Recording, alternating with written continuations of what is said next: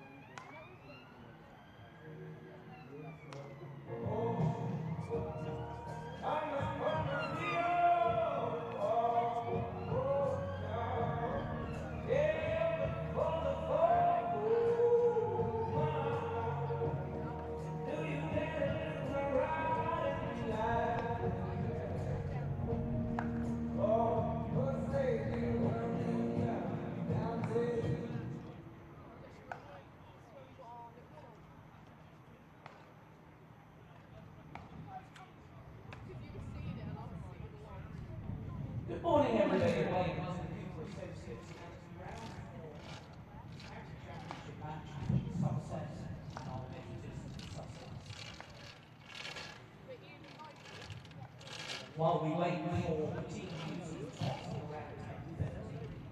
And I let you know that once again today, the members' books for information points is open now. We'll be here at lunchtime, meeting time cited behind the endoption stand. 700s of books, mostly cricket related, very reasonable prices. They're also set to the newest record testimonial brochures. That's the members' bookstore information points outside the endoption pavilion.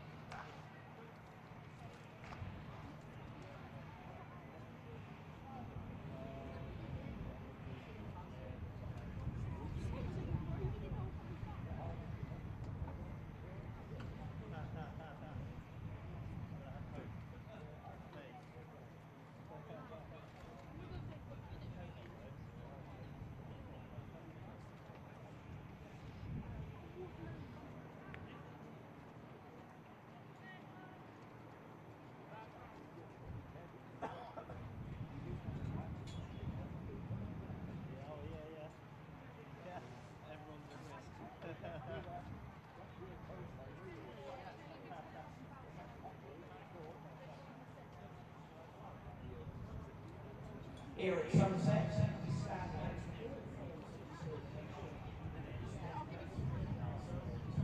race, celebrate differences together, knowing that diversity is strong, dedicated to raising debate. We witness any discrimination challenges all Somerset the issue of stabilization of our match students by texting SCCC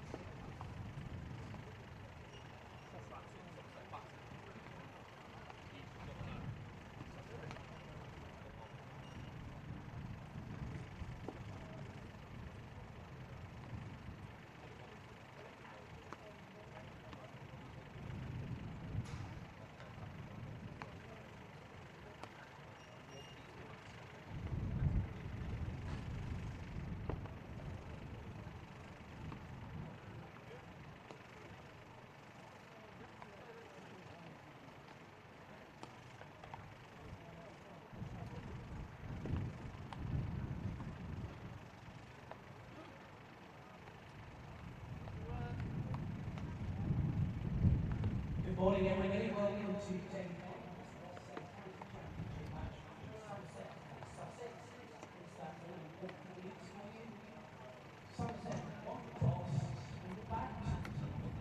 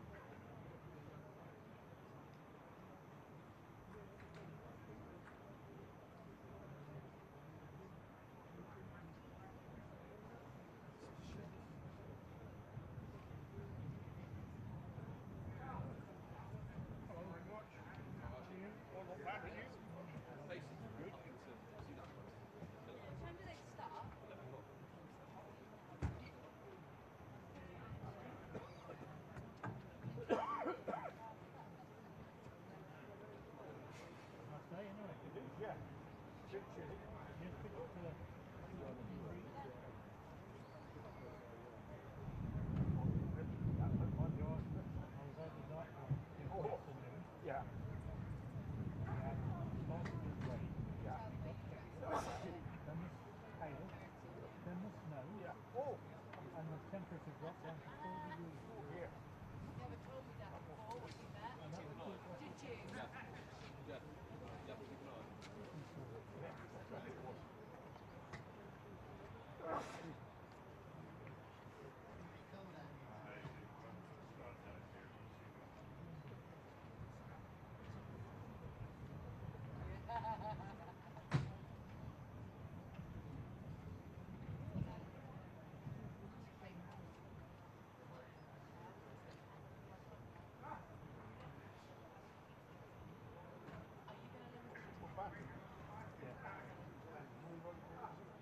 Rooms opening again. What do you mean it's not that bad?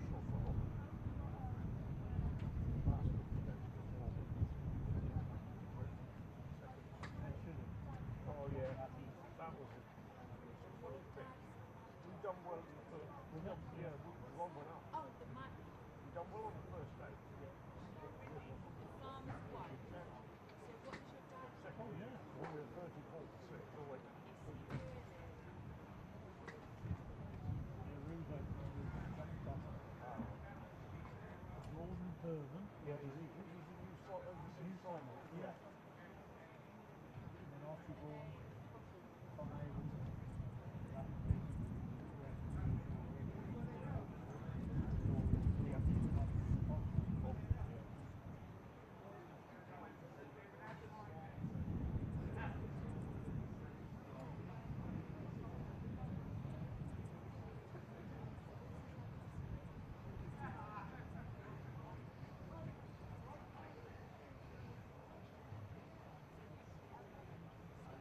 If you have just arrived on your grounds, very, very morning. Welcome to Pupil Associates County Premier Kensington. Play will begin just over 10 minutes time. Somerset 1 toss at 2 changes for Somerset today.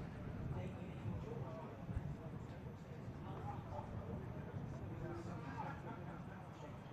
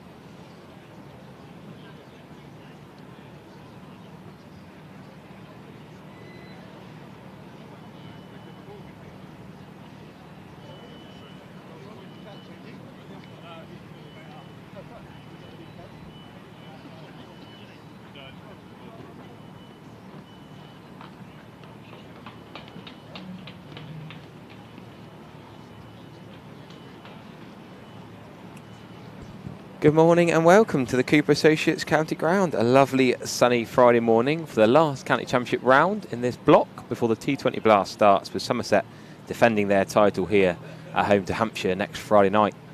Pete Trigo and Vic Marks are signing autographs at the back of the box. You got myself, Harry Everett, to introduce you as the players are about to walk out to commence this fixture. Lewis Gregory, the Somerset captain, has won the toss and his team are going to bat first against Sussex. Have a look at this team then. James Rue given another chance to open the batting. A little bit of England influence, but did struggle in the last game there. Slightly dodgy decision. He wasn't best pleased in the second innings.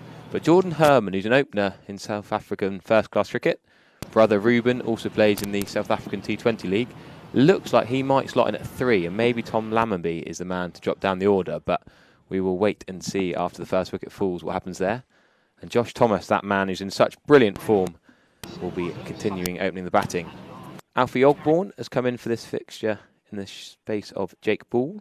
Otherwise, Somerset are the same side that lost that thrilling game at Glamorgan last time out. What do you reckon of the changes, Pete?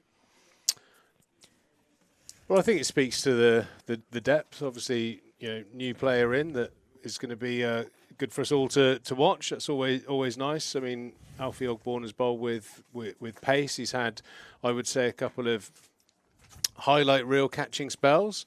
So I think to be that sort of 50 wicket a year bowler that you want, some consistency and sort of a steady flow of wickets, I would say would be what's required there. I mean, it's I suppose sat here now as with my Somerset hat on. Somerset have had 2 great opportunities in the last 2 games to pull away with a couple of wins, and that has not gone to plan.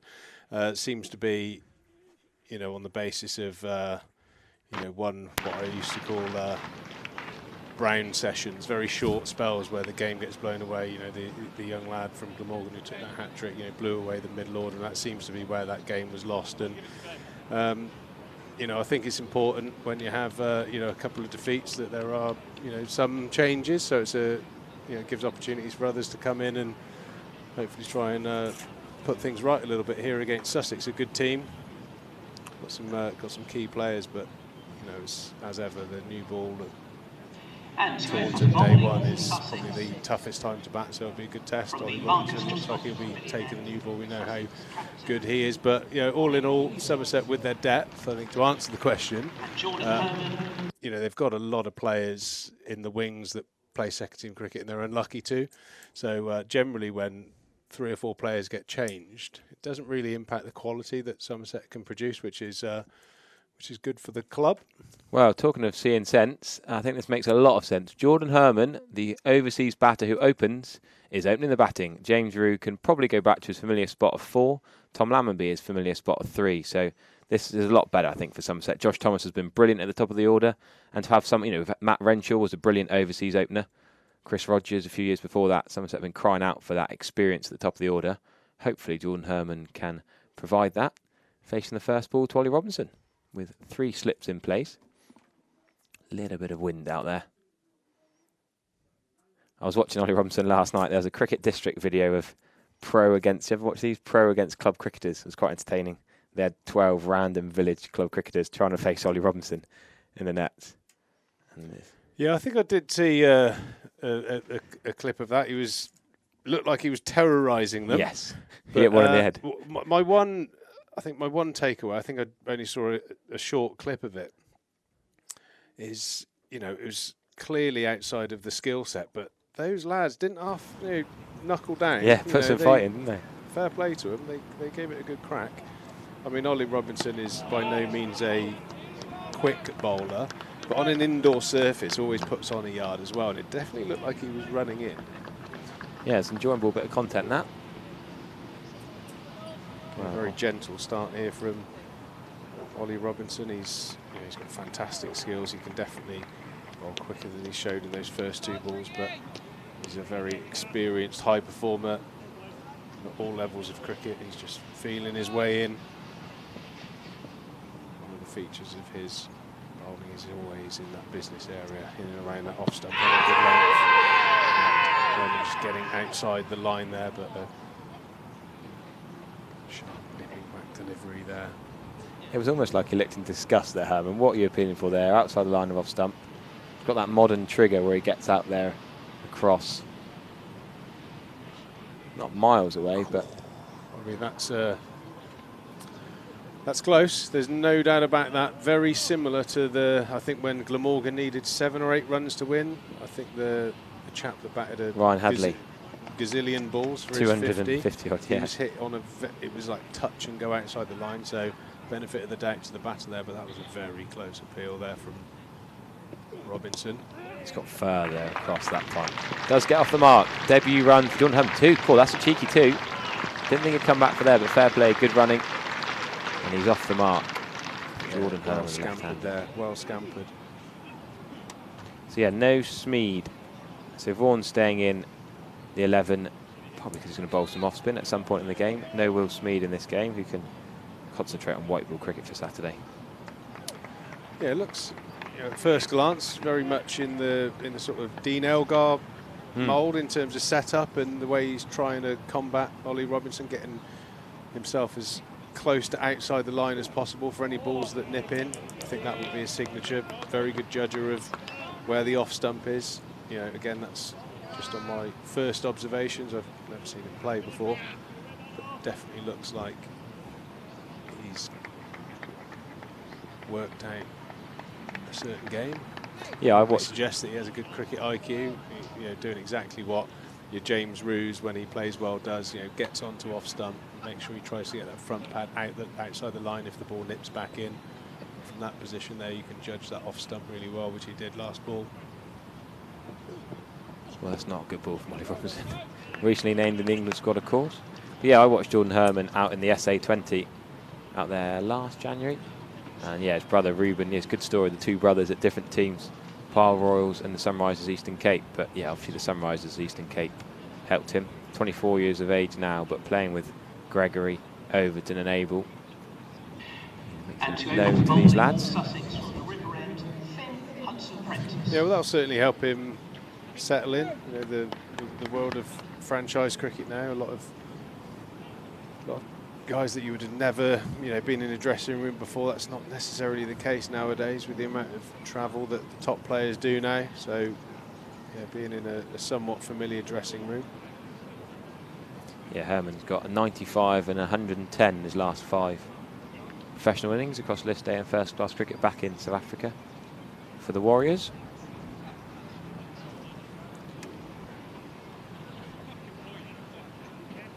Was in the South Africa squad for the T20 at Mount Maunganui back in March as well. New Zealand, South Africa. Looks like Finn Hudson-Prentice is going to open the bowling.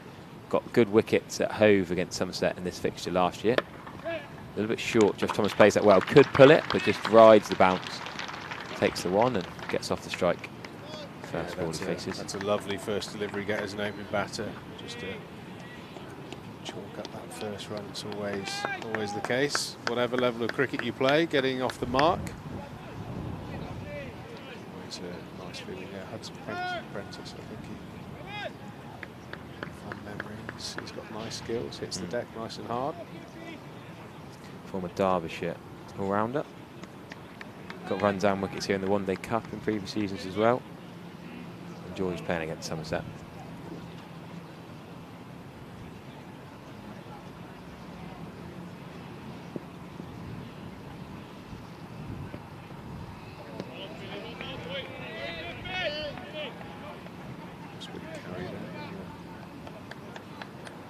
Through to the wicket keeper. Slips in behind the stumps. Plenty of spin in this side for Sussex with Coles, Carson leaning. Interesting to see how that pans out comes day 3 or 4, but a bit of rain around, so look at that Somerset Glamorgan game. Hardly any spin was bowled. Jack Leach only bowled 1 over in that last innings. It was pretty much all seam. I think Archie Vaughan bowled 1 over.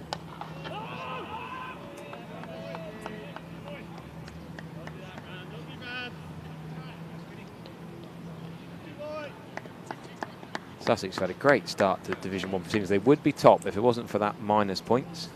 Sussex in 4th on 69 points.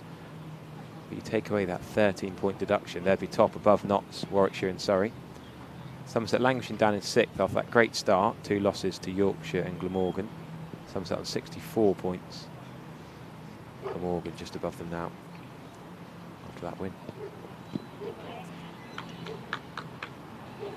A bit too straight there from Hudson Prentice. Just a bit of thigh pad action on that one. Leg buys, I think. Yeah. Soft noise. A lot of teams this morning are winning their toss and choosing to bowl or field, a rarity. Actually, the only game in Division 1 where the toss winners have chosen to bat. Kent won the toss and chose to bat in Division 2. So 2 of the whole county championship choosing to bat first. One of them being here. So there's a little bit of weather around. Look at the forecast. That was beautifully clipped off the pads of Josh Thomas. A little bit straight again from Hudson Prentice. Poor piece of fielding there at mid-wicket for professional standards. That goes through for 4. Quick outfield here at Taunton. Nice start for those lifelong Somerset fans. Another opening batting combination to the tally. Since the retirement of Marcus Trescott, I think there's been quite a few. It must be over 20 in the last. I think I can get you the exact stats. Harry, you are the man that would know this. I've full confidence, which is why I started the conversation. Yeah. But yeah, it's such a key partnership if you can get your opening. I suppose what would be a sensible average for an opening pair? If it could be sort of north of 40 to 60, would probably be deemed as quite a good opening partnership. I think this is Somerset's 18th opening partnership since the start of 24. The 13th since the start of last year, and the 5th since the start of this year. 18 in 2 seasons. There's a lot of chat in the Bright Side Life podcast. I mean, I think one of the great things about the first few rounds of games is, you know, the emergence of Josh Thomas. I think that's been great. I think you could easily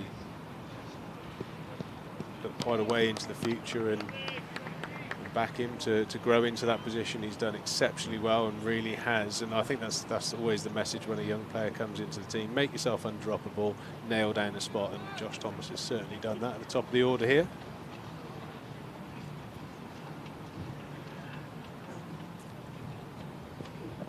Yeah, Trescott retired just before COVID, didn't he? That 2019 season, about June, that 2019 season. Since then, there's been so many openers. From Abel, Azhar Ali, Lori VJ, Emmanuel Hack. Tried overseas, Renshaw as well. Tried pushing people up the order like a Lammonby or a James Root. Yeah, I think it makes sense with the, with the squad. The club in that time had procured a lot of overseas players in opening batting position, so you can kind of forgive that. But it's also the homegrown or the local player that's also been changed an awful lot.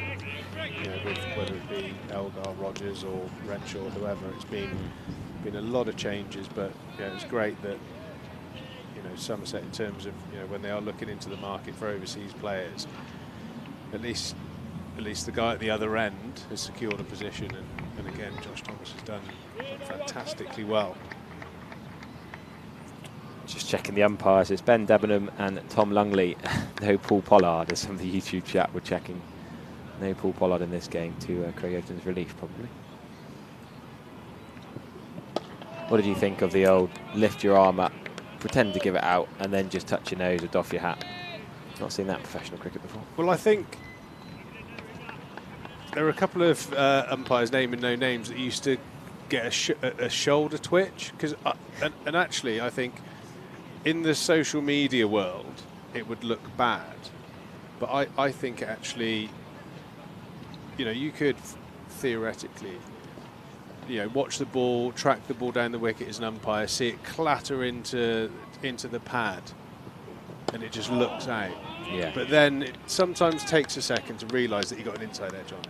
And actually, in terms of Paul Pollard's process that he's gone through, he's obviously, his eye as an ex-cricketer has seen it as out. He's obviously quite clearly made a move to give it, and then something in his head is then thrown in some doubt. And I actually think there was enough doubt in it. It looked quite high. He made the right decision in the end. Yeah, it was a little bit high on the inside thigh, wasn't Yeah, it? Sort of squared up. So I actually didn't think it was out, in fairness, and I think it was actually, in the grand scheme of things, that, you know, I would imagine it's perceived if Polly has seen that, you know, it's being championed as like bad umpiring. But I actually think it's the reverse of that. I think it's good umpiring that he's actually ended up making the right decision, which is good. It's just obviously unfortunate in the world of you know, streams and cameras. We'll laugh about it. It's like when you're in the, you know, you walk into a bar and you wave to your mate who then turns around and you're stuck. It's not your mate. You know, and you sort of fiddle with your ear or something. It's effectively what's happened. Well, Josh Butler likes his awkward handshakes. I think in terms of that actual umpiring, he's made the right decision, and he's been able to fight his instincts to give it out. Yeah, you're right. There's no VAR, there's no decision review in the county championships. So actually, in that second of his arm being raised, realise actually maybe not. You like it when an umpire takes a little while to make a decision and get the right decision out there. Well, bowled Hudson Prentice that length, just coming onto the shoulder of Josh Thomas's bat. Another slight misfield from Sussex. I think leaning left it, but fortunately backward point came round to cover up. Charlie Tier. Scotsman in this Sussex lineup. John Simpson, of course, scored another 100 in the last round. Good form with the bat. He's keeping wicket. He's not officially captain. I think he's club captain. Ollie Robinson is the championship captain.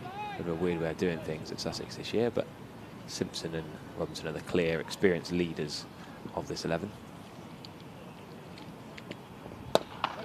No Sean Hunt. A lot of Somerset fans, alongside myself, went to Hove last year and saw Sean Hunt tear through Somerset at the end of day one. Brilliant bowling performance. Yeah, he's been injured. He's in quite an injury-curtailed career, actually, but another talented team. You think of the talented teamers who come through the Sussex ranks. A lot of them have been pinched by England in the end. The Chris Jordan, the Jofra Archer, Tymon Mills, even Stephen Finn had a stint, but trying to keep their bowlers fit. And when they're not playing for England, I'm sure they'll lose Ollie Robinson soon too. Bit high. Not slow, Hudson Prentice. You think there's a medium pace around it, but still 78 mile an hour on our speed gun. Yeah, I think he's got enough pace to keep you honest, Hudson Prentice. Again, it's early days, but a very gentle start from Robinson. Looks like he's just, you know, you're putting there at the moment.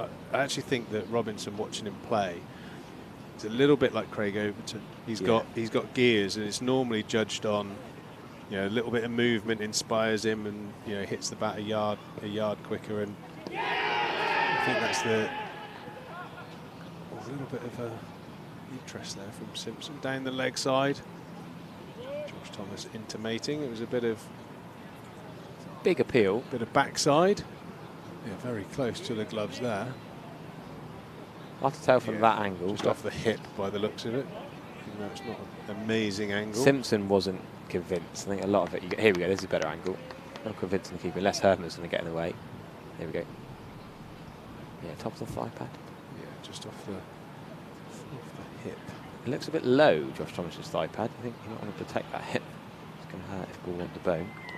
I think when it trims the gloves, it goes through at a nick pace to the wicket keeper as well, because it hit a bit of flesh. It was very slow and loopy through to Simpson. So yeah, quite clearly off the hip, that one. But yeah, Robinson. Yeah, again relating him to Craig Overton.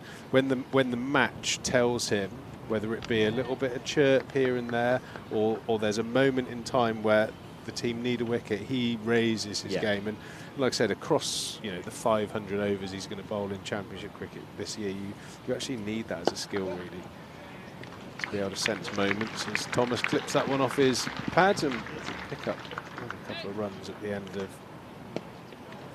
that fourth over. Somerset moved to 10 without loss.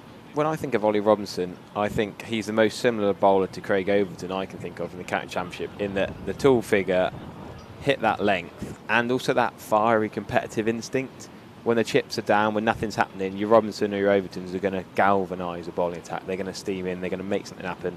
They've both got into England, done okay, and then fallen out of favour again. Yeah, I suppose his record when he has played for England is tremendous, and it's good to see him back on the back of good work in county cricket. I think the always that question mark on Robinson is more second innings, energy, fitness levels, whereas Craig generally has proved time and time again that he maintains his pace and quality. But Robinson's he's a lovely bowler. He's got a very natural, easy action, good skills. He's got all the tools to be. Well, not to be. He is a fine bowler. And his record is actually pretty top drawer, isn't it? In an England shirt, he hasn't ever really let the team down from a performance point of view. Test bowling average 22.9, 76 wickets. 76 wickets at 22. I mean, it's quite remarkable that he's not one of the first names on the team sheet. Obviously, injuries from time to time, but you'd think with that record, if he's fit, he plays. Just point away outside the line that time. Yeah, first class bowling average of 21.7. Not a lot between first class and test bowling averages, very similar, which is a pretty good sign. I mean, you've got to extrapolate out a little bit there, but his record, that's. Dare I say it, sort of Dennis Lillee, Malcolm Marshall sort of territory, averaging 22. I mean, it's waxing lyrical about Anderson and Broad and stuff. They were sort of mid 26, 27. Ollie Robinson 22. That is the elite of the elite. And he bats well. Got 100 in the county championship the other week. Test batting average only 14, but first class of 20 with 200s. He's a decent, probably number 9 for England. Makes me chuckle. There's not a lot in it, but his economy rate is better in tests than it is in first class cricket. Not many bowlers will have that stat to their name. Not much of a white ball bowler, but pretty useful with the red dukes in his hand. A lot of not out so far this season with the bat. 40 not out and 41 not out against Yorkshire. 100 not out for the declaration at the Oval. 42, 19, 39. He's not been out before 10 all season, which is pretty decent. That 13, 11 in his first game. So a failure for him. His lowest score of the season is 11, which is pretty decent for a bowler. Yeah, he's definitely got it all, no doubt about that. You just think that there's going to be a few hiccups along the way, and that's probably more sort of off the field stuff. But I kind of feel for the modern day cricketer in a lot of ways. It's, with everyone having a high definition camera in their pocket, and social media as it is, you're sort of under the microscope. You play a game, win or lose, you go out and have a couple of drinks to relax or whatever, and all of a sudden you're splashed all over the media and everyone's got an opinion on it. So it's a tough era, I think, to be in the limelight in any way, shape or form. I kind of imagine when you hear the great stories when you go to any sports dinners, the after dinner chats with ex-Man United players of the 90s, across any sport as well, and you just think, you imagine having the media we have now in that era with all the stories they openly tell about going out and having drinks and gambling and all this sort of stuff, and I think the press would have a field day. So yeah, it's tough, but there is no doubt Ollie Robinson is a fine cricketer and certainly deserves his position in that England squad. And on delivery there, that finish that over. Like I said, he's just easing into his day. He's bowled 3 overs for 3 runs. It looks like he's in cruise mode at the moment. Yeah, I expect he's got nice 4, 5, 6 to be where he starts to just shift up a gear. I like the way he cruises in to his delivery stride. There's an interesting couple of comments in the live chat actually, which almost a backhanded compliment. His shirt looks a size too big, which a couple of people said. I think that's a fair comment. He said I think he said to the media a few times how much he's worked in the gym, lose a bit of weight, get fitter, get stronger. He's probably got the same size shirt as last year, but probably wants the size down now. He's worked so hard across the winter. Well, there's plenty of cricketers out there that, when they're requesting their shirt sizes, they go tight round the arms and chest, loose round the tummy. He's not alone there. At the end of the day, he's, cricket doesn't necessarily require everyone to be 6% body fat like a football player these days.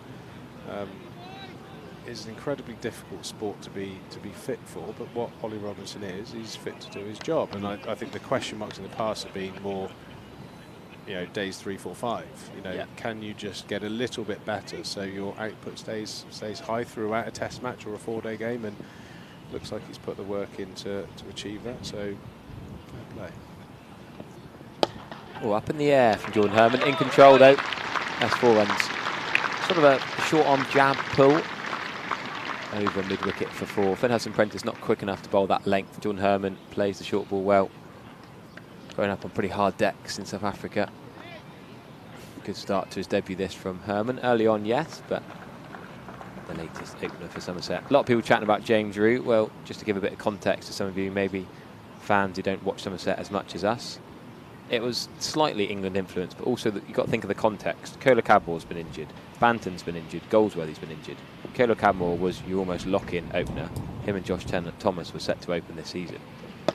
Well, good playing on the Yorker there from Herman. But when Kola Cadmore went out with that right hand injury, they had to try and find another opener. Archie Vaughan didn't do too well the couple of chances he had, so he slotted down the order. Tom Lammonby's been a little bit out of form.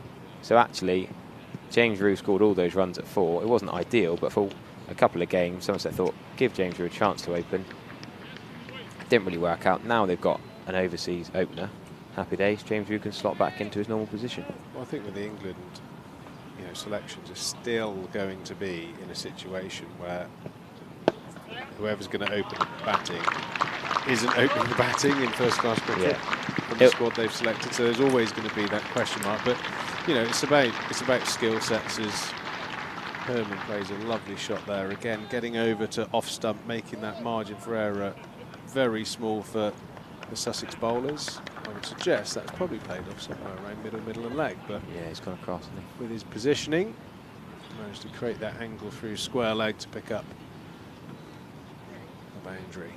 Yeah, I'd be pretty sure that Emilio Gay will open for England. He has opened in the past for Durham Division 1 and 2, but has been back at 3 this year with Lees and McKinney. And James Root will probably be the spare keeper or bat runner in the top 7. Yeah, it probably wasn't the perfect introduction to opening the bat in the season. That Glamorgan pitch from the live stream, just purely on visuals, it was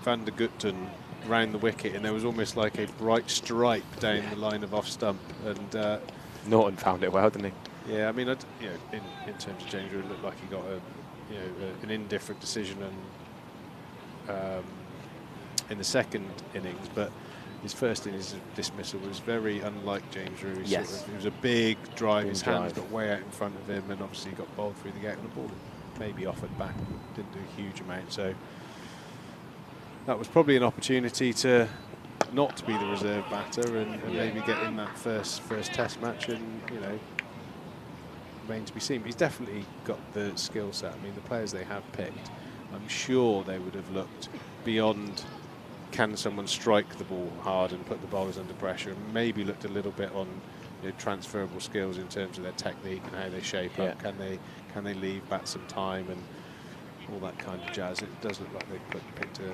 squad with that in mind. Well, I thought it was interesting. I was listening to Simon Hughes on a podcast on the way in this morning, and very old school thought this, but he was saying Geoffrey Boycott used to say, don't drive before lunch if the pitch is doing a bit in England in early season. I mean, that doesn't happen these days in the modern bats and aggressive play, but that booming drive was a bit early in his innings, as you say, for James Root to play. But we should congratulate him. That's a big appeal from Ollie Robinson. That's a better appeal. It's straight, and he has to go. Josh Thomas has been superb for Somerset, opening the batting so far this year. Already had his career best, a big 100 just a couple of weeks ago. Jordan Herman started well, but Ollie Robinson deserves that breakthrough. Ollie Robinson with his first wicket of the match, 19 for 1. Well, it was definitely straight. It picked up a double noise on the effects mic, but maybe the dreaded double padder, which suggests it was even straighter than it looked on the eye. Josh Thomas didn't seem to argue in any way, shape or form, so he's too polite for that. Yeah, brushing off maybe the front pad onto the back shin. He looks frustrated there, and in next for more with Somerset, himself than anything else. Ollie Robinson has been probing, and that's double pads. That's the old salmon, as I say. Harry, that is as out as flares. Well, one of the fit Toms, not Collar Cadmore, not Banton. Tom Lammonby is going to come in at 3 in his usual spot.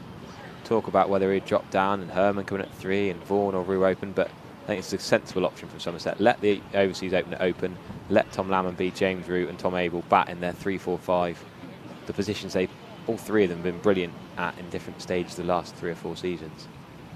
This is the lineup that will work best for Somerset, and then allow the aggressive all-rounders, Gregory Overton, Archie Vaughan even down in the middle order, to come in with hopefully a platform set. But Ollie Robinson will not want to allow him to set a platform, of course. Lammonby well outside off stump already. We've seen him move across a bit. Yeah, covering up his pegs. Yeah, definitely a little bit of an upshift in gears from Robinson, not just the fact that he's got that wicket, but that was certainly pushed through. A little skiddier towards John Simpson, wicket-keeper. So he's got into a nice rhythm. This is when Ollie Robinson's dangerous, so just enough happening with the ball. We've got a question. Triggs and Harry, do you think Tom Abel has any chance of being in the selector's mind for Test cricket? No doubt. I'd be amazed if there weren't conversations, but again, the middle order of the England team is pretty loaded, isn't it? I could easily imagine if there was an injury, he'd be right up there. You know, brilliant start to the season. Yeah. Abel and Joe Clark, I think, currently and have been for quite a while, the 2 best middle order batters in the country. Yeah. Abe just seems to be going from strength to strength. He bats in a slightly different sort of style to Joe Clark. Joe Clark's very easy on the eye. I would say he plays a lot more shots of flair that are very eye-catching, but Abe's he's such a good technician as well. The positions he has on the crease, the way he plays those sort of middle and off deliveries with a full face to the bat through mid-wicket, he's become very hard to bowl at when Abe gets in. So it wouldn't surprise me in the slightest if there was an injury to one of the middle order England batters, that Tom Abel would be, if not top of the list, certainly one of the top 2. Rue in, enabling the squad to replace Rue if Rue goes into 11, I suppose. As much as it's exciting, it's tricky from Somerset point of view when they're trying to do well in the county championship, and you could have your 2 best players go, but that's, you know, cricket's not like football. They play at the same time, the top league in the country in the international matches, so they have to find a way to cope. Yeah, I mean, the thought of a Somerset team just looking at the numbers alone without Rue and Abel in them is scary. Is actually quite frightening, a terrifying thought, really, because that's a lot of runs, consistently over the last 3 seasons in particular that you would lose. But we put a huge question mark over the other batters. Lammonby is a little bit underwhelming at the start. We know how much of a good player he is, but he needs some runs. Sort of been finding ways to get out. So it'd be great to see him, take the mantle on for a game or 2 to be the heavy run scorer. Yeah, well, nice comment here actually. Jamie Harris, great commentary from you both, keeping me entertained for the 7-hour train journey from Amsterdam to Berlin. County championship on a train across Europe. Yeah, I suppose more points on Tom Abel. He was an opening bat with Trescothick at the start of his career, then moved down the order. He's batted everywhere from 1 to 5. Not just any Jamie Harris, it's the Jamie Harris. Jamie Harris, the Westonian. Massive Somerset, massive sports fan. Wish you well, travel well. You're obviously enjoying your retirement, JMO. I'm very jealous. Another point about 4 left-handers in the top 4. That's a fair point for Somerset. Should Vaughan be in there to mix it up, but it's not T20 matchups. It's like, T20 cricket, you might want to mix up your right left hand. I feel like in longer format, it's less of a priority. Archie Vaughan's not been great near the top of the order this season, but his off-spin bowling is still pretty useful to have that second option of spin after Jack Leach. So I think him going into the middle order, he batted well against Sussex last year when he dropped into the middle order. I mean, would be a fascinating and lengthy conversation that we probably won't go into in too much detail, but left-handers are highly successful across the board opening the batting. I don't know if I get a nod of approval from Vic, but Definitely. it's an angle. The angles seem to, with hard to argue the fact that against a new ball on a fresh pitch, the ball's going to move the most. Left-handers seem to be able to combat that. We could name loads A of lot, them, couldn't we? I mean, it's Great shot, Hayden, Herman. Langer, the list literally does go on. So there's definitely something within the angles of the game that suits left-handers at the top of the order. And I feel happy continuing the conversation a little bit because I did have a nod of approval from Mr. Marks. So I feel like we've got something there. But well, end of the over, I'll get a Vic in to replace me and further that thought. But you can name loads of Australians straight away. You go Langer, Hayden, even Rogers, Khawaja, Warner. It's the different angles, isn't it? I did read some scientific study on the part of your brain that works better. You think of the right arm bowlers who are left-handed batters, like a Ben Stokes. Jack Leach bowls left arm, bats left-handed, but throws right-handed. That's a bit more rogue. Yeah, I mean, I think it's something around. Is it about 30% of the people on the planet are left-handed? But way more. Or maybe cricketers. I'm sure I've heard that somewhere. So, if you think about your pathway through cricket, when you start as a nipper into professional cricket, you would have almost by the odds bowled a lot more right-handers. So you would have honed your skills against that challenge. And I think that's why the emergence of, certainly in this generation, an awful lot of bowlers now bowl around the wicket, so you're almost creating the right hand angles from around the wicket, even though your palm's slightly wider. I mean, left-handers I think did so much training in the past, on the bowling machine and facing a lot of bowlers swinging the ball back into them. They shape up that ball swinging back into them so well, and obviously anything that doesn't swing creates width that you can just throw your hands at. Because most, you can go back to sort of your great drivers and cutters, David Gower, Alistair Cook.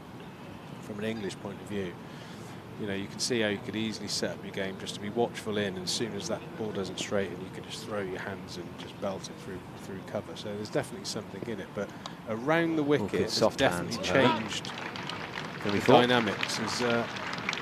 Herman's got away with one there. Good delivery there. Again, round the wicket from Hudson Prentice. Just nipped away.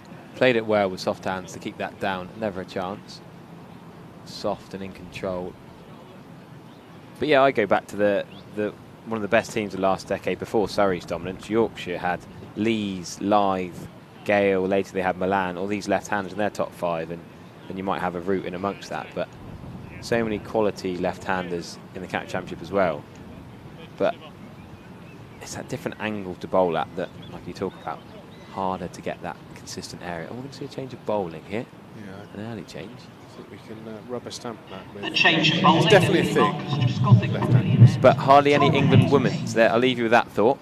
I think there's some ridiculous stat. 2 England ladies who bat left-handed came into the side recently. Jodie Grucock from Essex, but there's an amazing dearth of left-handers in the England women's side, which is another bizarre anomaly.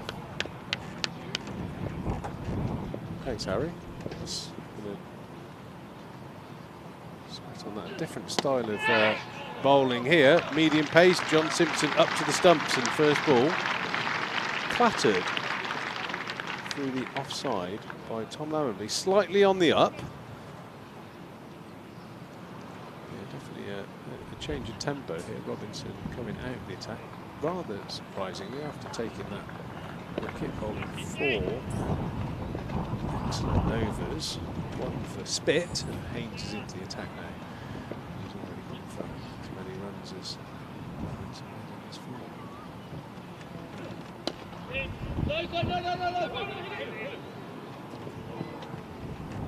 nearly a yes-no sorry situation there, which no cricketer likes to hear, but a bit of a strange move there. Whether Robinson is particularly enjoying his end or not. I don't Good know. morning. Hello, everyone. He was the big threat. Haynes has got a field like an off-spinner. He turned up.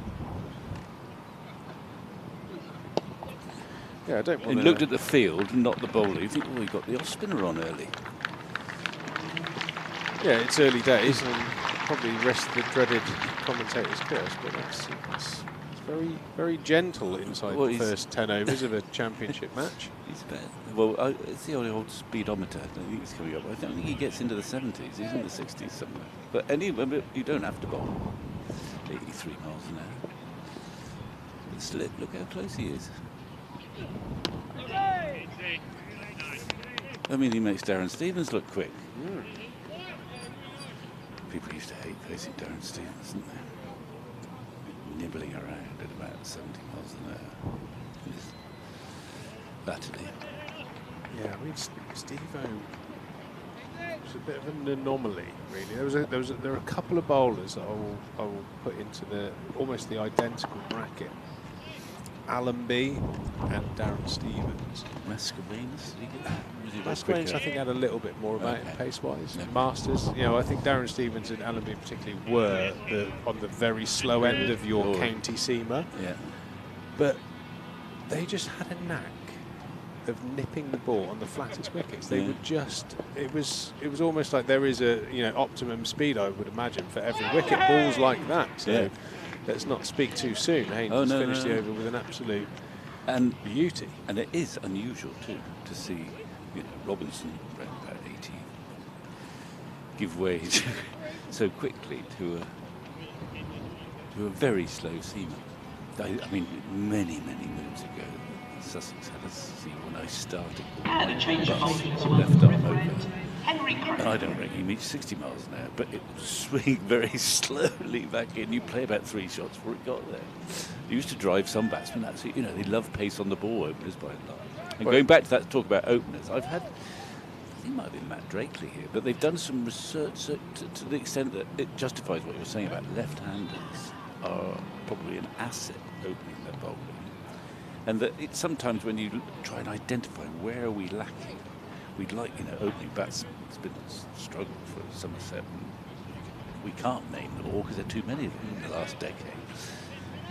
But the ideal is, someone who scores stacks of runs, obviously, but left-handers are an asset at the top of the order. They reckon, Totally. the analysts will reckon. I think it's partly because right-arm away swing bowlers sort of grooved bowl at right-handers a bit, but they're far more left-handers nowadays, it seems.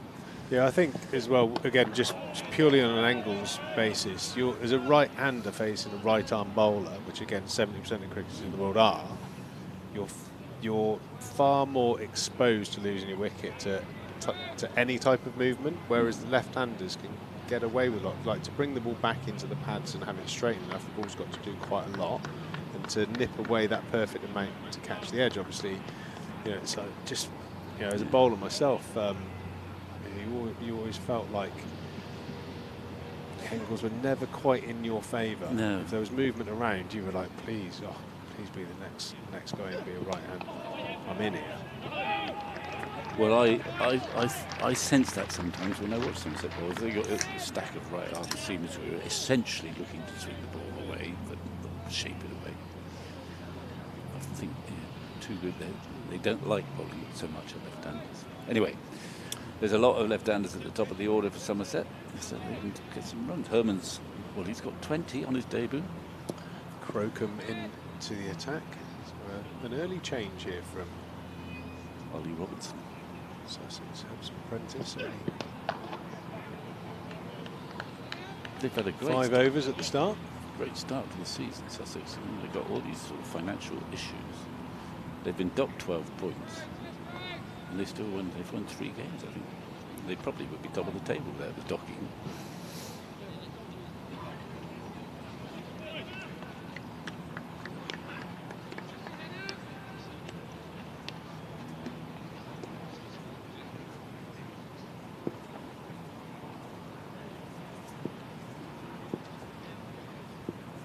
It's almost, from a team point of view, that those sort of setbacks can always be a galvanising sort of message within there. We're under the pump, guys, and they've come out the blocks, and they've kind of, after a dozen games, it's gone now, isn't it? Really, they're in a position where they can go on from strength to strength, just like the chap that was playing the PGA Championship the other day, who got penalised 2 points for being 3 minutes late for his tee time.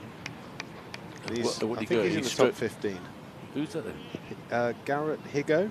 Ah, right. Yeah, he was. He got docked 2 points for being 3 minutes late. He had a two-stroke penalty before he played a shot. And he's right up there. He said it changes mentality. He says, I'll just have to go out and shoot a low run now. Maybe that's what Sussex have put into play. And you know, win an extra game to make up for it. Ollie Robinson, sort of at England levels, been a bit of sort of a maverick. You know, brilliant record, but causing a few controversies here and there, and question marks about fitness. But what they made him captain. He seems to respond well to that. Give him some responsibility. I mean, that's always been one of the confusions. There throughout the history of any sport, in particular cricket, you have as they're probably be described, you have disruptors. Some disruptors get away with it. Some disruptors get left out of teams and told that they need to put their hands together. You can't say that across the last decade or so. Do you think the captain of England has caused as many headaches and head scratches as Ollie Robinson? Well, the thing about disruptors survive very easily if they're very good. It's worth it. It's worth it. It's worth it. Is your teammate Beefy? Beefy was certainly a disruptor, wasn't he? Well, yeah, he could be a bit disruptive, I suppose. He was quite good as well. He was quite good. You wanted him in your team. I mean, I think you got to find a way. If you get that talent, if you're a disruptor and you're a moderate player, you ain't going to get very far. This is true. But if you are better than average, any good captain tries to find a way. Yeah, you definitely get away with a lot more when you're good at something. Well, this is interesting because I've not seen Haynes bowl before. I've seen his name in the column, and I had no idea that he was. Well, Phil Bainbridge, he's before your time. He played for Gloucester. He wasn't very quick. He had a similar field to this with Jack Russell snarling at you right behind the stumps. The umbrella field. Yeah. I think what batters particularly don't like, it's like putting on a slow green. You have to, instead of stroking the ball, you now have to hit the ball, and I think it just takes you out of your rhythm. And obviously, to pick on him in any way, shape, or form, he was one of the greats. But Trez used to hate Essex, Masters, Kent, Steve-O, and the list does go on. Murtaugh, Middlesex. I mean, it's just, if he knew he was coming up against Bretley and Shoaib Akhtar, he'd be a happier man. He would be like chest puffed out. Come on, let's be having you. And there was, I saw some really unusual dismissals where I think there was one sort of preparation for a game against one of the teams that had one of a Haynes style bowler opening. Just like thinking about sweeping. It's just like it definitely got in his head that he had to sort of do something different to score runs against. It does prove that I think there's a level of pace that you can have as a bowler that is your asset, but that's a micro percentage of bowlers that can actually get you out because they're fast. Lateral movement, whether you're a spin bowler or a seam bowler, that's the difference for me. Whether you swing it or nip it off the pitch, that's what gives you a Ollie Robinson-esque record of 20. I mean, what a shot that is from Herman, straight down the ground. He started his Somerset career brightly. Looks very well organised and not shy of pouncing on the occasional loose delivery. So good stuff from no nonsense import. No nonsense straight drive. He's thinking, it's county cricket. There aren't any quick bowlers in this. I don't know what he's thinking, but he's impressed so far.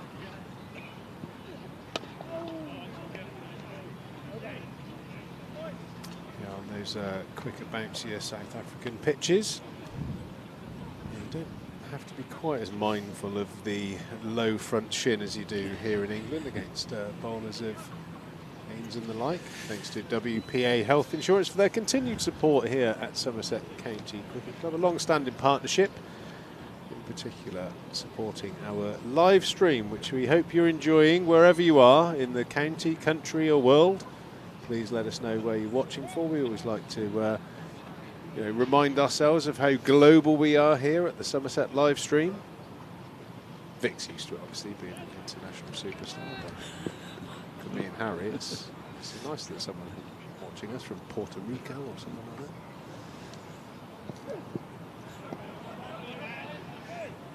Yeah, Bideford. So this left-hander thing, I mean, why is it that there are so few golfing left-handers then?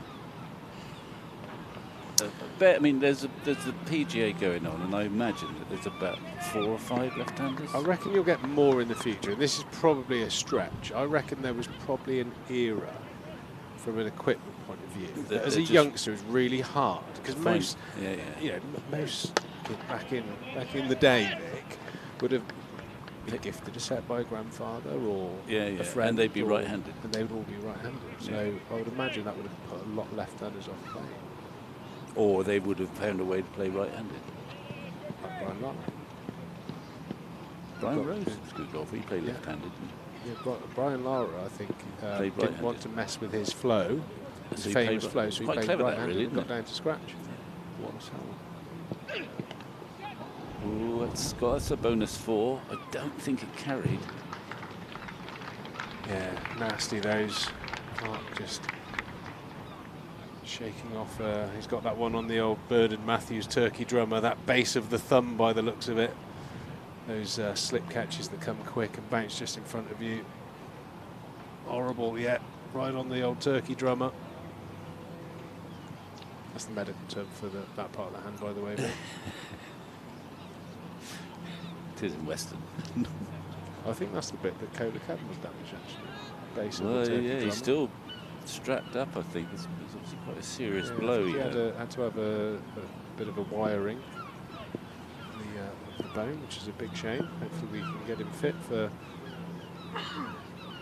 Vitality Blast at some stage. Probably looks likely to be more the back end of that competition.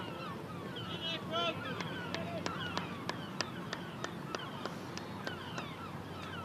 think last time we were together, we talked about the fact that Lara, when he got one of his record-breaking innings, he had 2 huge innings in Antigua. Played 9 holes in the morning just to relax himself. Went about 8 o'clock at Antigua and potted off, resumed batting all day.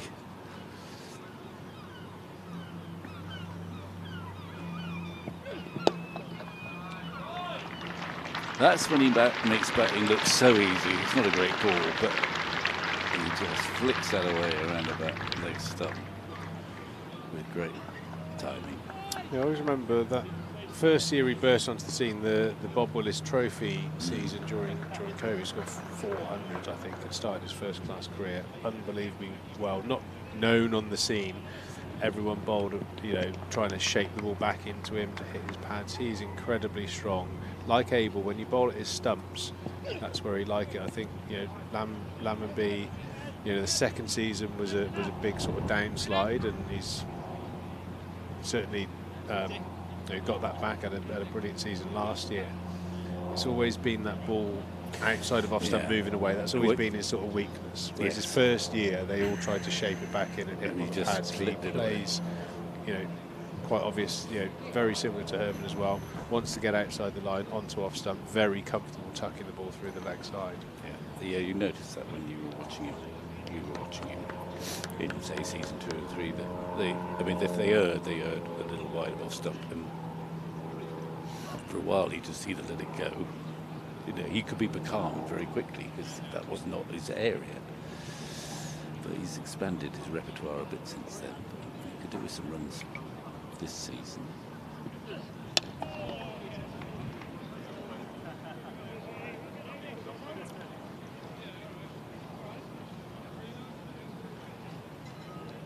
I think that's one of the challenges in every close season. It was always a motivation by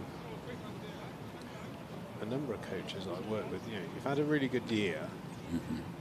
Don't rest on that, because the bowlers aren't silly. They'll work some out. Bring another shot that becomes comfortable for you. Always try and evolve your game and keep changing. And that's.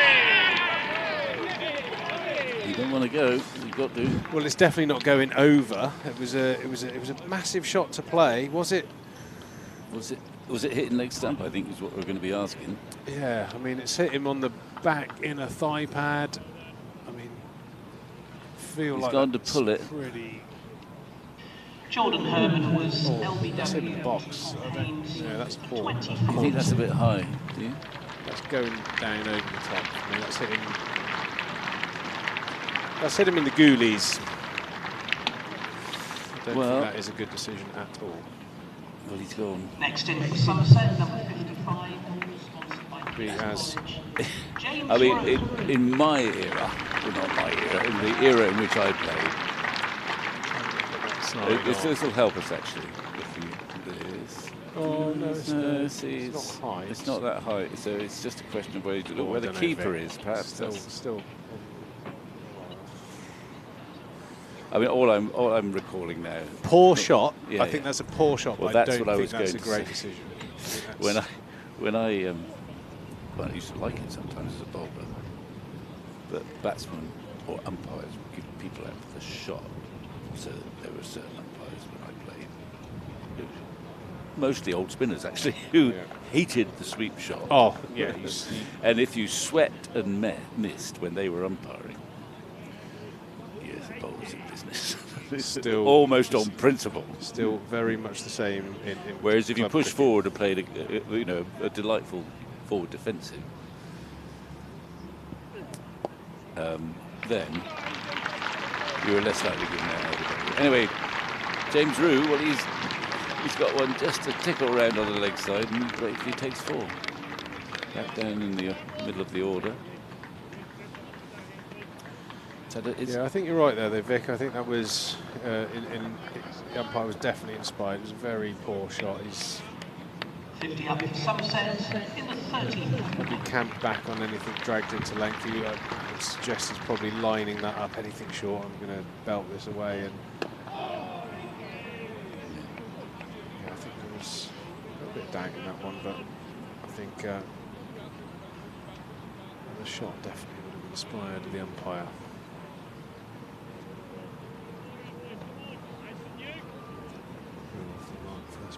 4. 50 up for Somerset, 2 down.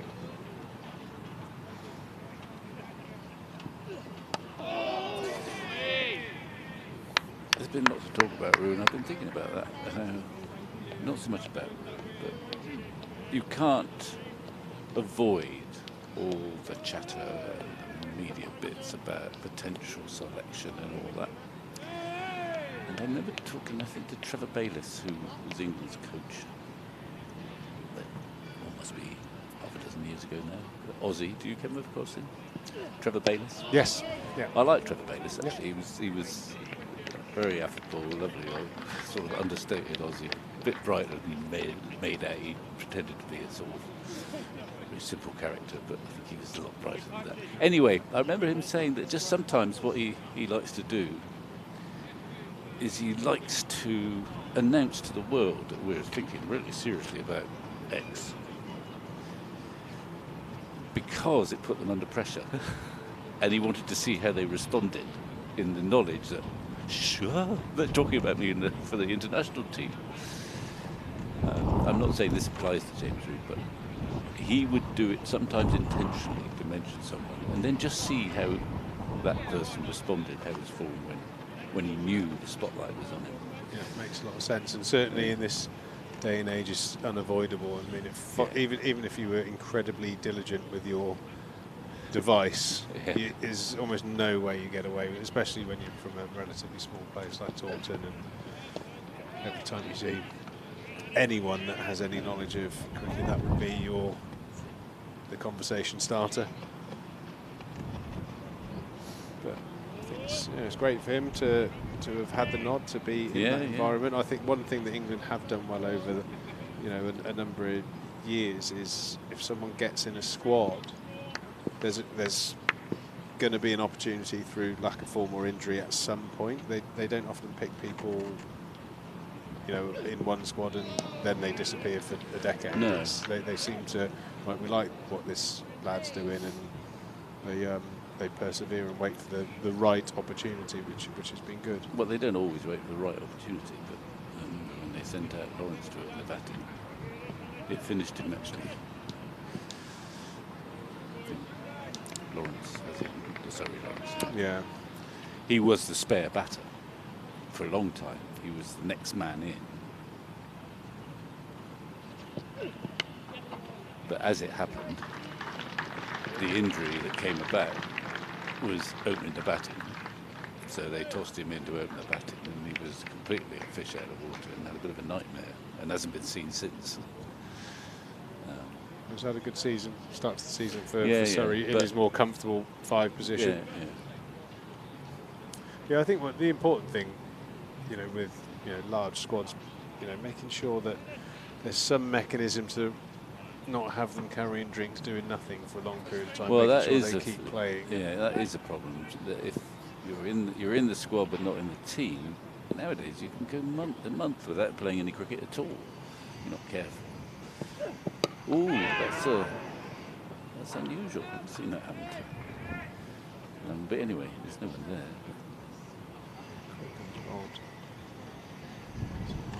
Certainly trying to bash that pitch. Surprised Lampley there, just got up a little bit, got big on him, as they say. Just picking up what you were saying. Ride that in. Roux was clearly justified his selection. That is true. Equally true, Roux has been Somerset's second best batsman this year. Not first. Yeah.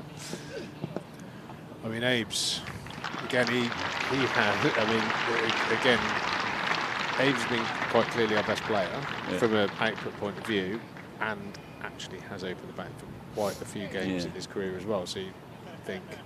But then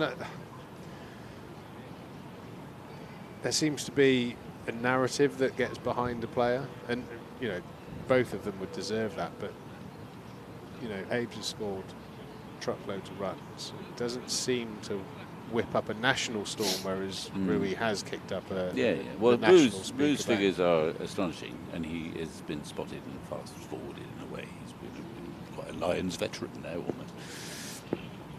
almost. Abel's had his spell in the Lions, I suppose. He is the wrong side of 30. But my goodness me, this summer, it's not just the volume of runs he's scored, but he's scored them in all the right places, if you like. When the game is in the balance, or when no one else is getting any, when the situation is tense. My goodness me, he's responded well this year. Yeah, he's played well in tough situations, and it feels like watching him for many years. There's that. This has clicked for him. Yeah, it really does feel like that. There's a double header on here. Hampshire Hawks are travelling to Taunton to take on Somerset Friday, May the 22nd. There are only 500 tickets available. A double header, the women and men in action against the Hampshire Hawks. Make sure you check that out. Not many tickets left. That Vitality Blast game. Hottest ticket in Taunton. Inside edge. Yep. Roux down the leg side. But yeah, you feel like with Abe's in particular, like it's clicked. Game plan, quality, temperament. I mean, he's always had a really good temperament for batting long periods of time, and his record's getting better and better. And you just think, with the mentality, was he 32? You'd have never had a Mike Hussey, you'd have never had a Adam Voges, a Chris Rogers. The list goes on for players that are picked a little bit later when the penny is finally fully dropped. And I really hope the door isn't closed for him, because he's a splendid player, and he's one of those lads that deserves an opportunity at some point. Nice problems to have for Somerset. Well, and he could.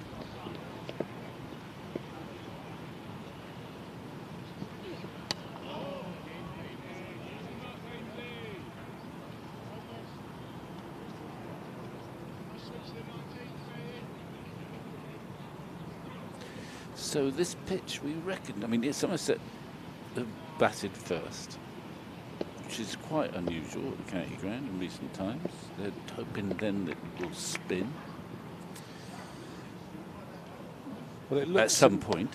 Yeah, it looks from the eye, from up here, Vic, that there are Yeah, there's certainly some green, but there's a lot of brown in the business area for spinners. It looks a little bit more.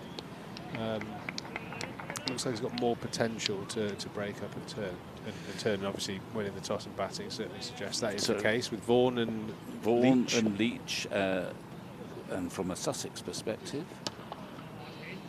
Coles and Carson. I haven't actually seen the Sussex lineup, but I'm presuming they're both there, and that is also a useful pairing. Coles has got this amazingly lucrative 100 contract. He won't want to get injured.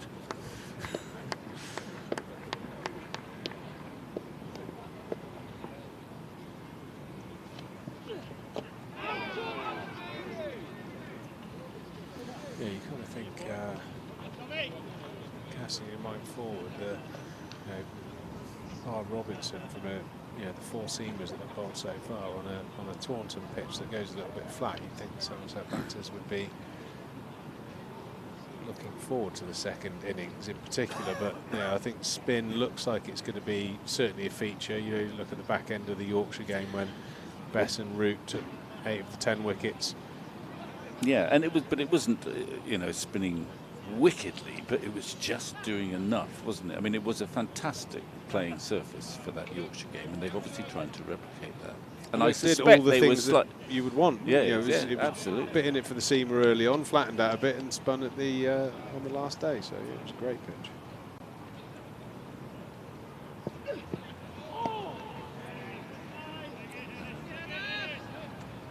And I wonder whether they might have been slightly surprised by how much it spun, because in the past, when you've had a pitch on the third day, it looked, it's going to get easier and easier.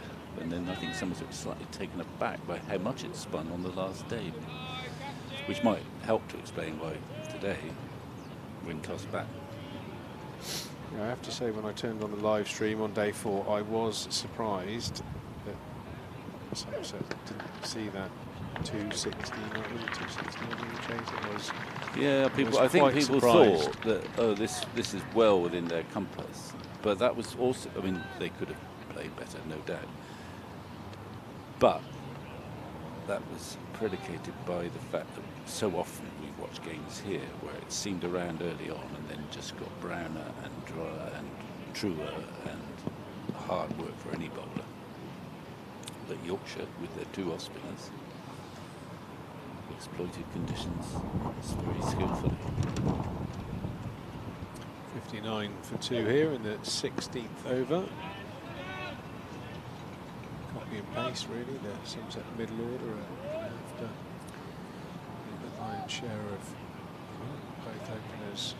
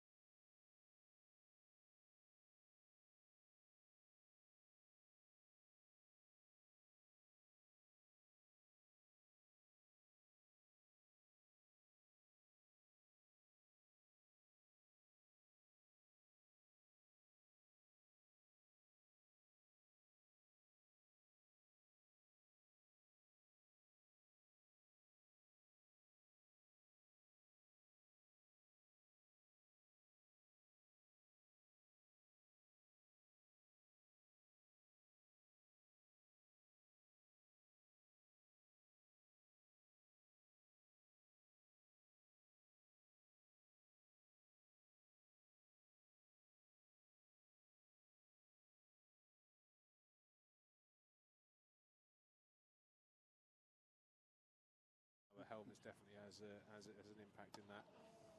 I think if you bowl to most good players from sort of the belly button to the chin, feels like a great scoring opportunity. The important thing is get the bouncers into the eye line. They've got to be high enough. I see a lot of bouncers that look more like a drag down than a full-blooded bouncer. I think it's important that when you do decide to bowl one that it's short enough. Yes. I remember facing Mike Proctor here. Great South African who played for Gloucester. Proctor bowled sort of off the wrong foot. Yeah. But he also bowled off breaks. And I was batting against him. I thought, I'm in clover. Procky's bowling off breaks. Oh, there is a God. Anyway. He then bowled me a bouncer off 2 paces, which I hooked and trod on me stumps. Hit wicket, Bob Proctor. Oh dear. What a cricketer he was.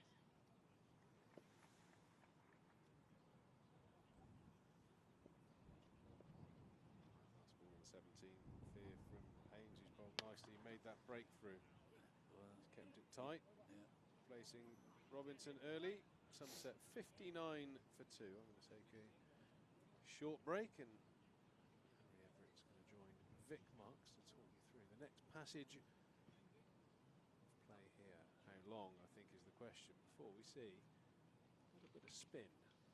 Yeah, I'm expecting to see a bit of spin. It's fairly early on, and a bit more of Ollie Robinson actually, because he bowled 4 immaculate overs, but no more than 4. From human perspective, I'm sure he's all right. I'm hoping he's all right. But he's in charge of a buoyant Sussex side. He's a buoyant Harry Everett. Always buoyant, Vic.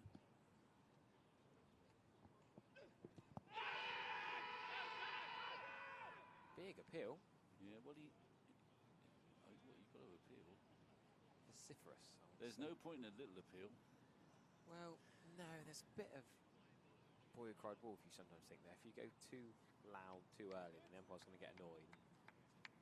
Yeah, but if you're going to appeal, go for it. You don't want to do it half-heartedly. But that is, he didn't get very far. It's a similar shout to the one that Robinson got earlier on. He was probably up with it at some point. Yeah, a bit harder from around the wicket sometimes, but Robinson managed it. A few gremlins in the technology at the moment, so bear with the sound issues. And great team, the director's box are working on things. Well, the team of engineers will have to be called up. Yeah, Vic is not whispering. Don't worry. Yeah, Henry Crocombe's been brilliant for Sussex this season. Right arm seam, a tool, hits a good length, it's a splice to the bat. Talk of him for potential high honours. England, I'm trying to find the official release of the England Lions squad. We haven't mentioned, very exciting. I think I heard someone saying it's not being released until 12:30. Oh, well, I saw a tweet from Somerset saying Alfie Ogborn's in the England Lions squad. So I wanted to come and say massive congratulations to Alfie Ogborn. Somerset tweeted out Alfie Ogborn. Have they? Yeah, saying Alfie Ogborn's in the England Lions squad. Congratulations to him. So, well done. 12:30. Everyone must ignore that until 12:30. Oh, so Alfie just got broken. Early announcement for Alfie. You've just broken an embargo. I mean, you know, it was on the Somerset Twitter page. Okay. I mean, 4 raw runs. He's good at picking those off, aren't they? They drift onto that leg stump. He's at 2 boundaries down there. Sometimes they're quite hard to catch up with. Ah, there we go, volume.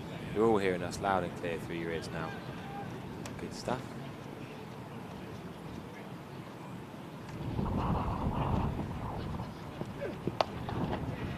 It's a good single from James Reed. I don't quite know why a deep backward point is in place so early, but allows a big old gap between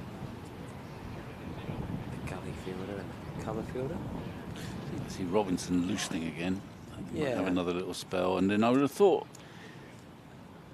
it's worth an exploratory, probably Jack Carson, 2 left-handers in. He's probably the senior spinner of the 2 as well, but he is significantly, he's the off spinner. I might give him a little, just a check. It's not going to turn early.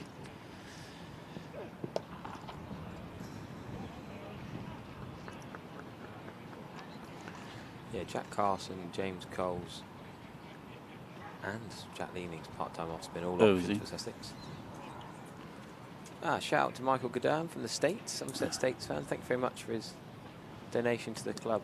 He rang up in the week, wanted to help the club financially and helping get some young cricketers who don't often get to watch Somerset.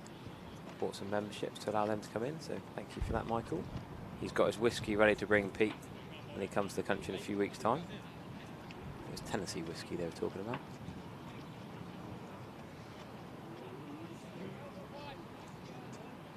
Haynes is going to keep going.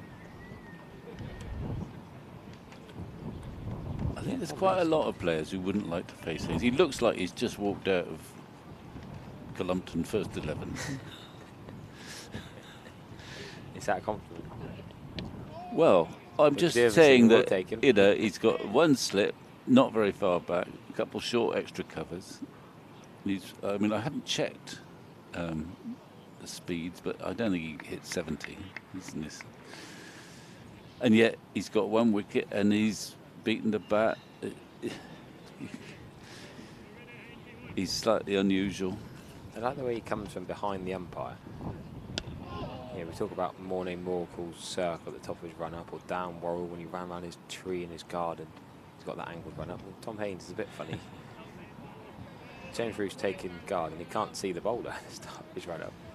He just pops out from around the umpire. And we've got another cricket fan from the States. Gustav, tuning in from Virginia, USA. Lovely day for cricket.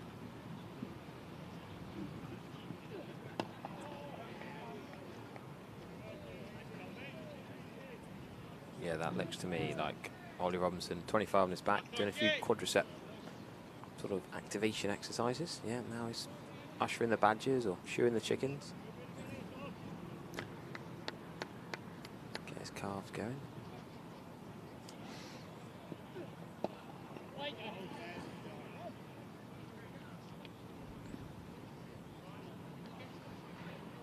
You think this kind of bowling would want to attack the stumps, bring LBW bowl and caught behind him to play. I'm not quite sure.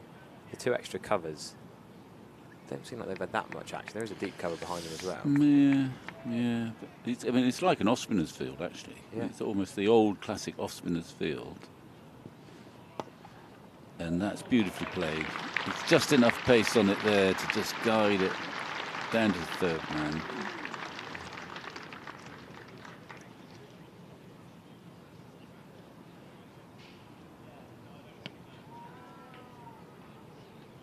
Lovely shot. The timing. And at this, yeah, the keeper stood up and at that pace can't afford to be short and wide. Tom Haynes looks tired. I think this will be his last ball of his spell. Tired at this pace. Well, yeah. He's only bowled too, 6 overs at gentle. Quite agree. Gentle medium pace. My sentiments exactly. Ollie Robinson, I think, is going to come on from the just come probably an end. Well, he's done a job. He's got a wicket as Haynes, and I could understand why top order batsmen used to a hard ball would not feel comfortable facing someone with so little pace at first class level. You just don't see it very often. Change bowling from the river end. I don't know if he bowled. Did he bowl in the white with a white ball much or not? No, not as much. More No. red ball ball. I watched him in the England Lions at Lilac Hill, then against Thomas Rue. Haynes was playing, was he? Yeah, England Lions. Well, is that an inter-squad warm-up? Then they played England Lions against the Australian A side. Haynes was captain. Batted and bowled. So spent a lot of time with the Rue boys in that camp. Now, Ollie Robinson's going to bowl from the river end, actually, a change of ends. Yeah. Yeah, Tom Haynes, 1 for 34 against Yorkshire. He's bowled in every championship game this season, but didn't pick up wickets in the first few games. 2 for 51 against the Prime Minister's 11 in Canberra. Also got 77 in that game. That was that game where James Rue got those brilliant runs. In that pink ball game in Canberra where the England first team didn't want to play. Right. And the Manuka Oval. You were there again. You're always there, Eric. You're always there.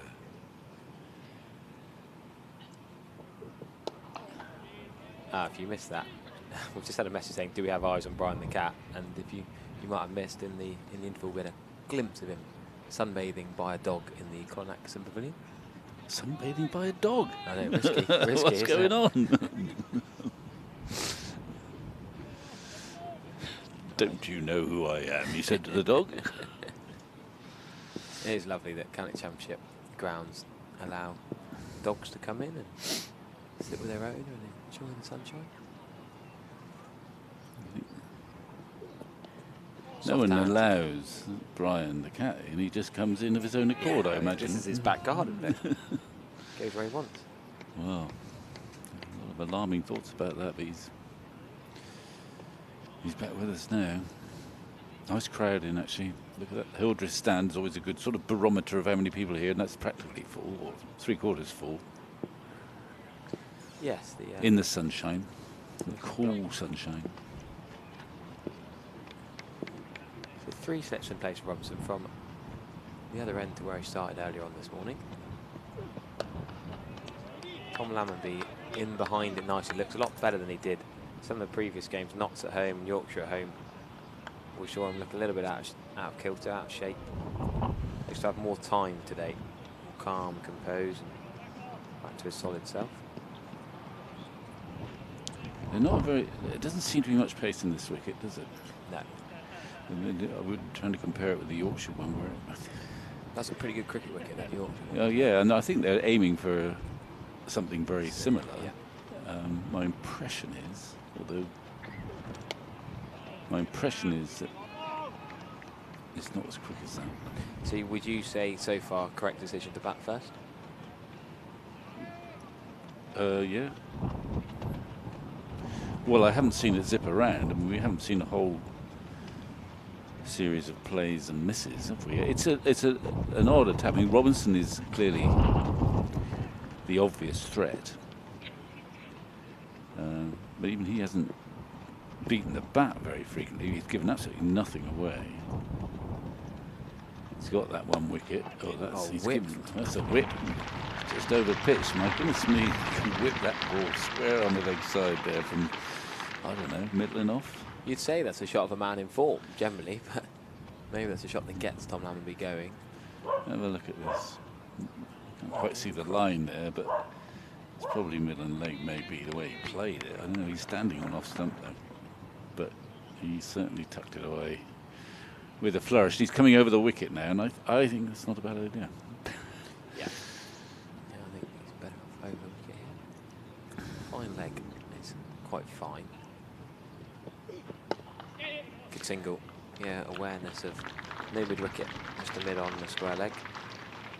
We're looking like we're seeing some pads comes on, which suggests that we got some off spin. Yeah, probably Jack Carson before James Coles, I'd guess. Yep. Well, I'm for surprised. 2 reasons, really. One is I think he is the sort of senior spinner, but the fact is there's 2 left-handers at the crease, and Do you not think he was a bit hard done by to not get in the England squad? Ryan Ahmed and Shoaib Bashir, the 2 main spinners. I suppose Bethel and Root will bowl some part-time spin, but I thought Carson was a pretty good shout. He's got runs as well. well, it's a possibility. I mean, what I note is that Shoaib has bowled quite a lot of overs. And done well for Derbyshire. He's got a few wickets. It's unprecedented in Championship cricket, actually, for Shoaib. So he's done quite a lot of work, which is very rare for him. He's had this amazing career, but mostly just in Test cricket, and he's actually got some overs under his belt, and has obviously bowled okay, I suspect. Yeah, Derbyshire won their last game, didn't they? He hasn't got the all-round capabilities of a Carson or a Coles or a. So I understand why they stuck with him, having taken him all the way around Australia, and now at last he's got a bit of work to do. So he's probably better prepared. It's nicely paddled down. I guess it was a leg side line, wasn't it? Yeah, no, that's a good shot. That's nothing wrong with that. Pretty early on that shot, good deflection. Well, I don't think that was Lammonby, wasn't it? I think he was just playing the line. We'll have another look. Yeah, no, I think that was just he saw the line and went and responded to the line rather than premeditated. I'm Rather- hoping that's the case too, actually. Yes, agreed. Rather than hard sweeping, goes to Yeah. paddle, but now It's prompted short legs a leg behind. slip rather than a short leg, but that was an old-fashioned sweep in that the ball was going down. Yes. That is a good run, but he was a bit slow setting off, but it's a legitimate run. Yeah, James Reed was in more danger than he should have Whoop. been there. He was backing up, but Yeah, didn't get far out of his crease. Deep square leg has got in place now. There's still the short leg's come back in front of square for James Rew. There's a deep backward square and a short leg. James Rew, who's very positive on the reverse sweep, has just one backward point in place. We've seen him do that in the last over the day. I know the forward short leg's gone back to leg slip. Unusual to see a leg slip with a helmet on. It's kept it Well, on, that's because he's. moving so quickly. Well, there he is. Great fielding. I mean, Good job that- he's got his helmet on, even though it's hit his legs. Well, he's lucky there, Carson. I mean, that's not a good line, even with a leg slip.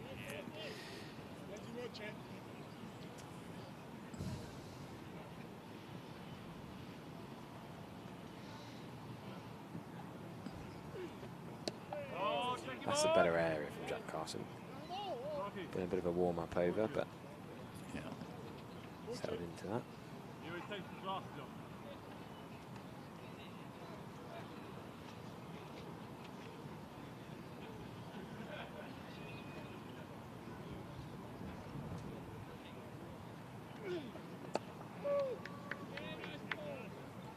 That's the area he wants to be, doesn't he? There's not a lot James Rew can do off that with a straight bat. Might choose to sweep that later on in his innings. But Yeah, he doesn't. He often doesn't hang around before unleashing a reverse sweep, or it's just popping the mid off and mid on back a fraction. I don't know why. yeah, last ball of his first over. Not all the way back, but give James Rew one if he wants it. Well bowled Jack Carson. Better second half of the over than the first three balls. So yeah, both these spinners are sort of Lions material, aren't they? Coles has obviously got his 100 contract, but I'm sure he's played some Lions cricket, hasn't Yeah. he? Jack So they're Carson. in the shake-up. Shoaib, Carson, there's Farhan Ahmed, of course. He's played Lions cricket. Never not, yeah. There's someone called Jack Leach, who's still quite a good bowler. Not bad. Dawson is no longer available. Yeah, that surprised me. That was a shock this week, wasn't it? Suddenly, I don't know whether it coincided with not being picked. I think it massively did. And you think, right, that's it. I think he's at the stage, I think he's 36, he's been around for years, he's carried the drinks. If he was in the England Test squad, he'd have carried on. If he Yeah. wasn't in the England Test Yeah, squad, okay. he doesn't think he's ever going to be in it again. Because now. there was the time where you would have thought he would go to India, Yeah. and he had this very lucrative contract in South Africa. Yeah, the SA20, yeah. So he wasn't selected, but I think there was a certain amount of negotiation there between Dawson and the England selectors. So I don't think he was too disgruntled when he wasn't selected. He'll be a massive loss to Somerset. He's one of the top run scorers as To well. Hampshire even. Yeah. Hampshire, sorry, Yeah. yeah. Don't Oh forget- yeah, he's been a terrific cricketer, and now he's one of the, it's quite unusual for a spinner to sort of not cut their losses, but say, right, he's been a very successful white ball cricketer. I'm going white ball now, full stop. Yeah. But to lose him and Vince in the space of a Yeah, couple of yeah, years, yeah. I in mean, red they've ball been cricket, struggling for runs. They should have been relegated last year, got away with it that last day, that bizarre Durham collapse. And I think, yeah, it looks like Hampshire will be in Division 2 next year, even though it's very early. Well, in the it's early season, but days, but they're really looking poor at the moment without Liam Dawson. that's, They've got such talented young bowlers. You've got Dom Kelly, Eddie Jack, John Turner, Sonny Baker. All those to replace, Keith Barker's moved on now, Mohammed Abbas has moved on. But to replace, the elder seamers, I think they will be very good again, Hampshire, but it's that new phase, moving on from the old guard to the new. yeah. Well, it's easier to do that with inexperienced bowlers if you've got some guarantee of quite a Like few Dawson. runs. Oh, yeah, runs, yeah. Yeah. No, Ali Orr, I think talking of Sussex and Hampshire, I thought Ali Orr would play more county championship games for Hampshire this year. They've got Ben Mays and Tom Prest more youngsters, but yeah, they've got quite a youthful side. Nick Gubbins, I suppose, is their glue. Yeah. Fair amount of movement over the years between Sussex and Hampshire. I think Ben Brown as well. Well, they're a 100 club and an international venue, so they have an attraction to talented cricketers.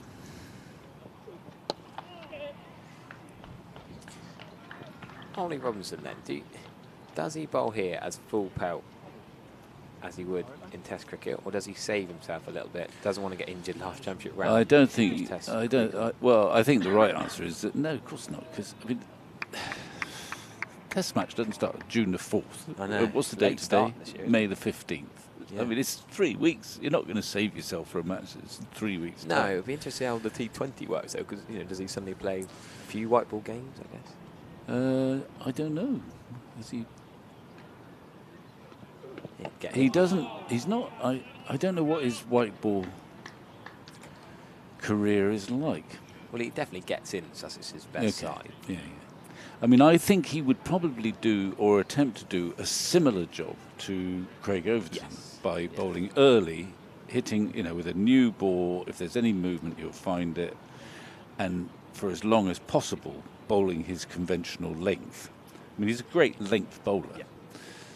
And he's got he's not pacey, but he's got this lovely rhythm, high action, hits the seam, hint of away swing, and a phenomenal Test record actually. And one of the most amazing performances from him actually came in that series in Pakistan quite early. Ooh, that's a bit of a.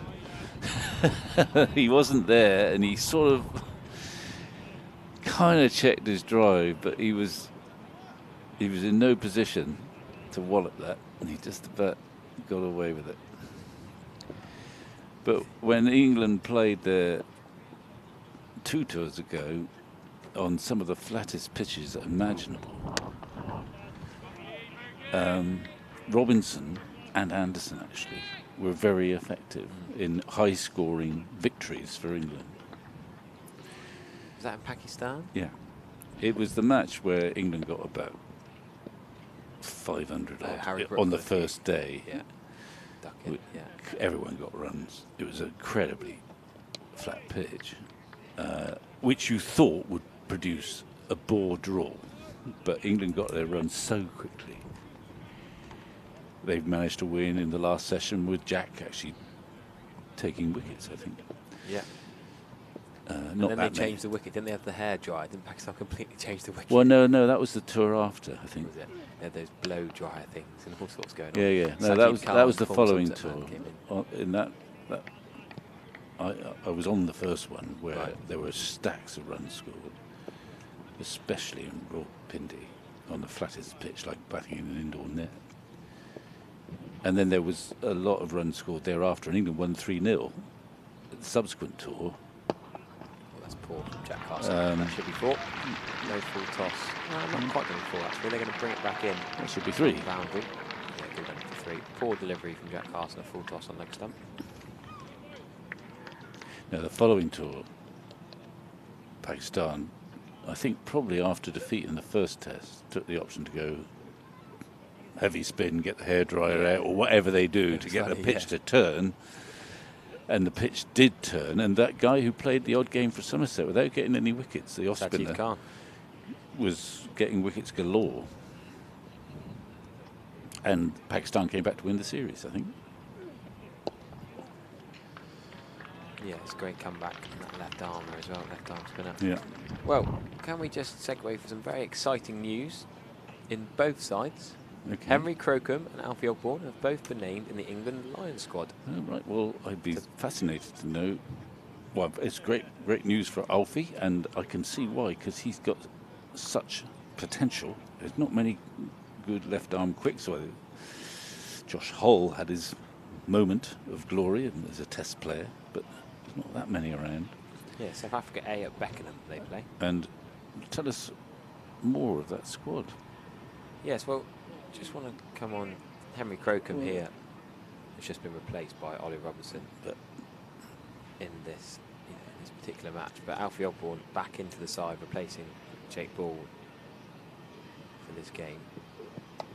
We talked about Henry Crocombe, actually, England Lion. We talked about Jack Castle, talked about James Cole. But this is Alfie Ogborn's first international honours, I suppose you'd call it. He hasn't played many games for Somerset, so No. you know, they see the potential. But So our debut call-ups for 7 players: Charlie Allison, Crocombe, Ogborn, Ben Gedders, yeah. former Surrey, now Middlesex, Ben Mays, the Hampshire keeper back, James Sales from Northants, and Navia Sharma, a bowler I really like in Division 2, Middlesex seamer.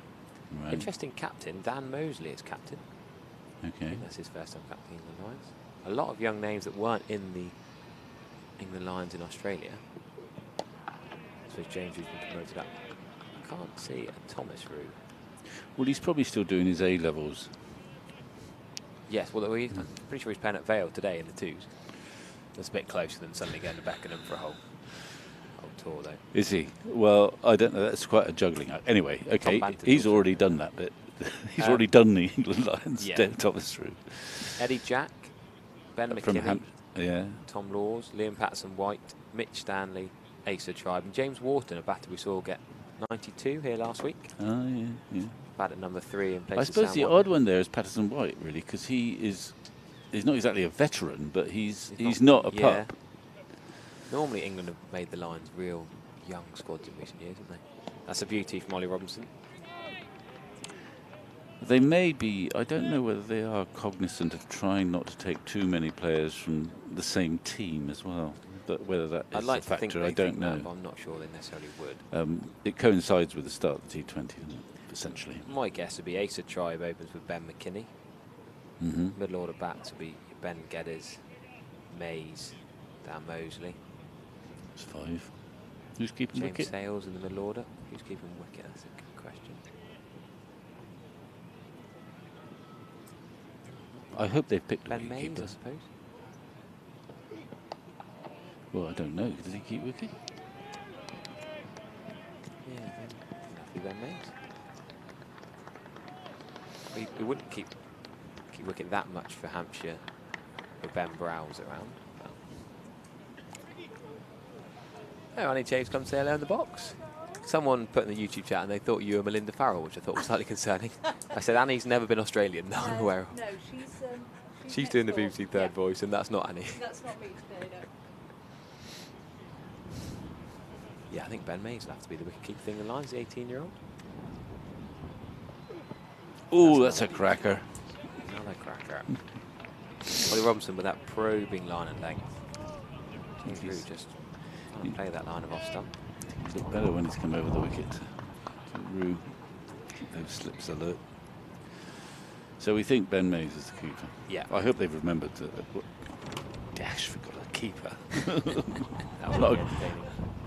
Marcus North. It wouldn't be a great start for Marcus North, is it? Oh, sorry, chaps. We've got a keeper. No, I'm sure. First job as selected, yeah. No, he's got assistants. Straight leg side ball in from Ollie Robinson. Yeah, the Somerset 2s playing at Taunton Vale, just a mile or so from here, opposite Taunton School. Joseph Eklund, your Oh yeah, who's he playing for? what's he, your nephew? My great nephew. Great I'd say. nephew. He's My, played my brother's grandson. Well, he's played for 3 different counties. Who's this he week. playing for today? He's playing for Worcestershire 2s against Somerset 2s, who he top scored for the other day against Northampton. So, Well, he's and he played for Gloucestershire 2s. well, good on him.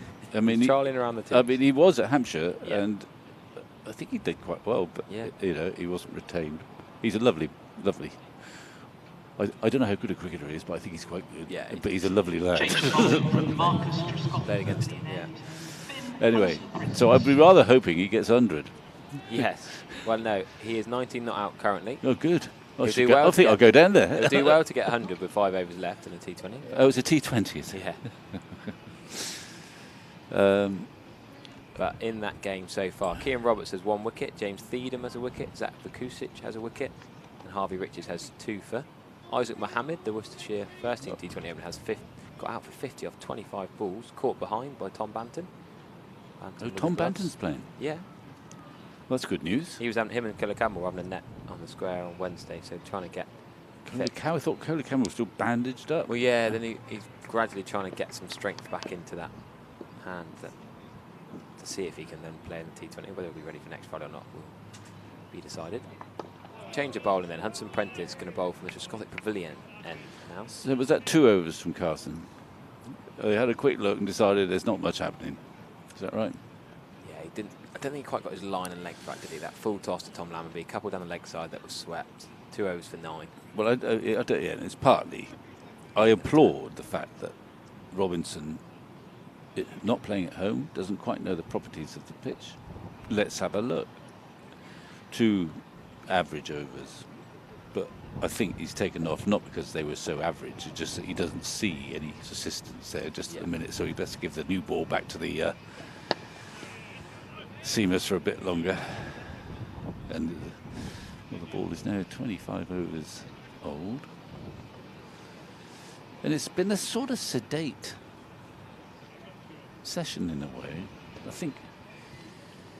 Yeah, I agree actually. I'm not quite sure who's got the edge. I think if Somerset get to lunch 2 down, they'll be relatively contented, particularly given their recent record. Yeah. Don't we normally take 3 wickets as the tipping point the first morning? Yeah. I think yes. If it's 3 wickets, I think Sussex will be content. Jordan Herman, I thought, looked very good. Yeah. He'll be disappointed. That was a bit of a yes, whether the decision was out or not. It wasn't a great shot, but it's a strange sort of bowler to come up against. You know, he won't even in South Africa. I suspect have come across someone of Haynes's pace. First change. Well, in that case, we should give credit to Sussex Nolly Robinson for bowling. First change. It'd have been easy to go to Crocombe. First change, but went to Tom Haynes. I suppose that they've got 3 main teamers and then Tom Haynes, and then they've got the 2 main spinners in Carson and Coles, and then a bit of Jack leaning off spin. A lot of the teams might want an extra seamer in there, but they're confident that Tom Haynes can get through some overs. They've had a lot of injuries. No Price, remember? He's injured, is he? Yeah, he was brilliant early in the season. Tom Clark can bowl a little bit, but yeah, Price was brilliant. Move this year. Is this his first? Yes, from Gloucestershire. From Runs down wickets. So there we go. Particularly good against Warwickshire at home.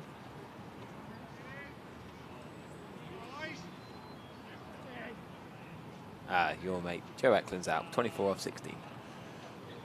Well played. Is he keeping 163. wicket? He's a wicket keeper as well, of course. Yeah. No, Cullen will probably keep wicket for Worcestershire, I'd guess. Okay. Yeah, the life of a 2s trialist. 163 for 6. He played Worcestershire 2s at Taunton Vale. England under 19. Yeah. Joseph plays for Bridgewater, doesn't he? Yeah. Along with his brother. Brother Alex. Yeah, played against him a few times.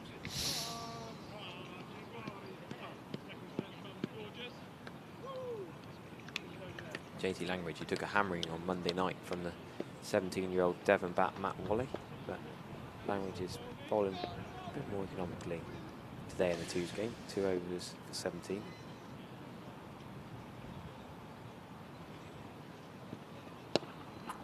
Well, he does that as anyone, but there's a certain sort of inbuilt elegance about Lammonby when he plays well.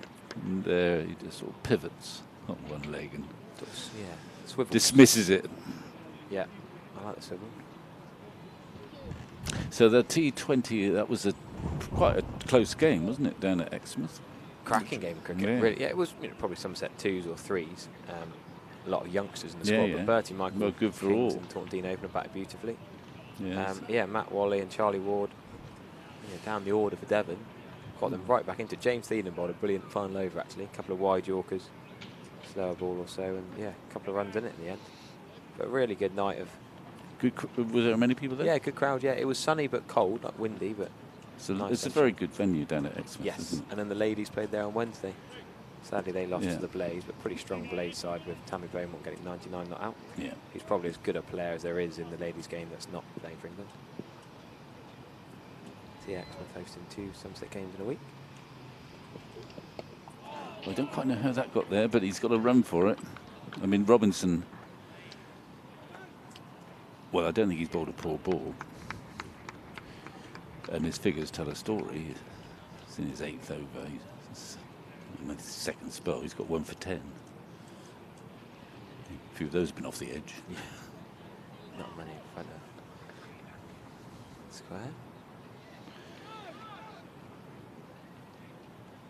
Yeah, I wonder if Tom Clark will get a little bowl before lunch. 18 minutes before lunch. What's he bowl? Seamers, yeah. A few Toms in both lineups. Probably the most Tom teams. Somerset and Sussex.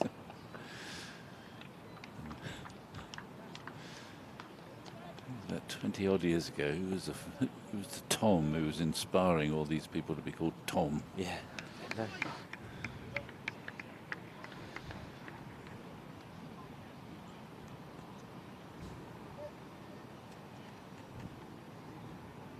You're right, it does seem a very sort of serene, gentle opening session. It does. I mean, the pitch seems pretty docile at the moment. It hasn't zipped around like we saw certainly against Worcester not Worcester, the first match of the season against Notts, where it zipped around on the first day. Yorkshire bowled out very cheaply. Yeah. Before going on to win the game, of course. Whereas here, there's not been too many alarms. Robinson's been outstanding, but he is the outstanding bowler in the opposition setup. Yeah, agreed. Finance Apprentice has had moments where he's bowled brilliantly, but not been quite at his best today.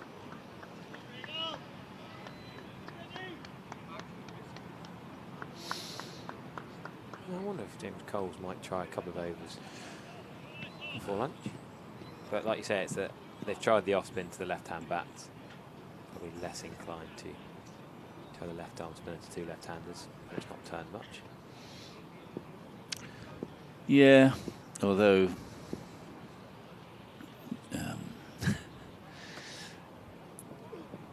as it occurred to me when Somerset were labouring at Cardiff, it is possible for a spinner to get a wicket when the ball's not turning, Correct. you know. The arm ball, yeah. Well, we saw it here. Josh Thomas got out to Liam Patson White first game of the season. Yeah. It was massively talented. He got a couple of wickets. So, go on, I'll go through my scorecards from the home games. Patson White had 2 for 50. Jack Leach didn't get a wicket in that Notts game, but Freddie McCann did bowl over and not a lot happened. Then Don Best got 1 for 21 in the first innings. And 4 for. And then Joe Root got 4 for and Don Best got 4 for the second innings.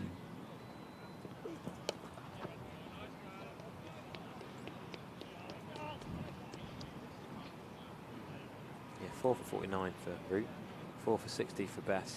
Yes, it's the second innings, but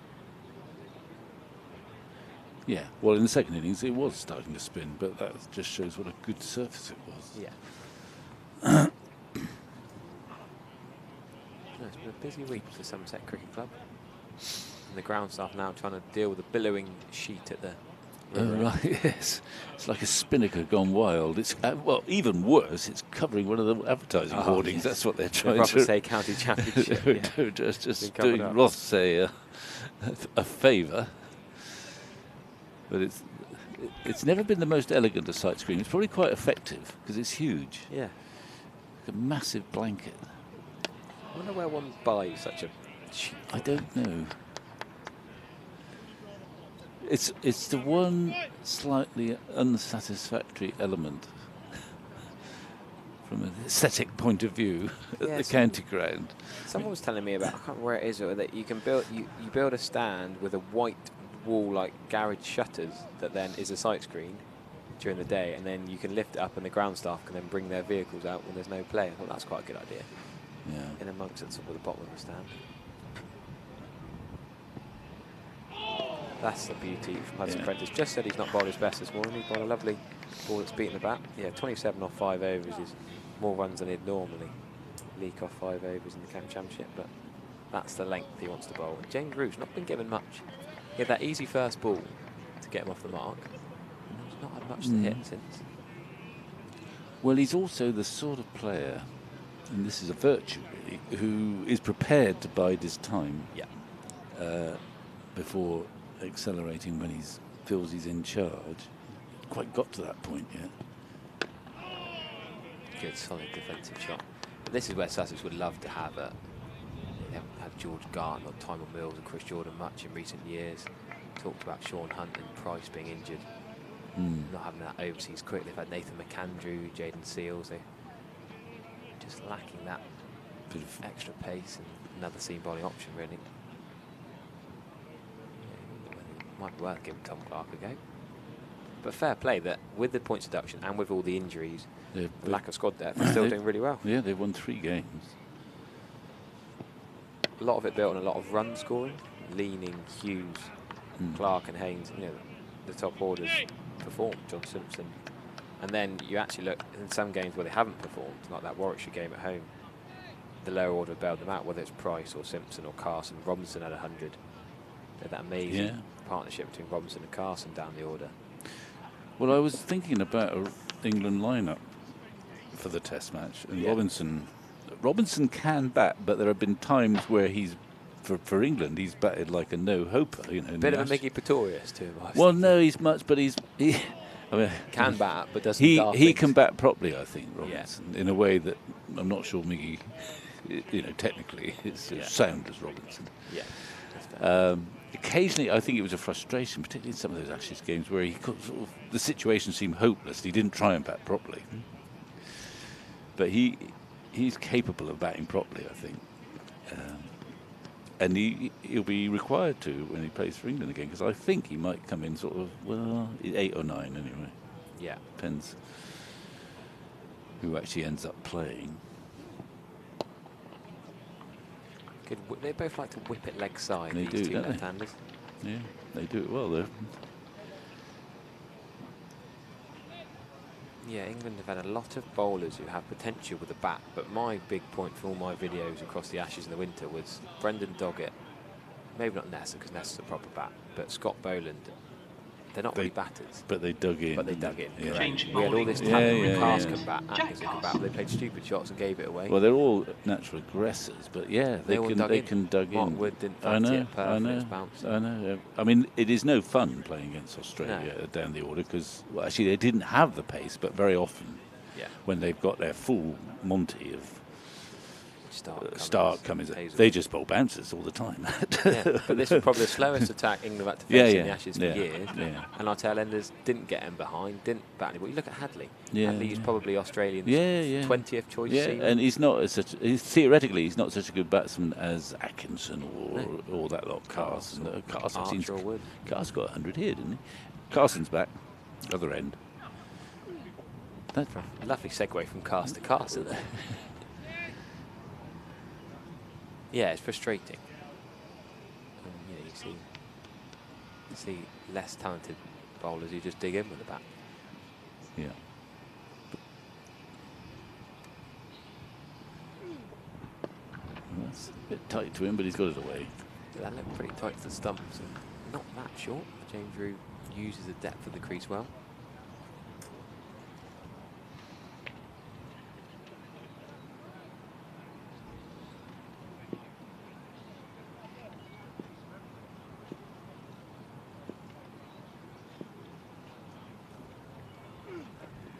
That might just script a fraction, I reckon. Yeah, the first one probably got a bit of purchase and turn this morning in the, was it the 15th ball of spin today? 8 minutes before lunch.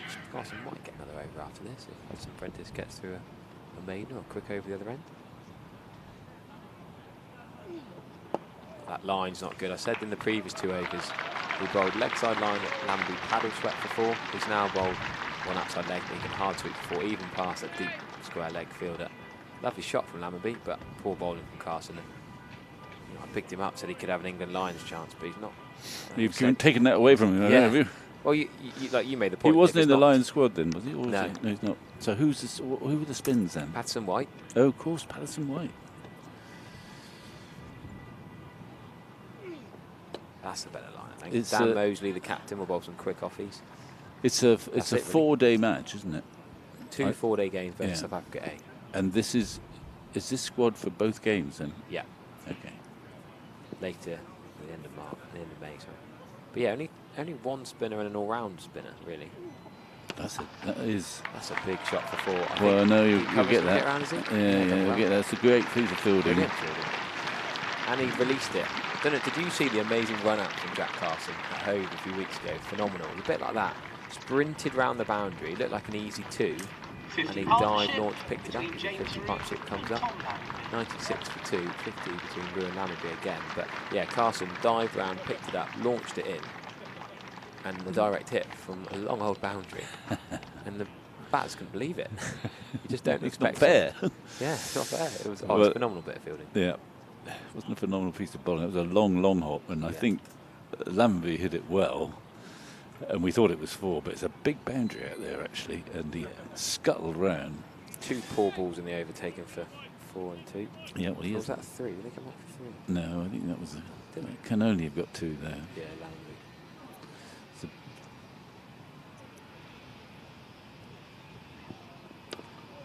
So another update from the Somerset 2s at Taunton Vale. Every Somerset bowler has taken a wicket now.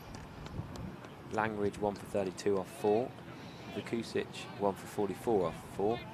Harvey Richards 2 for 19 off 4. is this just? Well, sometimes they play 2 T20s in a day. Yes, don't they often do actually.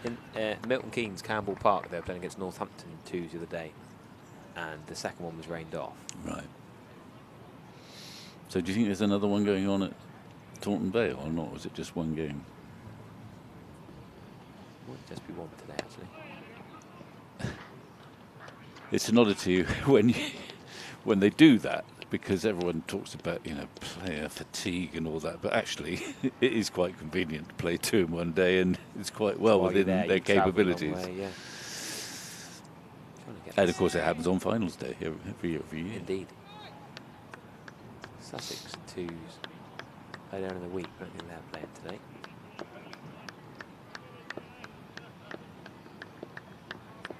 Yeah, I was looking at the Sussex 2 scorecard last night doing my prep. They were rained off at Horsham against Surrey earlier in the week. Good to know you're doing your prep. But they did play against Essex in Southend. Sussex winning by 61 runs. Harrison Ward got 57 at the top of the order. George Thomas opened, got 6 off 8. For Sussex. Yeah. Is he still on the staff there? Yes, yeah. Yeah, been around the white ball stuff. There's a lot of players in this white ball lineup that wouldn't be far away from the championship side. Tom Alsop, Ollie Carter, Danny Lamb, of course, former Somerset one-day cup player. Oh, yes. You remember Danny Lamb with the frying Yeah. pan scoops he used to play. That's a big appeal for LBW. They now Just import outside the Jim- line, perhaps. He's almost challenging the umpire there. Say, look, I'm just outside the line. It's hit him thud in the middle of the pad that gets bowlers excited. Just got that stride. That's the advantage of getting a bit of a stride in. Just gives that element Yeah, of I doubt. think he's just got outside the line of stump watching the replay. Another man played for Sussex 2s in this T20 warm-up game is Danny Briggs. He's still going. 3 Left for arm 33. spinner. Yeah. Yes. Hampshire. Danny Lamb got 2 for 23 as well. So we're talking about the lack of depth in Sussex's squad and the injuries, but actually there's 3 or 4 pretty decent county cricketers over the years playing in that 2 side. It's down the leg side this time, I think. I think that's slightly in frustration at the previous shout, which was much better. Yeah. The angle going on down to... But he's doing something right now. Hudson Prentice, he's beaten the bat. He's not been the most fluent, James Rue. No, it's been one of his harder morning sessions But- to bat through this season. Yeah. Jack leaning with understandably having his hands in pockets. I think he's got hand warmers as well. It's a blustery He's from sunny Yorkshire. morning. He is from Yorkshire. Yeah, I know what you're saying. He's Via just got Kent. it right, Hudson Prentice, in the last Yeah. over or 2. When I dared suggest that he wasn't bowling his best spell, he's then bowled 2 pretty decent overs in his comeback. Change of ends, I guess. Maybe that's... Did he start for just got the pavilion end and then go to the river end? Oh, he's now bowling well for just got the pavilion end anyway. Ollie Robinson swapped ends.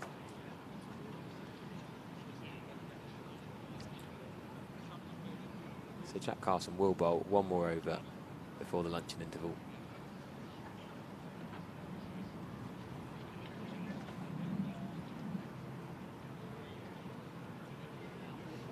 So Somerset's morning unless Carson takes a wicket this over, and then we'll say it's fairly on as even. Oh, that's up in the air. It's going to be all the way to 6. Oh, Got away he's- with that. James Rue should have been caught deep square leg at another yard on the pitch. Yeah, I'm not sure he was aiming for that. That's I mean, half a foot over his head. That boundary on that side going towards the Caddick Pavilion is about 15 yards shorter. Yes, it's not really a good shot, to be honest with you. No, a it's bit not. top I don't. edgy. I don't know whether he's. I don't think he was meant to go aerial there. But Got away with he'll that. take the 6. It's down the leg side as well. Yeah, it wasn't the tallest of fielders. You wonder if Ollie Robinson was there. If Ollie Robinson might have been taller and able to make a good effort, but it would have been a cracking catch. Well, yeah, it cleared him, didn't it? But it was obviously a bit of a miss hit too. And Just carried all the way, the strength of the bats these days. Miss hits, go for 6. Oh, he comes down this time. Quite he's nailed hit that mid-wicket. sweetly, isn't he? Wasn't James in Rue the air, trying to was it? attack, you know, the olden days where you sort of knock I it don't around, think. block I it don't for think lunch. James Rue plays for lunch. He just.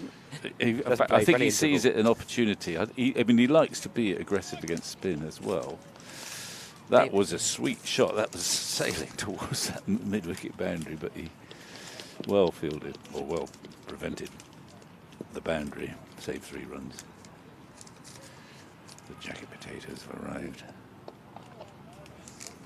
That's a better ball from Jack Carson than the last couple of balls was over. Tell you what, it's not quite 12:59. They might try and sneak in one more over. Oh, now it's 12:59.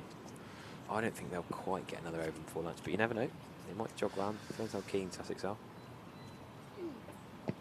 That's a much better area from Carson. The inside edge onto pad and Lammerby's. Down on his knees. Good to see Lammerby in the runs though. Yeah, he did get forward. Well, it's very important, I think, that he really, well, he's got to get through this ball and then plays a really significant innings just to get his season going. Yeah. Play. Well, they could get another one in. Okay, they've got to be ready in the next 20 odd seconds. Ollie Robinson doesn't look like he's going to sprint around for it. You'd have thought. No, the jumper's been handed over to Hudson Prentice, so Yeah, we're he's going to gonna get do it. one more. He's going to have one more over. That's a good effort, getting 31 overs in the morning session. Yeah, yeah. With 2 wickets falling, a lot of seam bowling. I suppose we've had 4 overs from Carson, but decent over rate from Sussex. No, well, they don't hang around. I mean, Haynes has got a little run up. There's not too much. Hudson Prentice isn't too long a run up yet. Not But too to be much one sort off of the agonising. You very rarely get your 32 overs in the first session of a match, so to be one off is a chapeau. Doff your hat to Sussex. Close mid-wicket in there, quite square close mid-wicket. Normally it'd be a little bit straighter. Here's Ollie Robinson himself, the captain going in there. Deep square leg and deep mid-wicket, deep fine leg and deep forward square leg.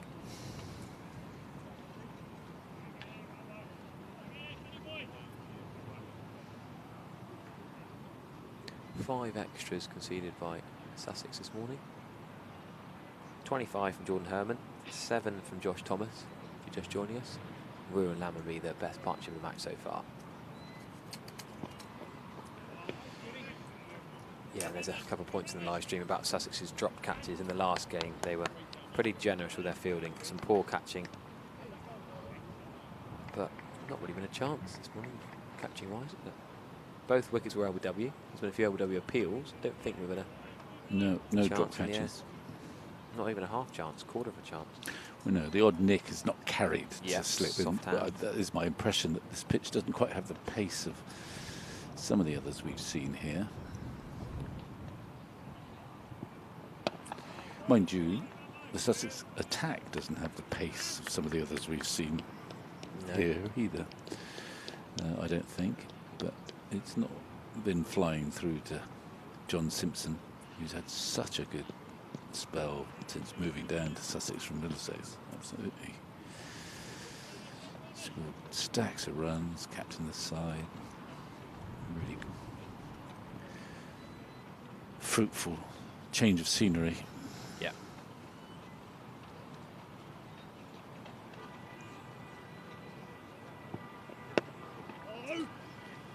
Frustration. Did you hear the big no? No. Didn't Well, want to give both it these guys, both these left-handers, you just don't want to bowl anywhere near their legs, do you? Well, end of innings in the twos game at Taunton Vale, then 196 for Worcester. for 9 for Worcestershire. Yeah, big chase for Tom Banton, Thomas Rue and co. Finn Hill, Keane Roberts playing in that one. Otherwise a pretty standard two-side, but yeah, a lot of eyes on Banton and Thomas Rue coming into the first team T20 starting next week. That's a lovely straight try from Tom Lamby for no run. Yeah, you think actually some of the Worcestershire lads will probably come straight to their first team. Isaac Mohammed you'd expect to be in that Worcestershire T20 side. Ben Allison potentially, Ben Gibbon potentially. Jack Holmes been pretty useful. England under 19s and a nice seam bowler. Shropshire and Worcestershire. One ball remaining in the lunch session then. You've had myself, Harry Everett, Vic Marks and Pete Trigo this morning. Thanks to all of you joining on the live stream. Enjoying hearing where you're watching from.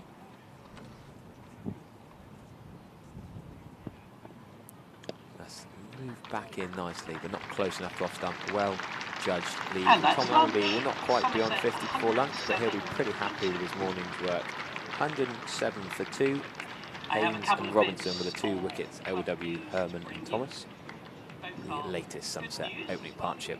All 4 left-handers, Somerset batting so far this morning. We'll have a 39-minute break and we'll be back for the second session. First match against South Africa later this month. Many congratulations to Alfie and also to Henry Crosby of Sussex, who's been included in the squad. Somerset second 11 playing a T20 match.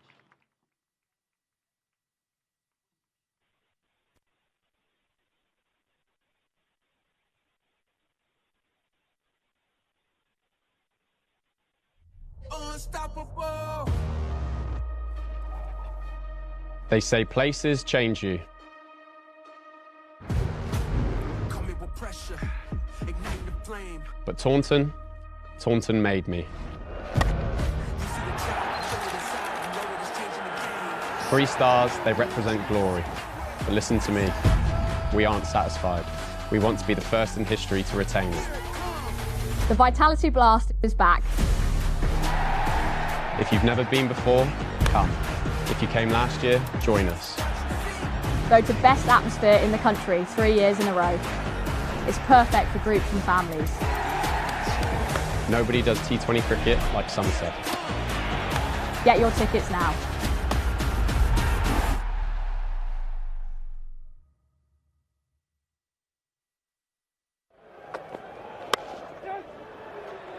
Vince is away with a single. 11 o'clock start, there'll still be plenty of people coming into the ground. All gone. Extravagant shot. 1 for Davey. Yeah, pressure was building. Albert had got the boundary away. First ball of the over. Oh, there's another. How big is this? Well, the reaction is not only because of the wicket, but because of the drop. Remember, Overton himself caught and bowled, dropped Vince earlier. And Nick through to Banton, he has 2 catches. That is the massive wicket. You are Somerset. Who do they want early? They want Vince. They've got Vince. 8 for 2. Somerset on top. Into the leg side, fielder out there. It's gone for 6.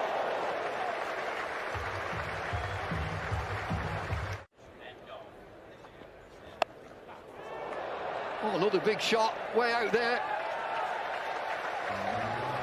Massive. Well, that's his shot, obviously. You bowl length to him and he sweeps it away or scoops it away for 6. Oh, castled. First ball, duck for Tom Preston. Looked a good delivery as well. Really good comeback. Did it do anything? Yeah, just nip back, clipping top of off. And this now an excellent start for Somerset. 3 wickets in 4 overs.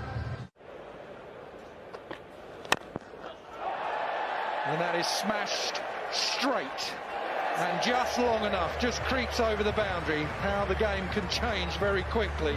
Power play is finally done. Brilliant.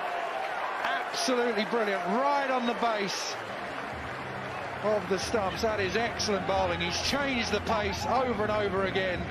And just as that partnership was evolving, it is done. Huge frustration there for Dawson. Difficult to get under that though, and he was also closing space, looking to try and work it into the leg side. Hit firmly down the ground and well. Boundary is a little bit in, and that's played into the hands of the batting side. Yep, gone. Just a little bit of bounce, which you wouldn't necessarily expect from Lewis Goldsworthy, who quite a kind of low arm, and he's not the tallest, but he's found the edge of the bat, and that's the 5th wicket to go. Yeah, Michael Atherton calls it correctly. There wasn't any spin there, but it just bounced. There was a little kick that surprised McManus. Good catch from Banton. You're never out of it. Oh, trouble. Oh no, the underarm throw came in, and it was such a feeble one that it allowed the batsman to cross. And it is 50 for Joe Weatherly. It's come in 38 balls. There's a bit of panic to get there, but he can celebrate now. Oh, there's always ways. Picked up, low full toss, and finally a bit of relief into the stands.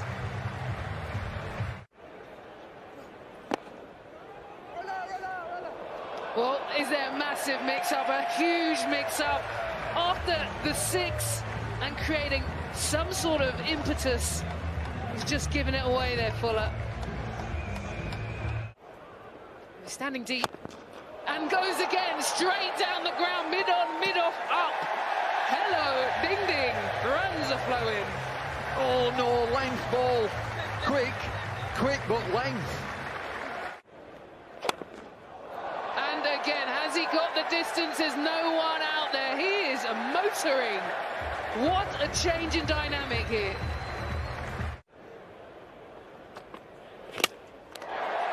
Oh, he's got him.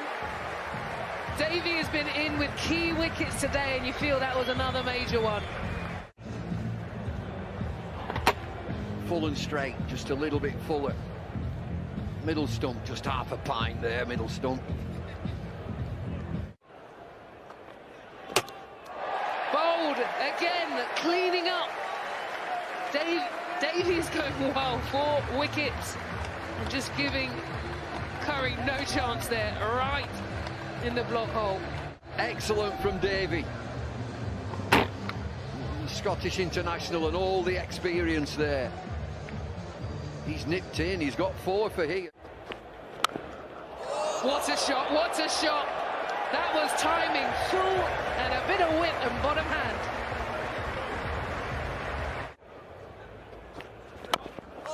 Well, he's gone high. There is a fielder underneath, and this comfortable catch in the end.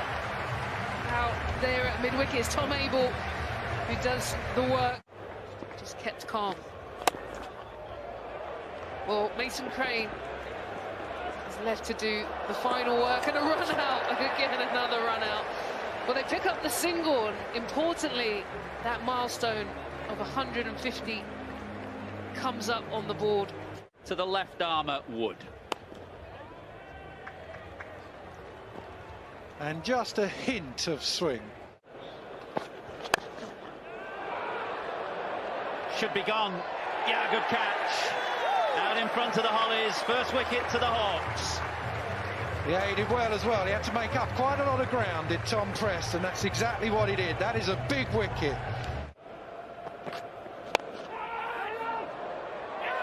It's carried, yeah, good catch. Not an easy catch for James Vincent, mid-on, coming in smartly, diving low, takes a good one. On-field umpire is wrong, and I don't see how you can be on that replay. The catch was good. Now he charges, mid-off, gone. They've lost 3, and it's a big wicket. Smead's gone.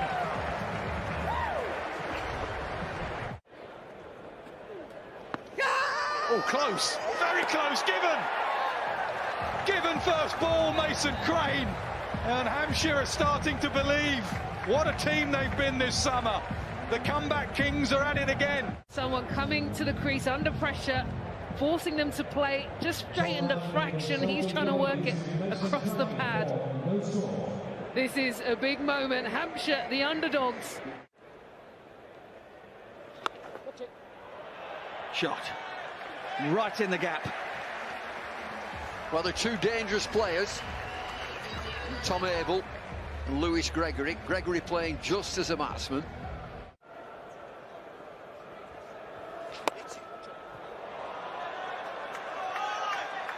What a magnificent shot that is. Effortless from Abel. Yeah! Knocked him over. Lewis Gregory, the skipper, will have to wander back to the dugout. Dawson in his last over has picked up the Somerset skipper. Restricted him for any sort of room. He just shimmies away to the leg side and it's a full length that just rocks into leg stump. Oh, that's out of here. Shortish boundary to that side, and that's got plenty on it. And it's a magnificent grab from the man in the Magnum PI shirt. Same shot again, just a single this time, but that'll take him through to 50. The captain is playing a lone hand here at the moment. Oh, that's gone a long, long way up, but it hasn't gone far enough. Should be taken. Is taken. That is an excellent bit of captaincy, excellent bit of bowling as well. Oh, has he got enough of that? That sounded very good. And that just creeps over the cushion.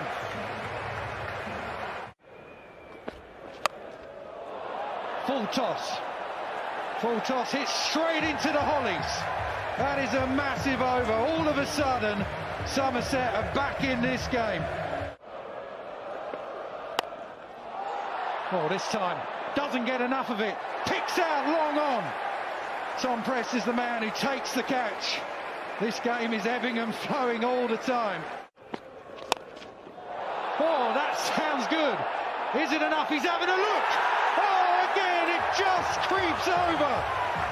And they are up out of their dugout, are the Somerset players. They watched and they wished that ball over the boundary. Can he leave it to Davey? Should he leave it to Davey? You bet. And this is why he took the single. I bet you can hit a six. He has done. What's it down to now? 2 off 3.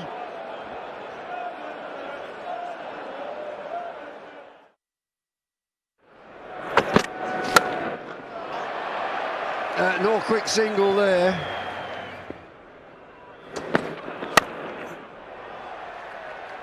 And they'll target that offside. Length ball crashed down the ground 4. Yeah. Beautiful shot through the offside, lots of control. High in the air, who wants it? 2, they're going to collide, they do, but he holds on.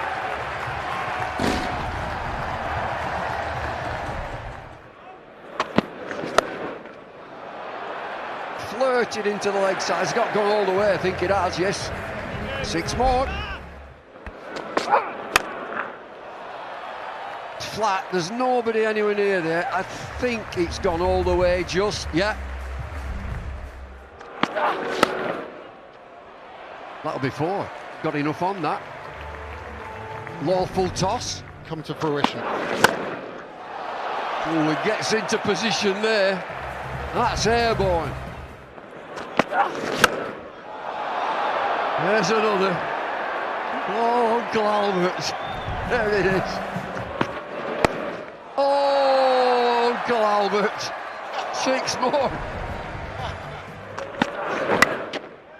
Oh, that'll be 4 more. A little twitch, a tickle down the leg side. 66 for 1.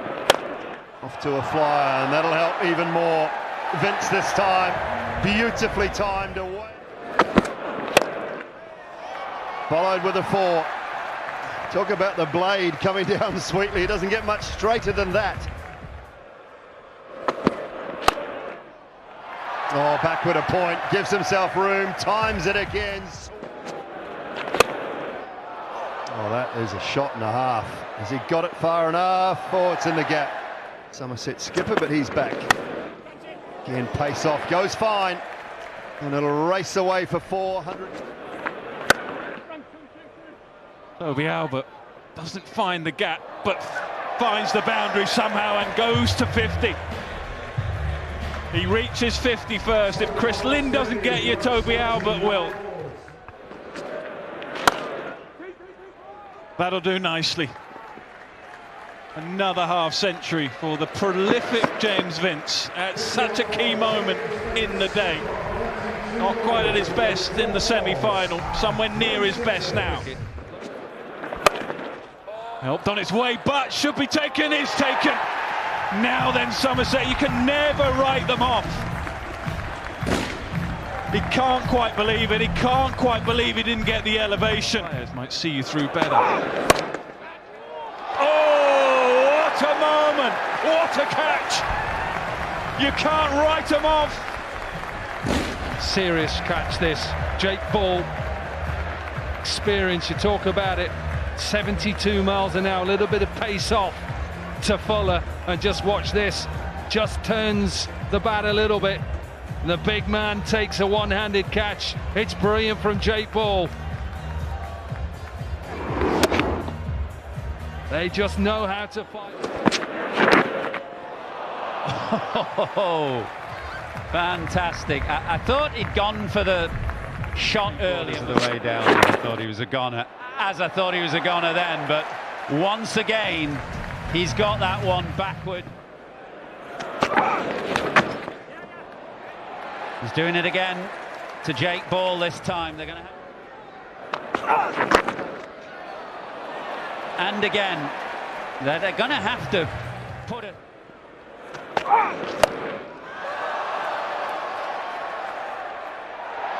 Oh yes, it is. Just bowled him.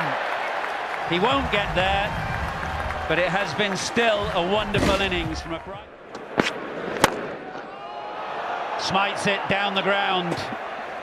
Wonderful strike from Benny Howell.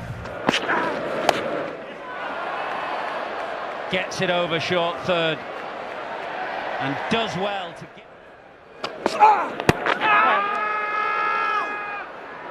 Got to be close, hasn't it? Even though he's round the wicket, it's so full. That has to be close.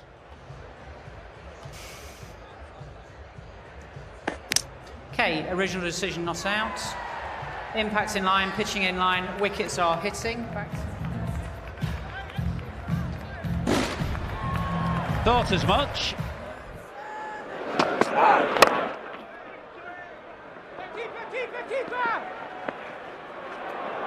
Should be a run out, is a run out. So a single off the last. Good final over from Jake Ball, but a challenging score. Shot. That's emphatic. Wonderful way to get things going. Shot. Finds the gap. I don't think it's right out of the middle. Huge, huge shot. Right into the heart of the Hollies. Oh, it's gone over. It's gone over the roof. It's in the sewage canal just on the side of the ground there, Bumble. New balls, please. I've not seen that. I haven't seen that before. Is it a canal or a river? From Kohler Cadmore. And that's 4 as well. Absolutely smashed down the ground. Unceremoniously by Smee. A wonderful final. Short and gone.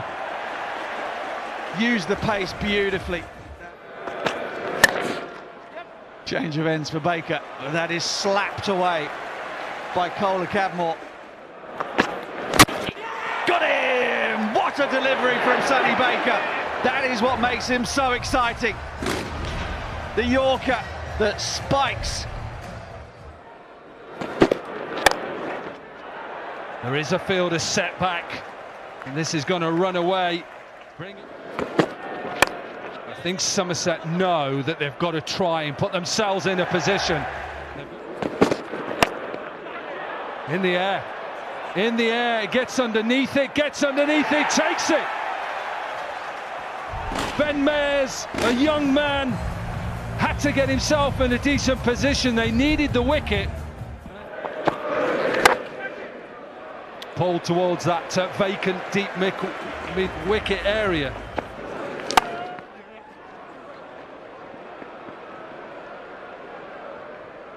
Oh, he needs it. He gets a bit of knee on it, and he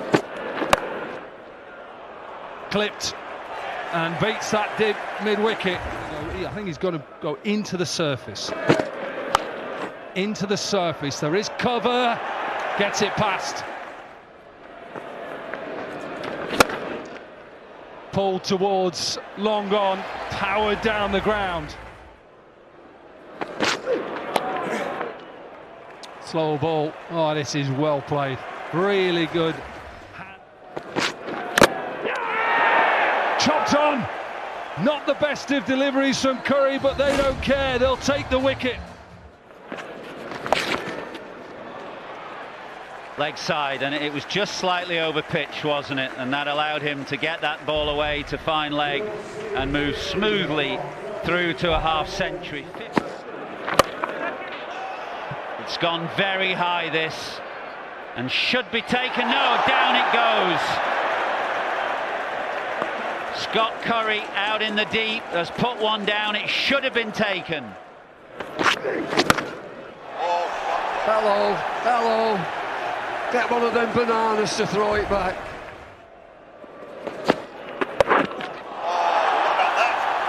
That'll do.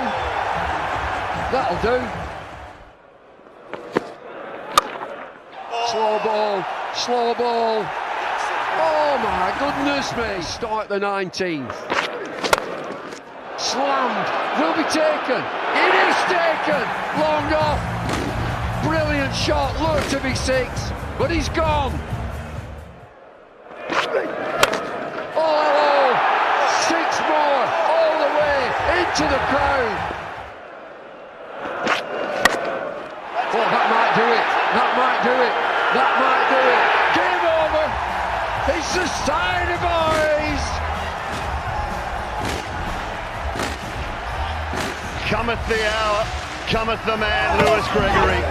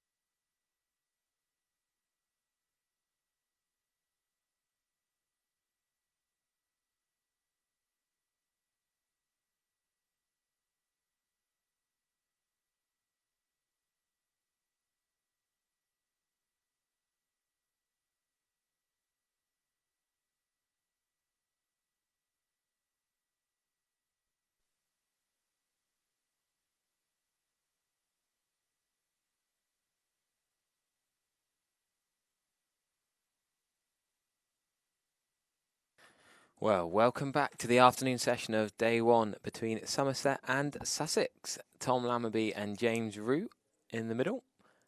Looks like the first over of the afternoon session will be bowled by Henry Crocombe.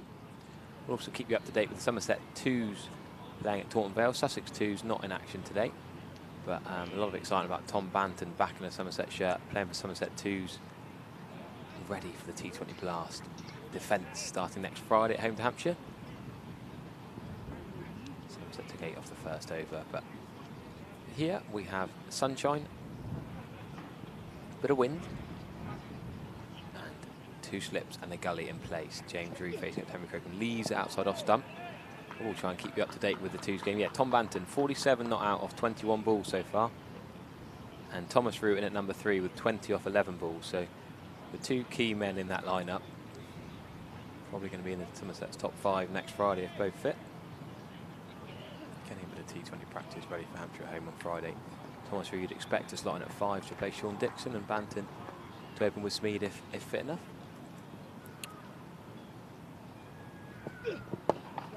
Easy single for James Root. Will they push for 2? Probably not quite, with deep square leg attacking the ball well. Welcome to Sussex fans. We hope we're giving you a shout out. Mention a few Sussex names. Looking forward to watching Dan Hughes bat at some point. A really decent left-handed bat I've enjoyed watching for Sydney Sixers over recent years. John Simpson I've not heard a bad word about in the county circuit. He's keeping. And Henry Crocombe, we mentioned Alfie Ogborn and Henry Crocombe, both in the England Lions squad to play against South Africa A against Jordan Herman, who's today made his Somerset debut. Well, that could be 4, you know. Not in full control from Lammerby, it's gone down enough. Great work. Deep point has done very well to save 2 there, running round to his right. Yeah, for just joining us, Herman fell for LBW. Slightly interesting decision. The shot wasn't great, the decision potentially not great either. Yeah, 2 LBWs. Thomas, I don't think can have any complaints with him. Nice ball shaping back in towards the stumps, caught low on that front and back shin. Herman, I think the shot inspired the decision. There was a little bit of doubt in it, but you could see why the umpire gave the decision. Yes. A good fight back from Root and Lammerby. A sizable partnership growing, as Somerset often do. The strength of the batting order is certainly through the middle. Root, Lammerby, Abel, Root and Abel in particular. A nice summation on the live chat from Rodney Ward. Thomas was plum, Herman was hit in the plums. Yeah. Very good.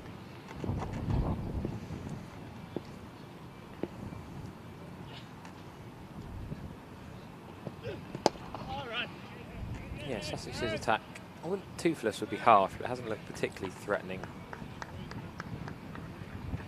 Yeah, the Somerset batters have not scored quickly or aggressively. Herman was quite positive, but they laid them comfortably enough. We know how flat this Somerset pitch gets, so Somerset now, if they can bat time, bat deep, it'll be easier to bat as the ball softens and the pitch flattens out.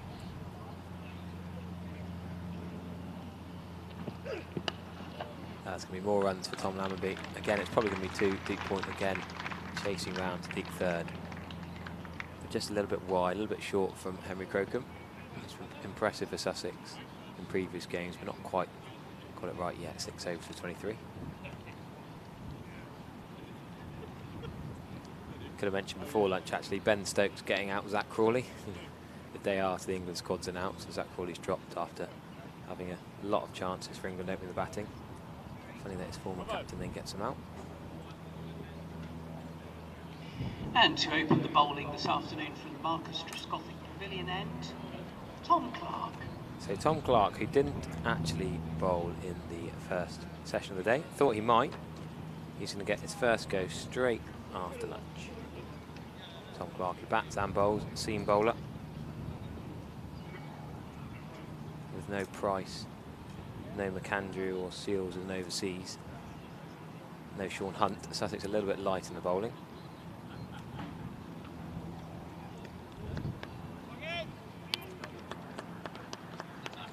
Just had a message from the lads down at Weybridge CC. Very welcoming to me, training down there the other week in Cornwall. Watching on the live stream. Enjoyed a bit of Cornish seaside cricket. How have you started, Harry? Has it been going? The team and yourself, are you bedded in nicely at your new club? Yeah, got 0 off 2 before it rained first game. Suboptimal? Suboptimal, correct. Got a lot of chat from the team I know well and nearly joined. And then second game, yeah, I got 40 odd. Me and my opening partner got to 90 without loss. And then won the game, so that was a good start. Got a wicket. Had a couple drop catches off my bowling, but the team got over the line, so 1 from 1 completed games. Nice push into leg side from James Reed. What about the Burbage? I did see you. Happy days. That's a decent start. I mean, it's one of those great games that, yeah, no matter your preparation or whatever, you could be hero or zero in this crazy game we watch. Yeah, I was pretty down first. You don't want to get ducked first game of the season, whether it rains or not. Get it out of the way early. Get it out of the way early, yeah. Make hay when the sun shines, hopefully. But I managed to make my MCC debut the following day as well and get 50 on MCC debut. It was nice to have a better debut the following weekend. Does that earn you the egg and bacon tie? Yeah, I haven't got one of them. I think I'm a candidate, I think they call it. You sort of have 2 years on trial where you play 10 games and get a certain amount of runs and wickets. They decide if you're going to then qualify as a full member. Cricket X Factor. Yeah, a little bit. Boot camp. That's a lovely shot behind point. Deep cover has got a long way to go. Yeah, he's not going to stop that.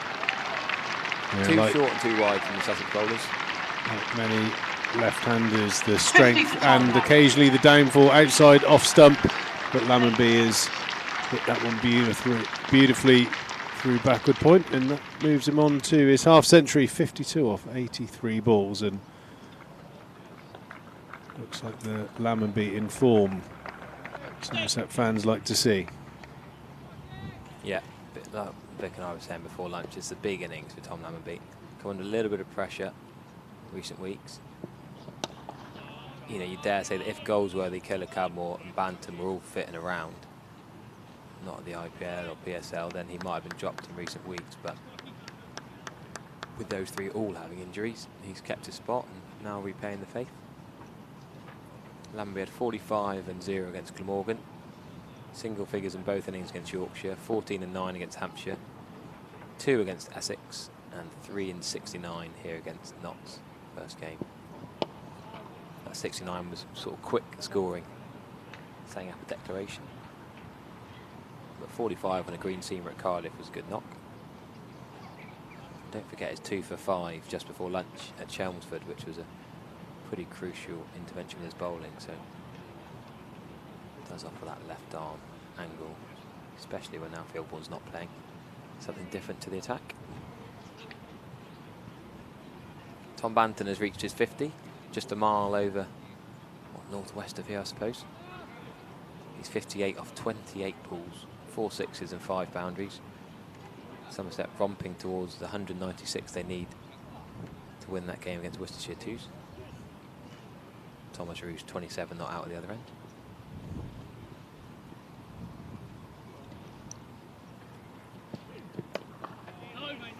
Now there probably was a single there. James Rew really fancied it, Tom Lammonby didn't. Maybe not worth the risk, leaning, running in, but for Nelson Prentice and leaning, had a bit of ground to make up between them. Yeah, Croker was bowled nicely across its spell, but I feel like he looks like the... Yeah, a lot of bowlers you see come here at Taunton that bowl nicely but don't have a huge amount of success. Just bowl that sort of foot and a half shorter than that length that hits the top of the stumps. That length there is the length you need to operate here at Taunton. I think he's bowled a lot of good stock deliveries, hasn't gone for many runs, but slightly that sort of bash it in style of bowling that doesn't bear too many fruits here at Taunton. And that last delivery is certainly where you need to operate. Just trimming the top of those bails, trying to drag the batter forward.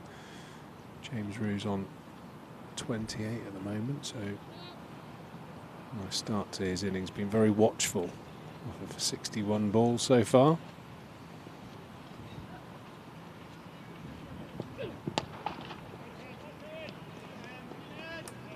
Henry Croken just waving. He wants deep backward square leg.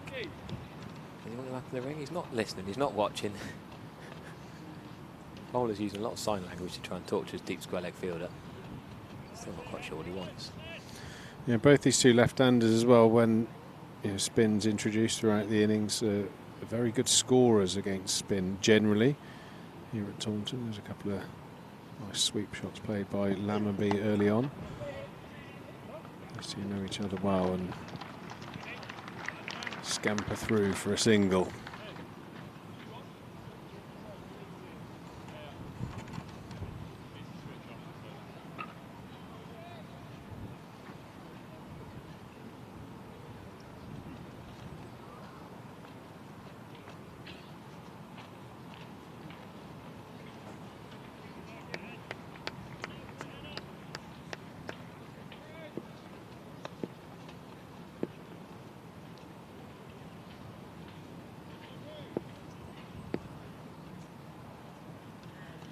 Still the two slips in the gully, still fine leg and deep square leg.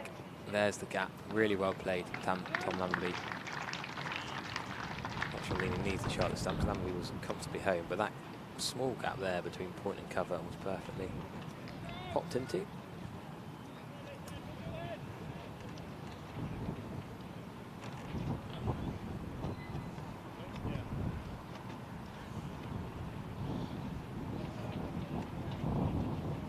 Someone in the live chat forgetting it's Friday. Well, it's actually the last Friday of County Championship for this month. We're coming to the T20 Blast next Friday. Oh, that's another big shot. It's 6 this time from James Rew, and he's in control of that one. Twice he's hit for 6 over the short boundary. This one's gone a long way over. Poor short ball from Crocombe, really not very well directed. James Rew plays it well, having top edge just before lunch, just over deep square leg for 6. This one is off the middle of the bat and running down towards the Somerset Museum.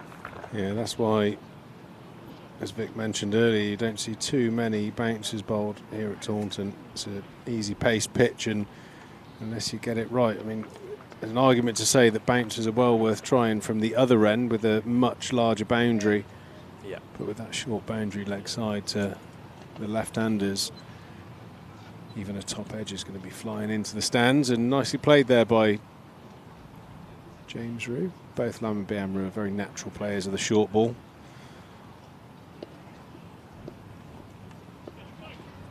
Tom Clark then to continue for his second over. Right arm round the wicket. Easy single. Lammerby was waiting, but probably could have gone straight away actually. Yeah, they've done well to get 2, having not gone straight away. Good running from James Rew. I think James Rew realised it was a single straight away. Lammerby wanted to make sure it beat extra cover first. No bonus points for either side yet, but only 1 wicket away at Sussex. Crucial 3 wickets for a point.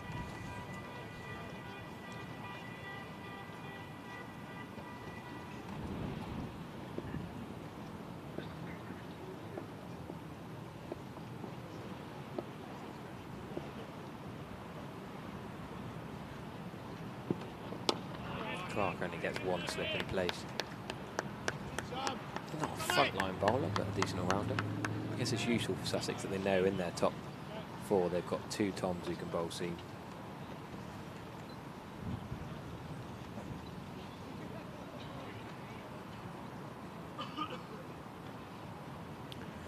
Yeah, healthy run rate here for Somerset. 3.7 runs and over, so the scoreboard's certainly ticking over, and just a suggestion that a lot of this field settings by the Sussex captain have included short catches at cover and mid-on. Just a suggestion that it's quite a nice batting track here, and runs are out there. These two are hard to dislodge at the best of times, but big opportunity here for Somerset to pile on a few runs in this mid-session. It's never a given. Interesting field change there from Sussex, not from the captain, but Jack Carson's gone out to deep square, just swapped his teammate Tom Haynes, and that's, I mentioned before lunch, that incredible run out from Jack Carson, sprinting around the boundary, diving, rolling, picking up and launching in and direct hitting from the long boundary. Well, he's out in the same position now, albeit at Taunton, not at home. even closer, I guess, from the boundary here. The off spinner doing the boundary riding.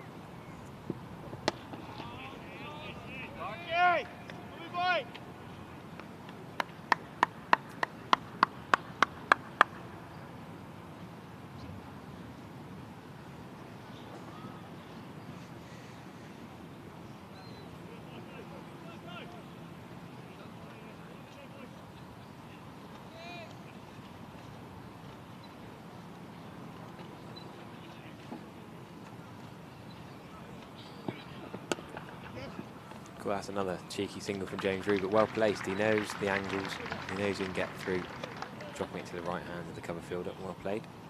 Good to see at lunchtime we saw Dan Sams having a bowl, ready for the T20 next Friday. Sussex fans might have seen Danny Lamb bowling on a practice wicket. Playing the Sussex 2 side of the day. He'll come into the equation for the white ball games.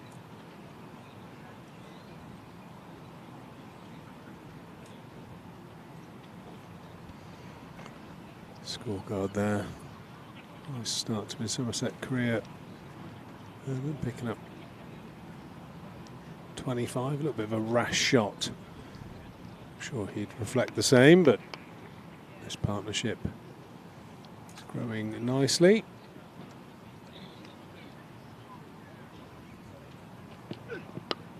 Rew, Lammonby and the very much informed batter in the country, Tom Abel. Be on the edge of his seat. Looking forward to an opportunity batting here at Taunton. Nice crowd in today and weather's set fair. I don't think the forecast is amazing towards Tomorrow, the back end. I think the tomorrow weekend's Monday a little bit rain inclement. Yes. Where are you playing tomorrow? Burbage and Eastern Royal have a home game against Bristol. So they're a decent team. Very much hoping that our young bowlers will have a day out in the sunshine and keep me out of the bowling lineup as much as possible, because gotta say I was still suffering on Wednesday from Saturday. I did notice, have you given your lad the new ball instead of yourself now? I'm in full bowling denial mode. I think I've earned the right. You know, it's now time for the youngsters to blossom. How many overs could you bowl without pain? If 10 makes you sore till Wednesday, could you bowl 1 over? Even, let's not worry about the bowling. Even the thought of bowling, the pain starts.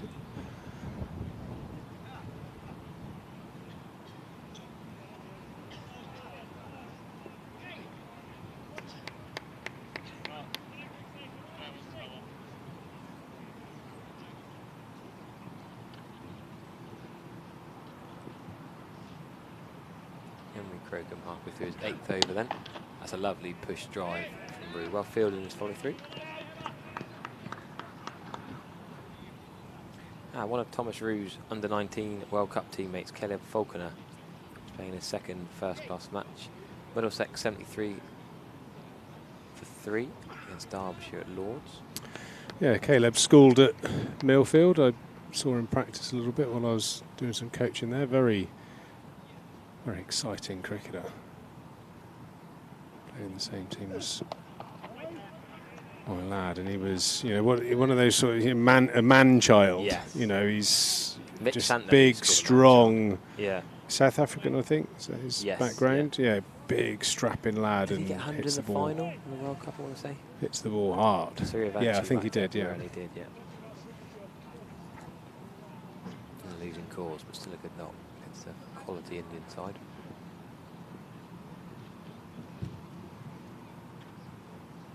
One of those fortunate young cricketers. An edge there and dropped. Oh my lord, that is straight in the bread basket and back out. Crocombe grabs his shirt, his jumper, his cap off the umpire with disgust. He's turned James Rew round, a lovely nick, and that's about as straightforward as they come in the slips and put down. Yeah, James Cole's the offender. They dropped some catch in their last game, Sussex.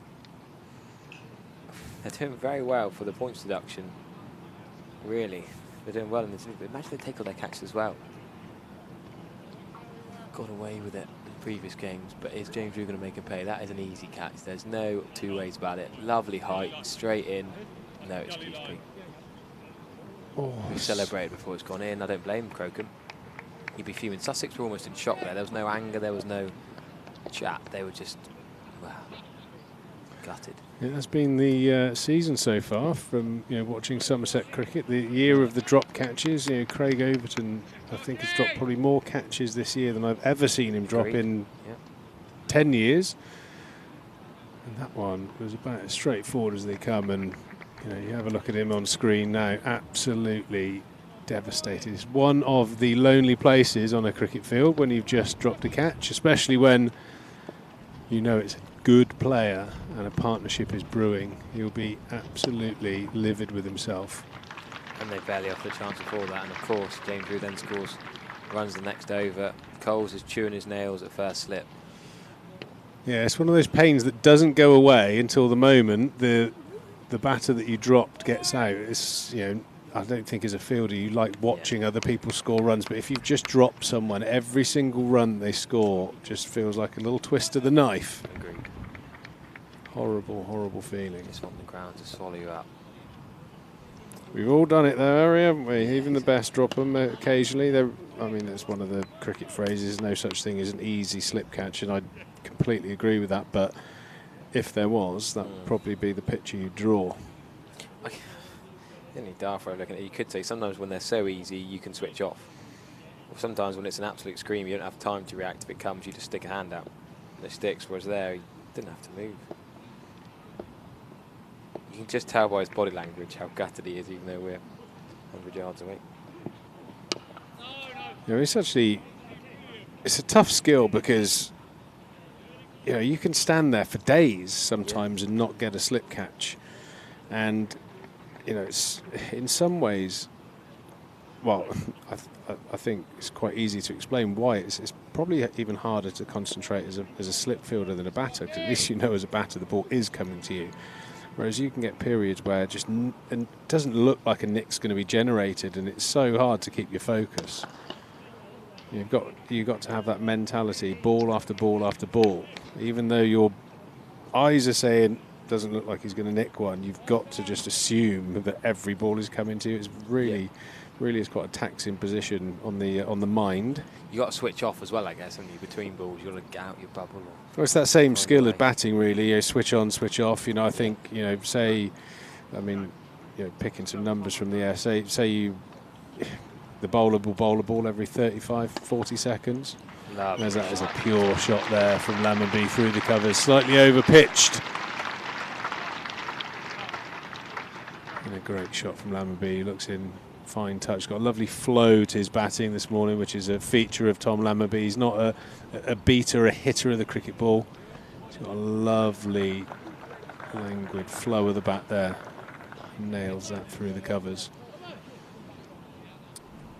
Yeah, you think, between each delivery, say 35, 40 seconds. And I think from the bowler starting his run up, where you probably need to be quite zoned in, to the ball being fielded and you've made a decision whether it's a run or not, it's about 7 seconds. So every sort of 40 seconds you need to be on for 7 and off for the rest. And it's a really key skill as a batsman to just learn. And that's why I think if you can picture the close-ups of Ian Bell just before the bowler would start his run up, it was very easy to lip read him. He would say to himself, "Watch the ball." That was obviously his. I know it was saying very obvious, but Carr did it as well, Jarrod Warden, I think. Yeah. Most batters with the tap of the ground or some sort of inner speak to yourself to "I'm on now," and then when the ball goes dead, you've then got to relax. And that's where you see a lot of batters do a bit of gardening, tapping the wicket, and they walk off to square leg for a little bit and then reset themselves. Yeah, it's all about coming in and out of concentration, because you can't concentrate for a 2-hour session for 2 whole hours. It would just frazzle you. So it is a skill, and I think it's even harder at first slip, especially on a wicket where you start to feel like a nick isn't coming. That's normally when one does, and mistakes like that can happen. Do you think that's coached? Like, people say how to do it. Is it Steve Smith touching his pads? Is it gardening? Is it walking across the square leg a bit? Yeah, I think it was. I'm not sure it fits into the bracket of being coached, but it's certainly, you know, if you have a batting coach or a mentor within the club or a fellow, you know, pro up the other end that's more experienced, they would have learnt that skill over time, and it's just more of a, you know, an advice piece to make young cricketers aware that, you know, that is a skill that you need to be able to come in and out of concentration and make sure that when you are on for those seconds, there's a laser focus and not just a, you know, oh, I'm concentrating now. It's got to be really, really precise.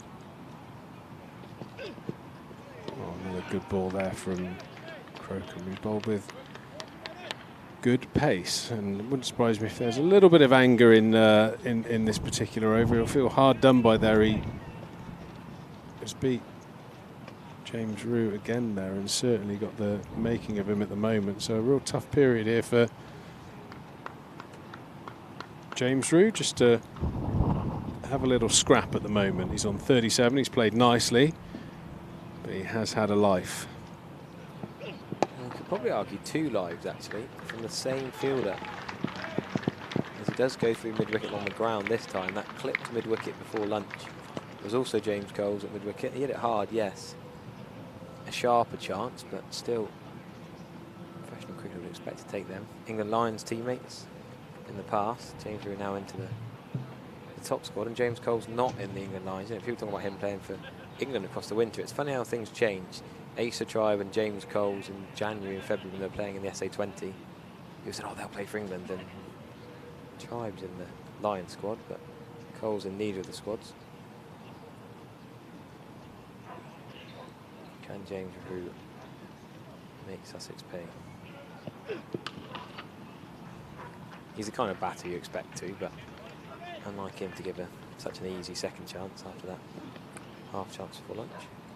Yeah, you always get a sense that James Root's very, very good, and just by his output, really, the amount of runs he you know, scores and the consistency that he has, he's very good at, you know, what's gone has gone. He's a very much an in-the-moment player. He has a brilliant way of going up and down scoring rates depending on the match situation.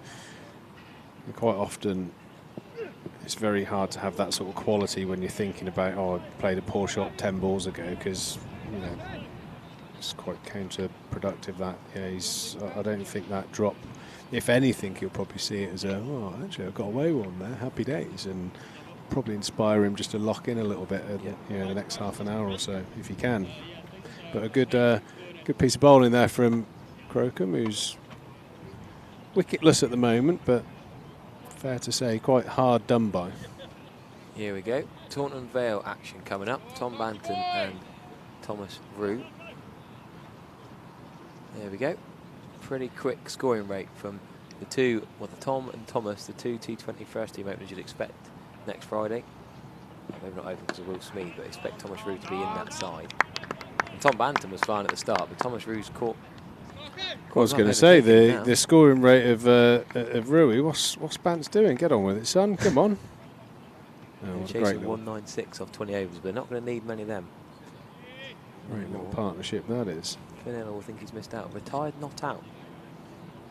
Taunton Vale, a good pitch at Taunton Vale is a lovely place to be as a batter. Yeah. Number 1 game. The last time I played at Taunton Vale on Saturday, I was delighted with 70 odd, and then Will Abel came out and whacked 155, and I thought that made my 70 odd wasn't that good. Yeah, it's a very good pitch at Taunton Vale. Lots of great work done by the ground staff. Fast outfield. 77 off 37 for Banton, and Thomas Root 78 off 33. Yeah, Finn Hill pulled his hamstring running for a single. Pulled his left hammy for a cheeky single to the offside. That's why Finn Hill retired, not out. Gave Thomas Root the chance to go ballistic. So often you see first team players drop into second team cricket and they don't always necessarily perform. David Willey got runs at Campbell Park and Milton Keynes against Somerset 2s in the week. But here you look at that 11 and the main 2 first team lads in there are Banton and Thomas Root. And they're both now into the late 70s and should be job done for Somerset 2s. Effectively with no loss. Do you still win by 10 wickets if someone retires? I guess you do, yeah. What are they chasing? 196. They could chase on 196 without loss, with about 5 overs Is to it spend. 2 in the day? I don't think so this time. No, it often is. Oh, I used to hate those. You gear yourself up for match 1, and win or lose, you're very difficult to get up for that second game. But yeah, good score posted by Worcester, but Somerset making very light work of it. Slightly concerning for the one-day cup if Finn Hill's hamstrings out. You'd like to think he'll be back by the one-day cup, but he's already Somerset's 5th choice wicket-keeper, with 4 going off to the franchise competition. But maybe Church will have to keep the one-day cup if Finn Hill's not fit by then. But fingers crossed, it's just a light hamstring tear and he'll be back soon. Might have to come out of retirement, Harry. Take the gloves and the one-day cap.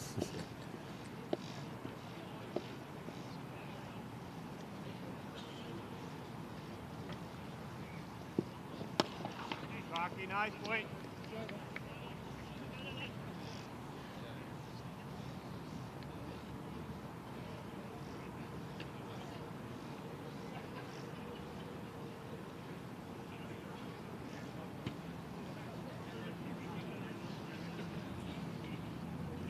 Right, I thought James Gold might fancy a bowl to forget about those 2 drops.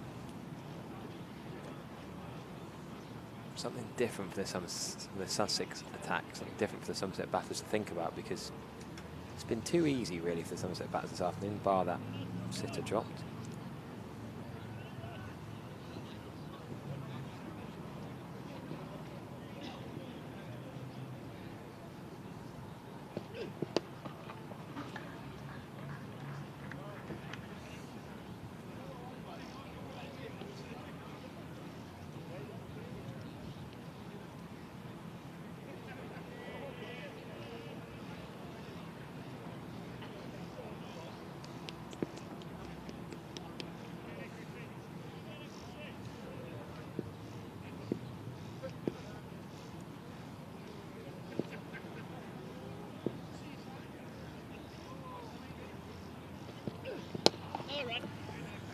Yeah, I think that's going to be the challenge for Sussex, is how can they get the spinner into the attack. It looks like it's quite easy paced and there isn't a huge amount of movement in the air or off the pitch for the seamers. I think Somerset quite often rely heavily, not only just for wickets, but holding up an end. That was why I was quite impressed with how the left-hander started against the first few overs of spin from Sussex, making sure that they got on top of him and didn't allow him to settle.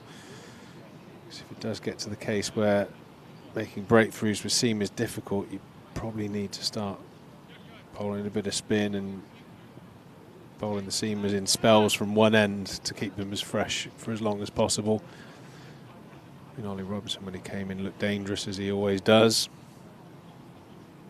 8 overs, 1 for 11, so he's undoubtedly the premier bowler, but he can't bowl all day.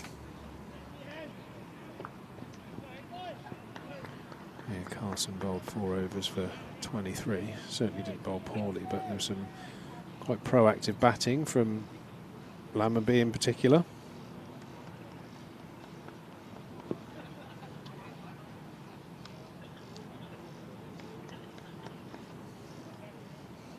Bantam just overtaking Thomasher again. I don't think Bantam wants his young teammate, number 3, to end up with more runs and a better strike rate. Well, neck and neck. 84 not out apiece now, which is 13 needed off 36 balls at the Vale. That is probably a wide, isn't it? That's, well, the widest ball we've seen so far today. I suppose Lammerby reached out towards it, but almost off the cut strip. Yeah, I think he'd be disappointed if he got a little scratch on that one. That was very, very wide. Bit of a loose shot there from Lammerby. Bit of risk, unneeded risk for that one.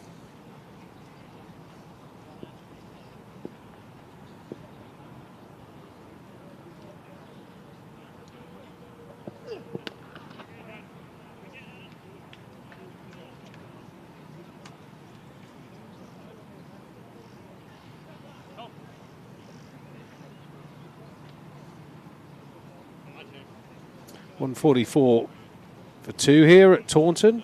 Day 1 of the Rothesay County Championship. Somerset taking on Sussex. 2 dismissals today have been Thomas and Herman, both out LBW, but a good recovery and partnership that's creeping up. 2 runs away from 3 figures between James Rue and Tom Lammerby. Lammerby on 64, James Rue on 43.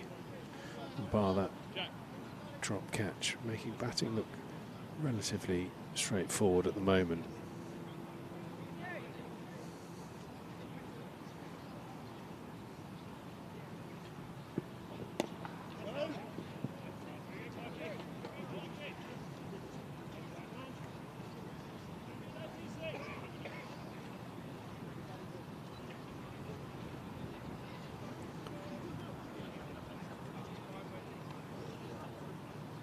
Well, two's watch, 6 runs to win now.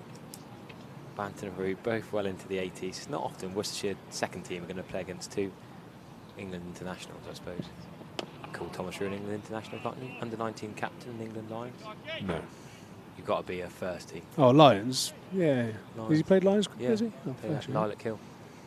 They got a few runs off Jofra Archer in the warm-up game before the first test. Yeah, got picked out of James, didn't he? Younger brother took the gloves for the first Lions game in Oz.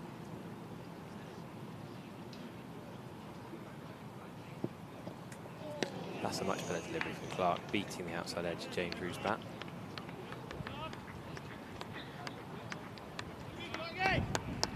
Very nice piece of bowling there from Clark, just probing around that off stump. Looks like that just nibbled away off the seam.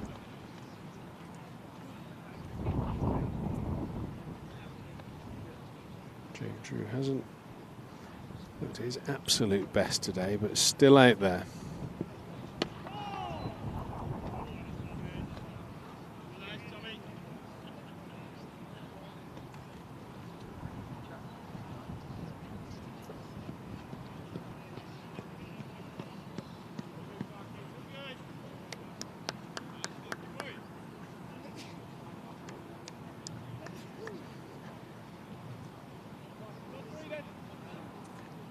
Last wicket fell on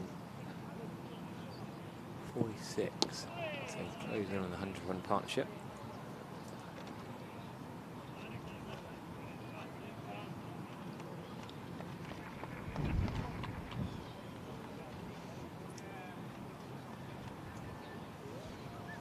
That's it then. Enough twos chat for the day. Thomas Rue 90 not out off 37 balls, 9 fours and 7 sixes. Tom Banton 85 not out of 41 balls, 6 fours and 6 sixes. That is a masterclass by those two. 7 sixes. And I have a result. 197. Well, they can announce it over Tannoy now. 14.2 overs. By 10 wickets against Worcester. Thomas Rue scored 90 not out on just 37 deliveries. Well, very promising going into the white ball series very soon. The Vitality Blast will be upon us in no time. There's nothing better than having a few runs in the bank. Got a change of bowling. Looks like Carson coming back into the attack from the Lord Ian Botham stand. Look at that scorecard. I know it's twos cricket, but that's still as an emphatic of winners you're going to get. Plenty of balls to spare as well. Well, Jack Carson is going to have 2 back behind square on the leg side. What were the bowling figures in that seconds game? Have you got that on the screens? Jack Home got a bit of tap, Ben Gibbon got a bit of tap, and they pretty much all did. Just have Look the economy rates were all over 10, I think. See if Harvey Richards went on. Keep an eye on him because he'll be playing for my team on Saturday. Is he? See if he's in a bit of form. Young left arm spinner that's picked up 6 wickets recently for the twos. Oh, lovely little sweep there. Intent from ball 1 from Lammonby to not allow the off spinner to settle. And that is the 100 partnership. A breath of applause around the Cooper Station County ground. Well batted, these 2 left-handers. There's the 100 New signing, is it Harvey Richards? 2 for 19 he had off 4 overs. 173. Economy rate of 4.75. That's a great effort on such a flat deck. Yeah, going under 5s in the T20 at the Bayhead is impressive stuff. No Worcestershire bowler had an economy rate under 11.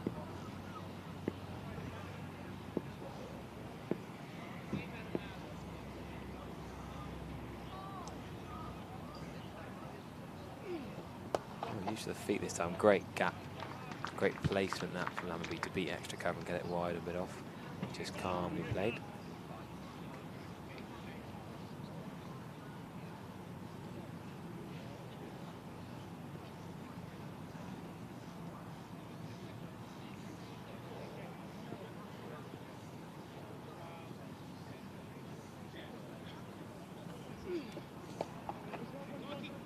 Oh, unlucky, the diving effort was just in vain. But yeah, YouTube chat asking why Thomas Rue isn't playing. Well, it's a lot easier to play a 3-hour T20, 5 minutes from home, and then go back and revise for your exams than to commit to a 4-day match. Let him do his exams, play in the T20 Blast in the first team. And he might end up playing the Championship later in the season. But you know, Will Smead's not been needed for this. There's plenty of options, even without Goldsworthy or Kohler Cadwell or Tom Banton. Lots of depth in the Somerset squad. And Archie Vaughan, as a batter who can bowl a bit, is quite a useful man to have in the middle order. Probably coming next. Well, Abel then Vaughan, I suppose. Yeah, Abel at 5, Vaughan at 6, we'd expect. Oh, down the ground. Not absolutely nailed it, Tom Lammonby. It's going to plug just inside the rope. That's gone for 4, actually. Thought mid-off was going to get there. Oh, didn't get much of that, Lammers. He would have been a little bit nervous when that was in the air, right off the toe end of the bat. Stalled up there and just enough to get it over the rope. Yeah, definitely a conscious decision to not allow the off-spinner to settle. It will give the Sussex captain a massive headache if a spinner can't settle. The amount of seam bowlers that they'll have to rotate from both ends if they can't bed in a bit of twiddle. We're seeing a bit of double spin here. Coming on to bowl. I think we got a bit carried away. As a left arm spinner in James Coles comes in, let's bring in the best spinner in the box, Vic Marks.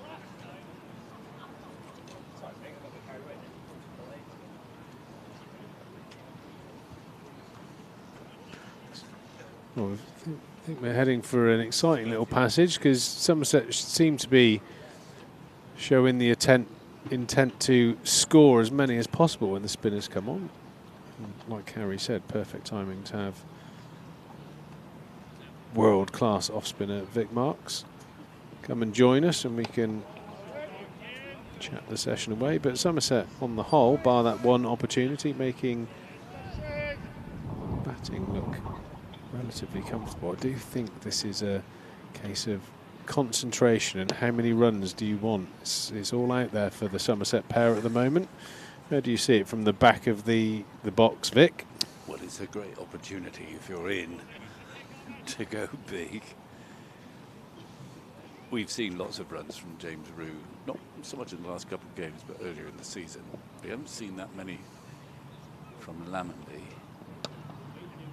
And actually what I've quite enjoyed, and I think it's always a good ploy if you're going through a lean patch, which he has been, is that he's actually been quite aggressive, played with intent. Sometimes he looks a bit dozy out there, doesn't he? And a bit passive. And if you're struggling, well, I'm sure you'd agree with this, Pete. But if you are struggling with the bat, I think it does help to have a positive outlook and say, look, you know, I'm not going to retreat into my shell and just try and survive, because you probably get out anyway. Yeah, I think there's. I mean, it doesn't only help you score. I think there's. Moving, doesn't it? I mean, it's one of the. I think it's one of the most complex things for young batters to get the feel of or understand. When you're batting, you need to be relaxed that state doesn't lend well to being super focused. But you need to be relaxed within your body, so you move nice and fluidly and your footwork works. But you also need to be, concentrating at a very high level. Those two things don't really marry particularly well, if that makes sense. So I always find that if you are going through a bit of a slump, be aggressive but cautious. Try and be measured, but yeah. But actually, you find sometimes that when good technical players that Lammonby are aggressive in their mind, their defence actually gets better. Exactly. That's the hit point. the ball with the middle of the bat. You get into better shapes. Your body moves more efficiently and sharper. The idea is you're in a better position when you're defending the good balls if you're aggressive, if you're looking to be aggressive, I think. And he's played a few flighty shots, particularly in that last over against Carson, and he mishit a sort of lofted drive off the toe. And he wasn't quite there, and he got away with it. But it does kind of give witness to the fact that he is not going to just sit there and just doggedly try and accumulate to get out what has been a bit of a rut for him, really. Yeah, I mean, two scores a note in the championship games so far, which is slightly underperforming. But that's the great thing about county cricket. I mean, it's all out there for these two in particular. Lammonby, who look at that. I mean, can change a 20 average into a 40 average today if he really wants to. Another brilliant shot there from James Rew. That brings up his half century, waltzing down the wicket and swatting that over mid-wicket against the spin. Be able to take the ball from the off spinner and smash it through mid-wicket or skimmer over mid-wicket there without it looking too risky. Well, it would be turning too much, but. Do you agree with my thoughts about the headache presented by Somerset if they are taking too many runs off of the spinners? Well, I mean, what you're looking for, Robinson, it is not an easy. And I tell you what, it's windy and cold out there. If you're on the balcony, isn't it? You don't feel that here in this lovely country place. But what you're hoping for is one end to be tied up by a spinner. So in not very nice bowling conditions, you can just rotate your little seamers at the other end. But you love a spinner on all the time. And in these conditions, keeping it tight and putting a bit of pressure on. But there's no pressure so far. Well, almost across the day, it takes a spell off of each seamer, doesn't it? If a spinner can, like I said, go, ideally pick up a wicket or two, but go at 2.5 runs and over, and keep control of the run rate. But at the moment, that hasn't been the case. Both spinners have been attacked early. Yeah, they're both quite proactive. Rew doesn't like to sit. He likes not to sit on spinners, but to take the game to them. We've seen one big shot there, and he's getting in a slightly odd position. He likes to work it on. He likes that short boundary over there on the onside. But he played a big shot, didn't he? That's a big shot to hit it, smack it over mid. It's a length ball really on about middle and leg, but he's gone down. He trusts the pitch. It's not turning much at all, I don't think. And somehow cracked it over the mid wicket. So it wasn't a bad ball particularly, but he's lashed into it. And they're not letting either of these spinners, both quite highly rated, settle. Coles has only bowled 1 over. He actually was pretty ropey over. He took a go for 5, to be honest. Dragged several down. Field spread quite far and wide. He does look catch Wheeler now, though, when he comes down the pitch, almost played it one-handed. Yeah, it certainly feels like a conscious decision by these two to not allow the spinners to get into their work. Well, there isn't much to help them, I don't think, so far. Hopefully, to be the really good pitch, it will turn increasingly. It hasn't shown no sign of it so far.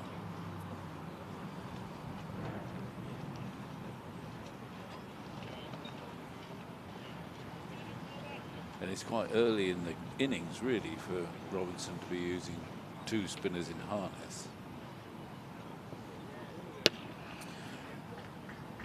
these are ordinary deliveries that, in a way, the bowler's happy to give one to. Both dragged down, but they've got the protection out there. Yeah, but it'd be typical, really, if Lammonby, after a slightly slow start to the season, can chalk up a decent score. And when's the next championship game after this one, with the break for the Blast? It is. I think it's towards the end of June, sort of June 20th, around there, or something like that. So it's about a month away. 19th of June. I just had a look. Yeah, so I was just thinking that, you know, this is the sort of the batting conditions and days play where you can really turn around the season, give yourself momentum into the next game. But he's now got a month of waiting for the next game, so even more of a reason to drop that anchor and stay out there in the middle of the Cooper Associates County Ground and pile on some runs. Well, you've got to get a bit old pro-ish, haven't you? You definitely have. Friday, August the 7th. Well, I think a lot of old pros would be very happy to come to the ground to watch Somerset take on Surrey and then stay on to watch Supersonic Queen and more local bands to be announced. What a great day out that would be. That's a tribute band. That is a tribute band, yeah. Freddie's not available. No. He's hit that one a bit better. Big shot and all the way into the Botham stand. That's Rue. Just keep checking it. It is possible to tell the difference. They are both left-handed, but Lammonby a little leaner and taller.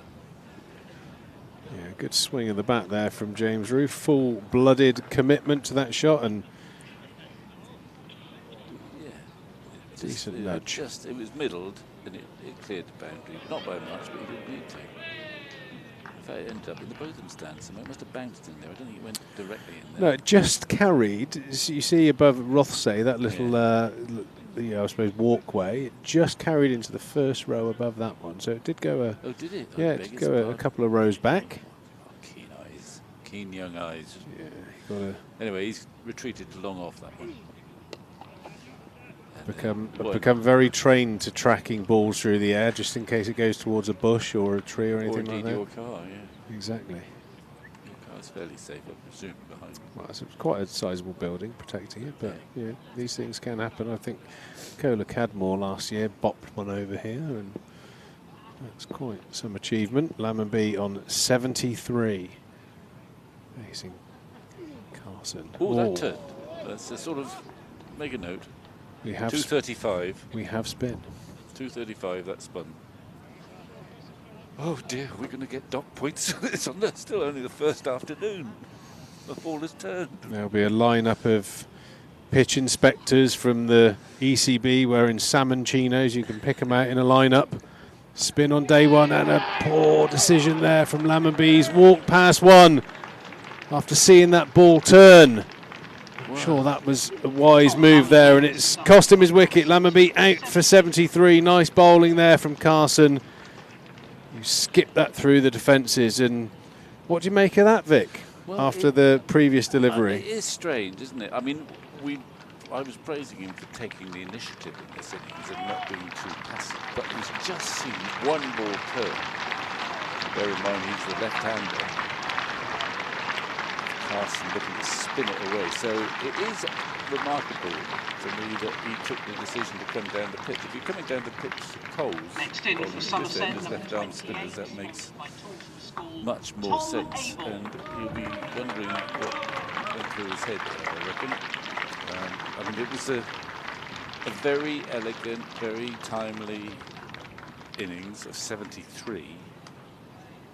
But I imagine he will, and he should be, feeling as if, oh, what a waste. He played beautifully, timed the ball beautifully. He's a beautifully sort of elegant player. But he don't really get the really big, he's never really got the big scores. He doesn't cash in like he's not an old pro-ish sort of type, is he? Yeah, I think, just seeing that, ball turn from that same line, I think would have red flagged coming down the wicket just for a period, just to monitor it, because there's nothing to say that Carson just hasn't found that pace.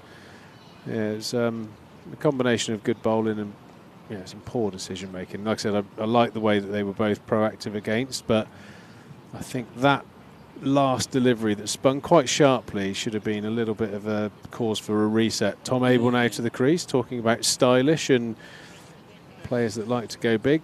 Tom Abel certainly does that. Well, it's another new day. He's been in great form for Somerset this season. He got critical runs, critical moments. But my grandfather, he said, well, he's due to fail. he worked on the basis if someone got a double entry bound at dropping, he ain't going to do that again. But well, if you've been around cricket for long enough, there's probably a good cause for that kind of mentality. I'm constantly saying to my youngsters who play the game, never too high, never too low, because you know you're as likely after peeling off 100 to get a Sharpham shooter and hit on the shin first ball the next game. So you've always got to moderate your emotions in this crazy game. Tom Abel taking up his normal stance, very much covering the stumps, backs himself to hit those straight balls back down the ground, and anything thrown wider he's going to get himself outside the line. still, we did see, the ball that actually dismissed Lamby, I mean, I think it did turn a little bit. The one previously turned quite a lot. Yeah. I mean, he not only did he not adjust to the turn, but the length he was stranded. Well, it did him on the inside edge, and it looked like he sort of, I think maybe the replay would concur with this, but he sort of came down the line of the stumps and the ball was outside off stump, and he ended up having to reach for it, so he was almost trying to push it into the point region with an angled bat, and it just beat him on the inside edge. I think my gut feeling is it didn't spin. A nice delivery there, just sliding across Rue, but he's going to pick up a couple of runs for that. Yeah, well, that's a false shot. Good stuff from the Sussex pair, who have been put under the pump by the Somerset batters, but have created some opportunities, and lovely bit of drift there. They're both on the right hands. If you're an off spinner, you like for the right handers the ball to be going from leg to off, or the wind to be going to leg to off, and likewise the left arm spinner. Well, they're certainly bowling at the right ends for their skill. From a drift perspective, I'm sure that little bit of drift across the left-hander will get the Mark's nod of approval. It was a nice piece of bowling.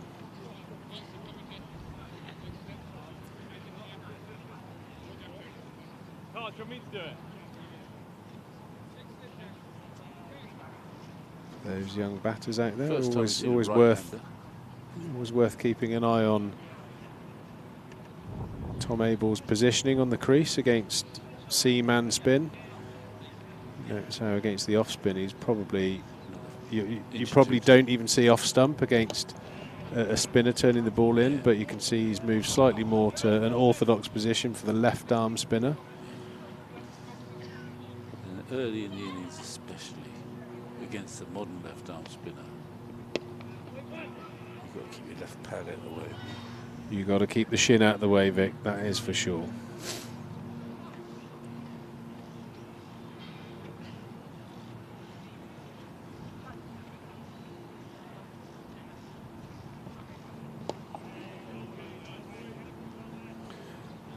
It's nice to see in a way. First, you often see two spinners in harness on a flattish pitch at 2 o'clock, 2:30 on the first day. We're not playing on a raging turn here. We've seen one ball turn and then a wicket taken, probably partly as a consequence of just that one ball that turned. Induced a sort of odd reaction from Lamby, who, as I say, had played well, but there was more than 73 out there for him today.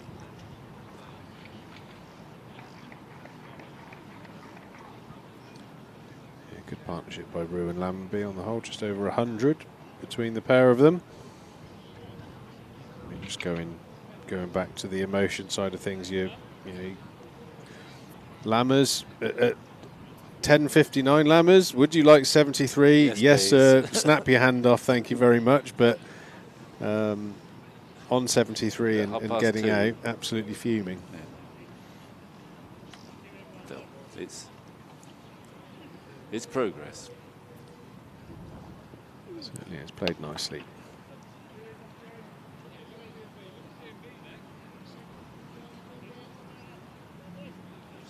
New batsman come in there. If you bowl well, Abel's not the sort to take early liberties. He just play the ball on its merit. So if you bowl well, you gain a bit of control.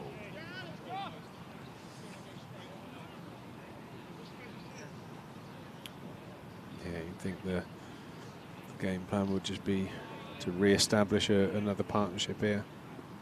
Clusters of wickets like we saw at Sophia Gardens in that second innings was the difference between winning, the losing, being top of the league or not. So really important that you give your new batter just some time, nice bit of calm. I didn't actually see that live, as one does, flicking on at the end of the day. I mean, noted that Somerset had a significant first innings lead. I just sort of check what the final score is. 32 for 6 caused a few palpitations. Like 30 for 6. 32 for 6. It wasn't the close of play. It might have been. They may have been a partnership to get them to 32. I'm not sure. Well, another good performance from Abel and Lewis Gregory at the end to rescue that situation. But yeah, it was that period of play was quite out of context for the majority of the game, and again you can pretty much pinpoint the loss from that little mad period. Yeah. But credit to the young bowler, first class debut, getting a hat trick. What a great week for him. Indeed, the older bowler Hadley who back 4 or 5 overs. Amazing. It was 250 balls somewhere in that region. Great effort. At least 3 of which are bowled by a spinner. Yeah, I've been questioned when I've got my steps up walking around the ground. Why did Leachy only bowl 1 over? I was like, well, it's really hard to justify that. That you bowl 115 overs and your international quality spinner only bowls 1 of them. It's, to a tail end. Yeah. Especially as tail enders, even in defensive mode, have a proclivity to play the occasional slog sweep or wild hack. Or forward defensive that hits the front pad. Yeah. Anyway, but that's by the way. That's history now, but it was driving me scanty. You tail enders, I mean, it may apply to a lot of batsmen, but tail enders, they don't like to have to think too much. And when you're playing against a slow bowler, I mean, you can see why in that game it was very attractive to keep bowling seam because there were a lot of play misses, time and time again. And there is a case that tail enders are probably their most susceptible when they feel like they can get after the bowler. And I think probably if Leachy bowling wasn't spinning a great deal, they might just take a liberty. well, it was or two. worth a go. But anyway, that's now history. Yes, we move on. 175 for 3 here at Taunton. That wicket from Carson dismissing Lammonby for 73 has just changed the dynamic of this middle session here. I think we'll see, day 1. I think we'll see a little bit more of Leach in this game.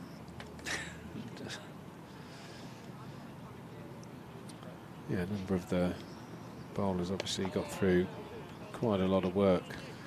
Yeah, I mean, it was quite heroic the way they kept going in a sense. 4 bowlers essentially bowling 100 overs between them.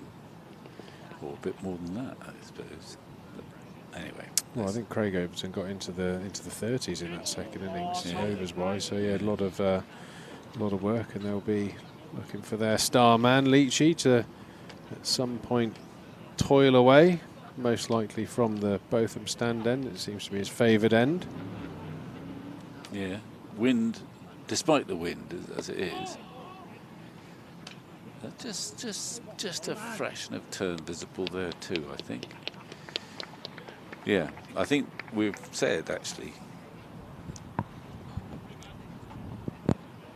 We've said that they're at the right end because of the wind, i.e. it's going from off to leg when he's bowling at a right-hander. Is for Coles, the left-arm spinner. They're at the right end, but Jack Leach actually likes bowling the river end, come what may. No matter where the wind is, he seems to prefer that in. Yeah, it does look like there's an area for the spinners that is a little bit drier. I mean, even throughout this day, that hasn't particularly had a huge amount of cracking sunshine. That sort of green tinge is starting to brown off a little bit, and probably why the seamers have, although bowled well, looks relatively manageable. Not a huge amount of movement there, so it does look like across the home games we've had so far, the drier of the surfaces we've had. So I think the spin's going to come into play, and hard to argue that bowl. 2 spinners are operating at the moment. Nicely played by James Rue, who does enjoy batting here at Taunton. He's got himself to 65 now. He's looking to make amends from a slow week in Wales. Did you have a look at the pitch this morning? You're our resident pitch expert. I didn't go out this morning. Right. No, but I Get probably your will keys do out. tomorrow. Do you get your keys out or not? Not No keys. I think you play here and spend a lot of time wandering out on matches. You can actually get a good sense of what the idea is, and like I said, those slightly barer, drier ends does lend to the curator and the strategic setup of the pitch to maybe deteriorate at some point, and the inclusion of Archie Vaughan. And in fairness, they've bowled well in tandem from time to time. Yeah, Vaughan and Leach, so a good pair.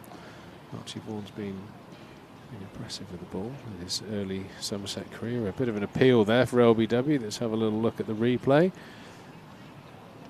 It's actually closer than you think. Yeah.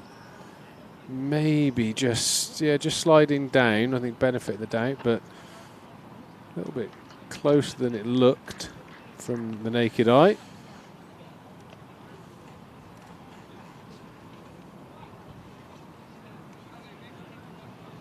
It's actually quite close, that bit.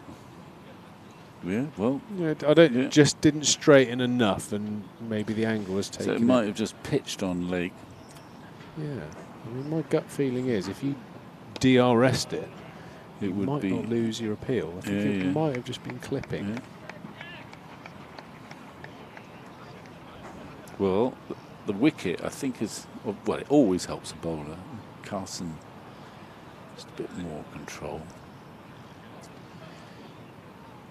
Well, we've got a festival of red ball cricket. Somerset taking on Warwickshire on the 19th of June. That will be our next championship match after this one. Lots of activities around the ground for the youngsters who will be on their summer holidays. Food stands. We normally have some sort of pop-up petting zoo. Petting zoo. Always remember there's always a couple of goats and at least one armadillo in the car park, which is great for the kids. All the guinea pigs and all that sort of stuff. So can't confirm if it is there. I'm just imagining they hopefully will come back. People will be disappointed if there's not a pop-up armadillo now. They'll have to find one.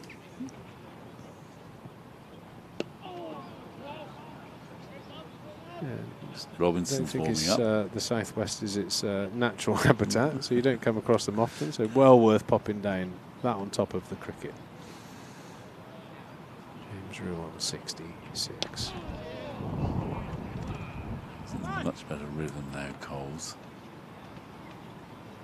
Robinson's at first slip, and he's doing some exercises.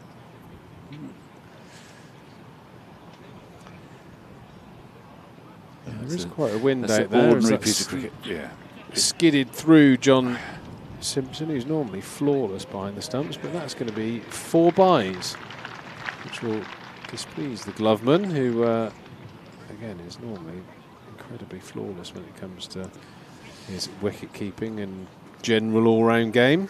Yeah, bowler didn't do him any favours. He's an exceptional wicketkeeper batter, isn't he? He's churns his runs out, and he's very good glove. Since he went to Sussex too, he's churned even more runs out, it seems to me. Captained them with success. He must be quite a senior citizen now. He seems to have been around for ages. Yeah, I'm not very good at age thy player, but I would say he's got to be 35, 36. That would be my dart in the board. Yeah, we need a cricketer. We could Google it, Annie, couldn't we? Says the person who's written a wonderful preface to this year's edition. Oh. Coming back into the attack from the river end. Well, he's 37. There you go. See, he's a relative old man. That was on the wire for my dart in the board, just outside the treble 20, single 20. Well, we can see it's nearly T20 time because the temporary stand by the car park there is up and waiting to be filled.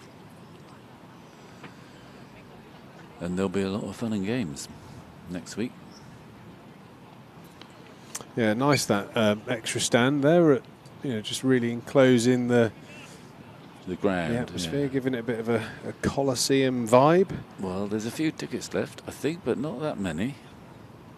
In comes Robinson into the attack. A nice little bit of shape away from Tom Abel. This will be a good test of Abe's form. Ollie Robinson was metronomic in his first couple of spells, picked up that wicket of Josh Thomas and looked like he had a real good rhythm in his second spell from that end. Yeah. Makes it a very simple operation, doesn't he? Just very natural, isn't he? Yeah. I mean, that's the real work on the two younger seamers. Even though they've bowled well, another 20 overs have passed, and Robinson is still managing to get the ball shaping. I mean, I don't know this because I'm sure it is looked into, but those hand positions, ball positions, and your skill of your wrist. I mean, like I said, 20 overs on, Ollie Robinson's come in straight away and he started to swing the ball instantly. There's a higher challenge to the batters, whereas the two higher pace seamers that came on after Robinson, Finn Prentice has got good skills, but the younger seamers, it was all very sort of straight up and down. Decent pace and all, but that's a beautiful shape Ollie Robinson's producing there. That is the work on for young seam bowlers with a bit of pace. If they can learn those little dark arts of the wrist.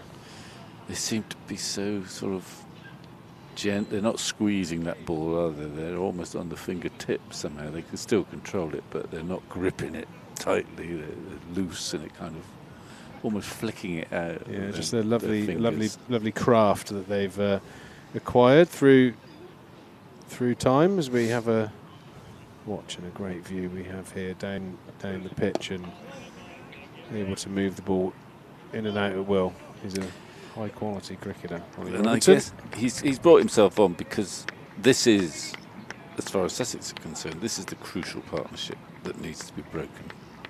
Because, I mean, you don't have to be a cricketing genius to recognise that Rue and Abel are the real danger men in terms of run scoring when you play Somerset at the moment. And so I like the fact that he said, right, I'd better come on, I'll see if I can get one of these eggs, and we get new batsman Abel out. Because if I don't, he could be here for a long time. Yeah, I think... and Abel knows that, because look at him, he's leaving the ball well at the moment. He's not going to try anything clever against Robinson, I don't think. Yeah, one or both of these makes every Sussex player's day a lot easier, no doubt about that. I mean, yeah, not only very talented and technical players, but they're very run hungry, both of them, aren't they? Yeah.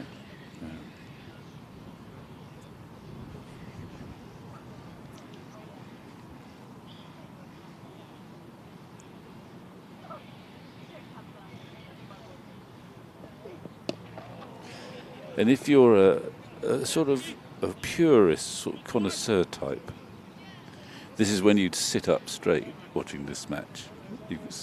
It's gone from, some of the seamers running up one slip, spread out. And then you've got Robinson, record by England, 70-odd test wickets in a short space of time, 22 or something like that, up against Abel, high-quality batsman. And nothing much has happened, but it's actually two real craftsmen head to head in their own different ways. You're not getting all scores and runs, but it's an interesting tussle. The standards, just the pedigree's gone up. Yeah, and Rue at the other end, so when the squad meets up, who's going to have the bragging rights and on the team bus? And they meet up at the training ground or hotel, wherever they meet up. I read somewhere that Probably meeting up on the 24th. The match doesn't start until the 4th of June, I don't think. Golf day? Just a bed in? Yeah. Well, Rue only, I mean, he qualifies because he plays. Well, I remember you interviewing him a couple of years ago, about 5 times in one evening. And you established he was playing off 2. Yeah, he's a nice golfer. I played with him not so long back. Burnham and Barrow. He's in. Lovely golfer. Left-handed, A presumably. little bit excited with his running between the wickets there. He can stop that. Yeah, good call. Good send back there from Tom Abel. Senior statesman needs to look after those hamstrings. Yeah, good show of desperation there for Rue to get back in, getting the well, you're right. full dive. He is run hungry, though. It's a great asset. And he recognises when conditions are in his favour, which I think by and large they are now. Yeah, he's a talented lad. Is Rui? Like I said, we played a lefties versus righties at Burnham and Barrow. Truscothick and Rue versus Trigo and Waller. And the Street Rats came up on the last. Oh, did they? That's me and Waller, by the way. I thought that was. I didn't think it would be Truscothick and Rue somehow. He just came good. That's just. So, I know that Truscothick's more or less off scratch, isn't he? Yep. Rue's off 2. You're obviously plus something or other. we all play. And Waller is in the same category, is he? We all play off the stick. Oh, right. He's a serious golfer too, then. Yeah, I think there's a I mean, there would be shots transferred between the group, but not much. Not many, but we're all way too proud to take shots off at each other. So we go right. No shots. Let's crack on. And it went to the 18th then. Yeah, it was. I think we all had a bit of a hash, but the right-handers came good. Right, there's a bit of an offer on. Well, the group offer of Blast tickets, 10 tickets, 10% off, 20% off, 30 tickets, 30% off. So if you are a person out there that wants to come to the cricket and have lots of friends, go onto our website because there's a great offer on Blast tickets for this summer's competition. So check that out. Yeah, you can have your club day out. You know, all your club members could pile in. The more the merrier. Yeah.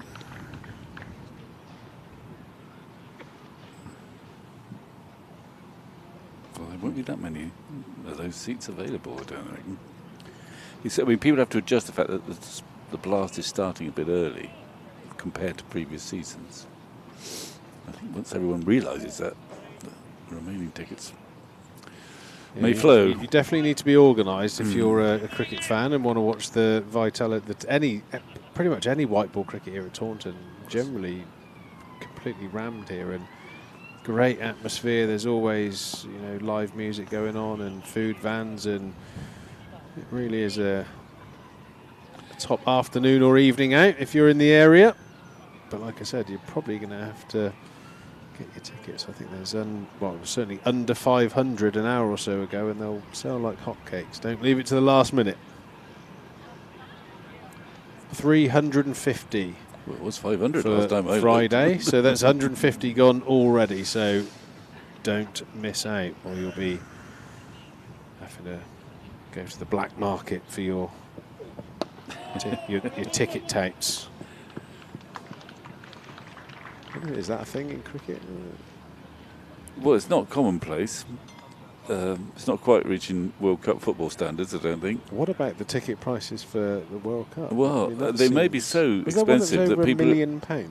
Well, there was an item on the news. That's got to be. That's got to be a It's, bit. I of mean, a they are clickbait, preposterously expensive. I know that, and I know that there was some piece somewhere I've either read or listened to about hoteliers in America preparing for this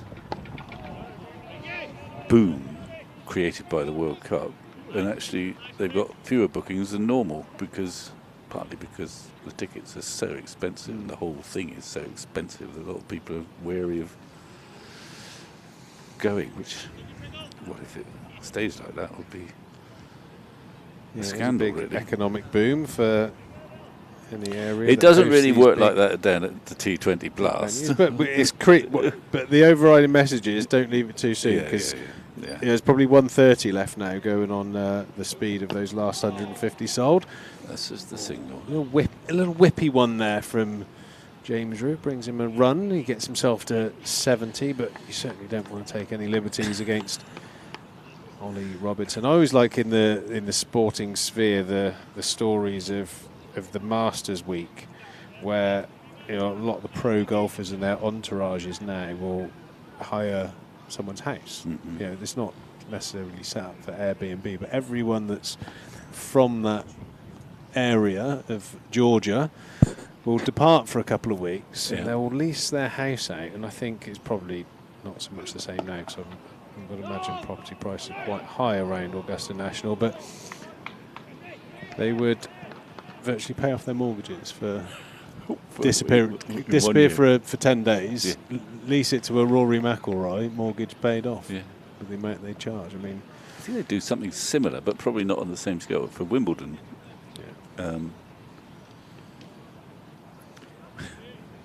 One of the agencies, I think, when Wimbledon's on, take control of a house just across the main gates up the hill a little bit, and they have a big marquee rolling buffets, and all of the commentators are in there, and some of the players the agency look after. I mean, it looks like an expensive undertaking, soon to be coming to the Vitality Blast. There's a change of bowling here at the Trescothick stand end. Haynes back into the attack. He's picked up one of the 3 wickets that have fallen today. An LBW.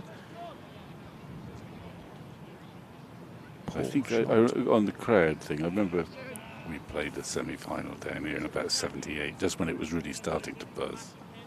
It was against Essex. It was an epic game, as it happened. And health and safety wasn't quite so prevalent in those days, but they did shut the gates because it was full up. Whereupon our chairman, who was a bloke called farmer from Sparkford called Herbie Hoskins, went and opened them again on the basis as you've got to make hay when the sun shines, and he opened them up. And a lot of people watched the game standing up, obviously. But I remember footage from what a shot there from Rew. He's going to.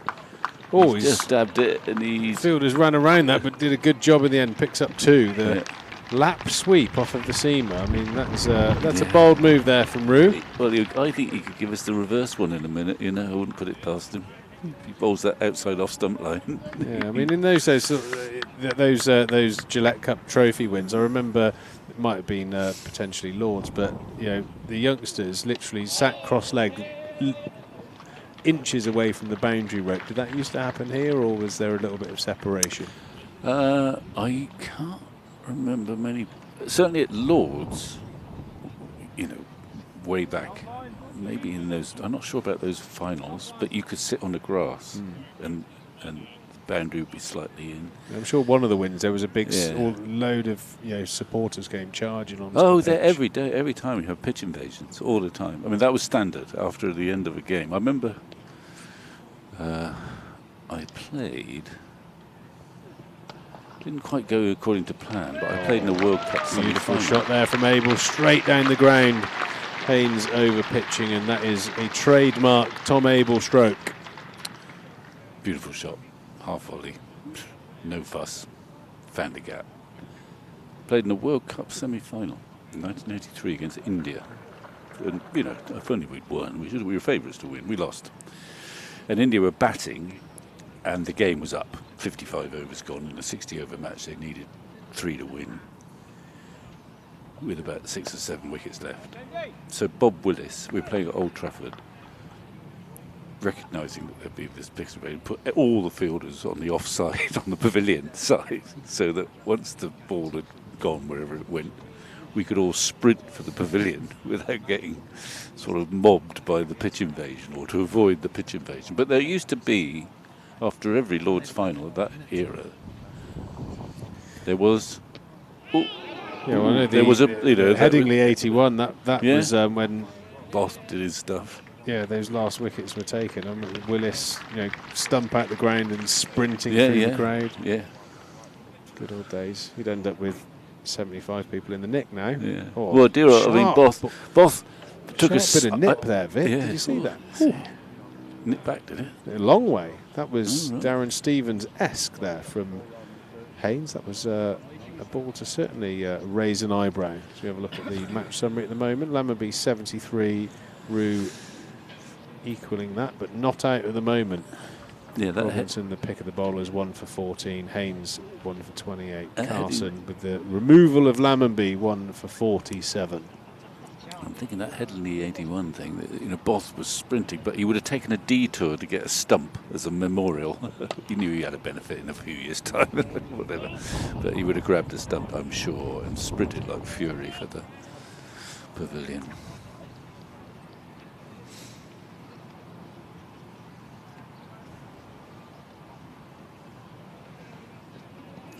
So far, Robinson's bowled in 4 over spells. So if you're thinking, here's the danger man, he's got this one and probably one more if he keeps to that pattern. Might have to do a bit more when he's with England, I reckon. That's a good shot, isn't it? He makes that look so easy. Very easy on the eye, beautifully played on the up there from James Rue, but holds a lovely shape, great balance. 200 up for Somerset. Picks up another boundary, moves Somerset on to 200. 201 to be precise. For the loss of 3 wickets. Change of angle now from Robinson, back over the wicket. 3 slips waiting. Hello, that's 4 more. Don't worry, save your legs, as they used to say in Australia. Not quite a half volley, but a bit of width, and bang. Yeah, he's gone for the over the wicket, push it across Rue, and Rue equal to that. Boundaries consecutively on opposite sides of the ground. Making up for a slow week last week with the bat. Up to 81 now.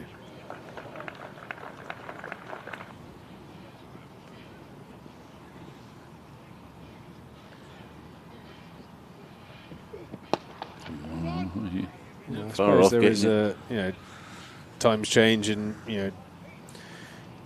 things do change, different threats and priorities and all that sort of stuff. But even when I was playing, that start of play, lunch tea, the square would be roped off. Yeah. Kids would be on the outfield playing bat and ball, and the very keen supporters would have a little look and make their own assessments of the pitch. It was always quite a nice thing, but potentially as time goes on, harder to control. It's a leading edge there for one. Oh. Yeah, that's right. I mean, I can remember, Sunday league games where you get a crowd and people would come onto the pitch, and then in some corner we'd be doing our fielding practice with a few eyeballs going up and, just trying to... But, I mean, there were people milling around all over the shop, really. I mean, looking back, it was probably... Well, it would now be regarded as a terrible safety risk. Coming on to have a look at pitch, stubbing a fag out at the top of your run-up. Robinson into Abel. Ooh, down the leg side. Was there anything on it? Buys or through Simpson for 4, buys again. Well, that must have jagged back then if he didn't get a touch on that. You won't like that, Simpson, but that must have nipped back, but went down the leg side. Anyway, that's quite a handy over for Somerset. Moving as sharply as he did. Now 37, John Simpson, great wicket keeper, and yeah, that's jagged and kept on going on that angle. Didn't quite get enough of a glove on it to save it. Haynes back in. I think it's just flagged up that last ball of his previous over. It really did nip back sharply to Tom Abel. So important that the Somerset batters are very watchful and not sucked into the fact that he hasn't got a great deal of pace, but he's clearly got some skills in bowling a place where the ball might just deviate.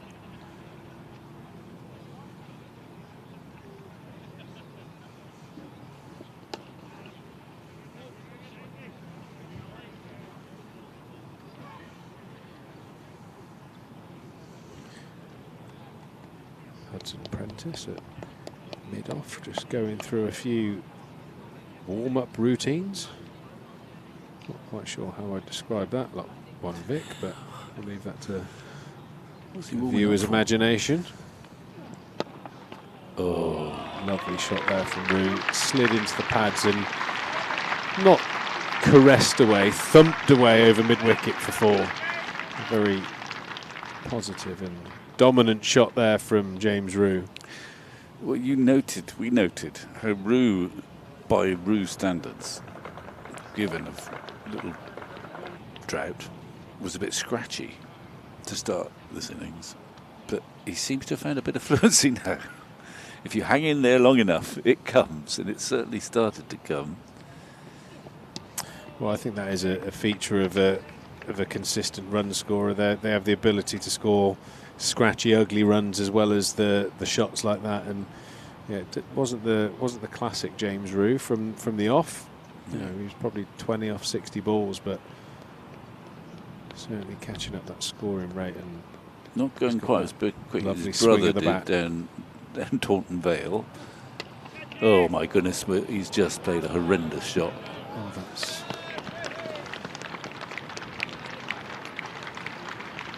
that's a speechless moment. That's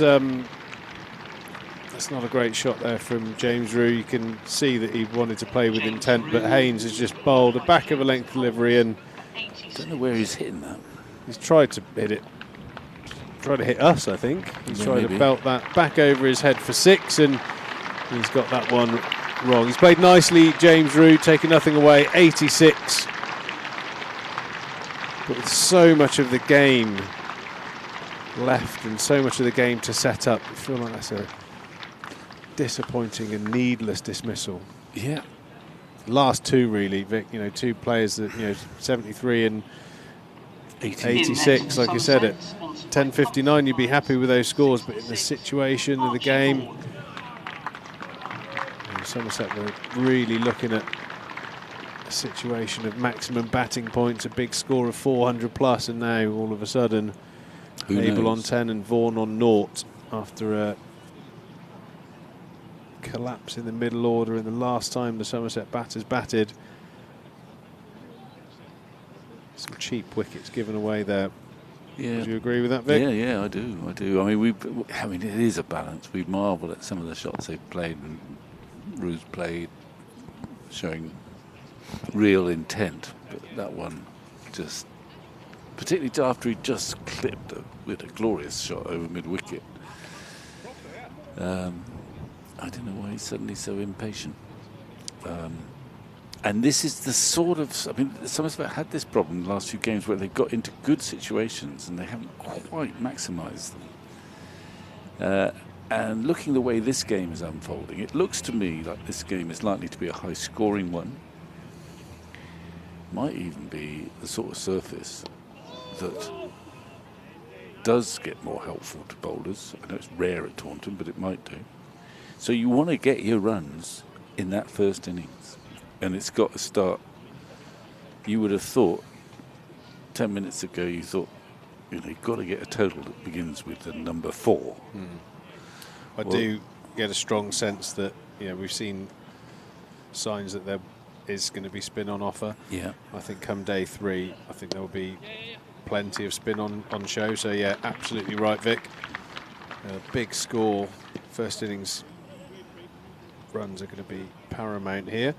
There was a bit of a giveaway from James Rew, who was batting beautifully. We talked about the early part of his innings where he's a little bit not quite at full flow. Those last 40 runs he scored have been absolutely, great to watch, wonderful to watch. A lovely flow of the bat, and 186. That looked like a bit of an old-fashioned hack. Let's bring Vaughan to the crease. He's picked up his first run of the innings.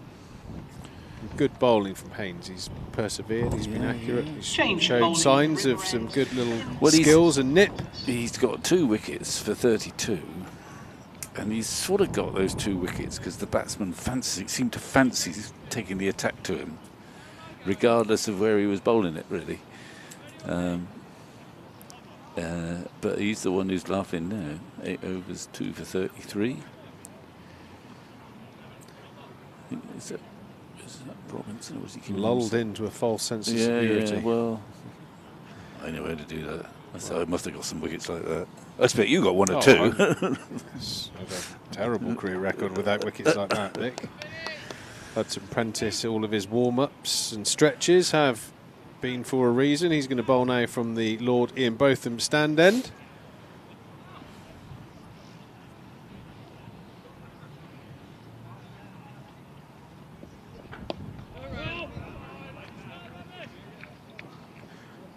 Take a comfort break.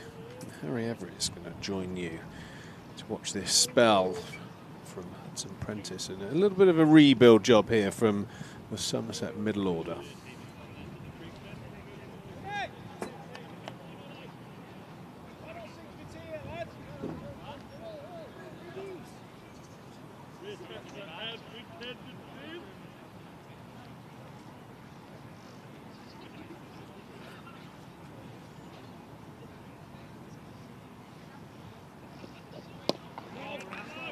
Archie Vaughan.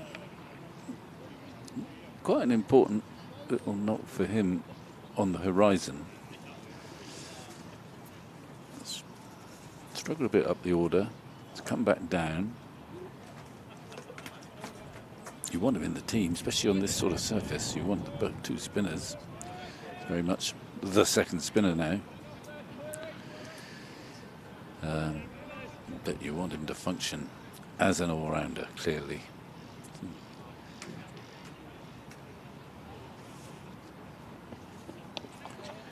Just getting over that James Rew dismissal, Vic. That was bizarre. It was, wasn't it? Very unlike him. We talk about his temperament, and well, we were talking about his fact he's sort of a run-hungry type of batsman, which is a great virtue. But he played an extravagant shot there. I think I've almost commented on every game of his home career. I don't think I've ever remember him getting out in as poor a way as that. Easy. And you're right, that Tom Haynes, is it that teasing, oh, you think he's an average medium pacer, you want to get hold of him. And he picks up wickets. Yeah, well, he's got 2 from fairly ambitious strokes both times.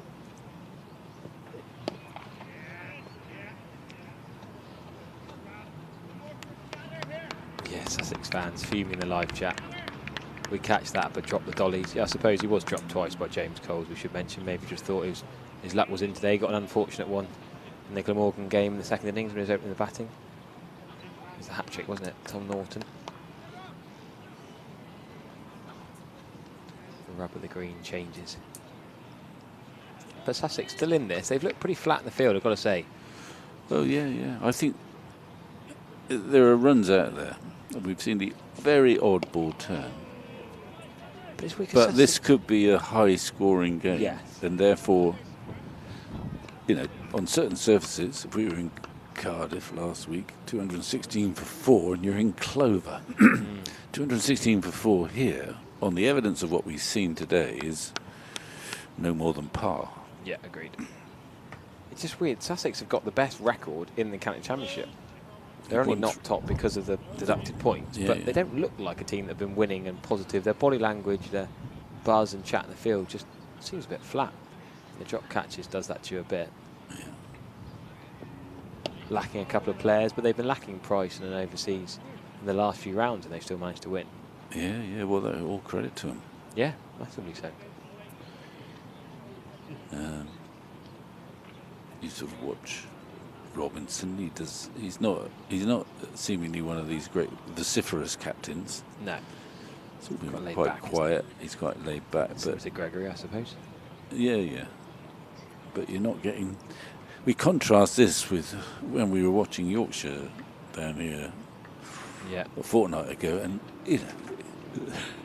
there was this incredible noise coming from the slip cordon, from everyone on the field. Not that I'm advocating noise necessarily, but no, but it helps, doesn't it? But they're quiet. They're quietly going about their business. They got 4 wickets. That's not a good ball from Haynes. A freebie for Warner's legs. Only one though, because Deep Square Leg is out. They could feasibly use 8 bowlers here. Already use 7. Who's the Jack next Leaning one? would be the 8th. He's the off spinner. Yeah. Probably Well, slightly less good a bowler than Joe Root. I'm thinking of Bess and Root as the 2 spinners used here in the last home game. Well, I think Root's a pretty good spinner. Yeah, the fact is, he's not such a good bowler as he is batsman, but he is actually as good as a lot of spinners around the country. That's nice. It's neatly tucked away. Let's say Joe Root couldn't bat. Let's say he's a genuine rabbit, number 11. I think he would get in some county championship side as a spinner. Put that out there. Maybe. Yeah, well, on the evidence of his spell the other day, he's partly a danger because he's Joe Root and he's full of confidence and he doesn't feel any pressure as a bowler because he knows that it's a bonus. But he's got wickets. He's got 70-odd Test wickets, I think. He's got 70-odd Test wickets and about 100 first-class wickets. So most of his wickets are in Test matches. And he's got the change ups. He goes more round arm. He goes more straight arm. He goes round the wicket. He goes over the wicket. He's clever. He's canny.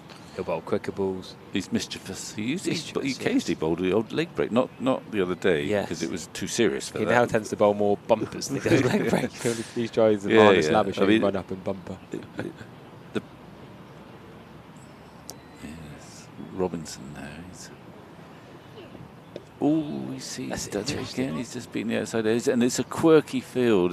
Look at those 3 mid wickets, but he bowls it well outside off stump, trying to tease. Well, that is Abel's area, isn't it? He loves the clip through mid wicket, and he's got 3 of them standing there saying, "Okay, well, see if you can get it through us along the ground or possibly in the air." He often used to have a leg gully in place, did Tom Abel? There you go. But he scores a lot of runs in that region, and they're sort of in catching positions.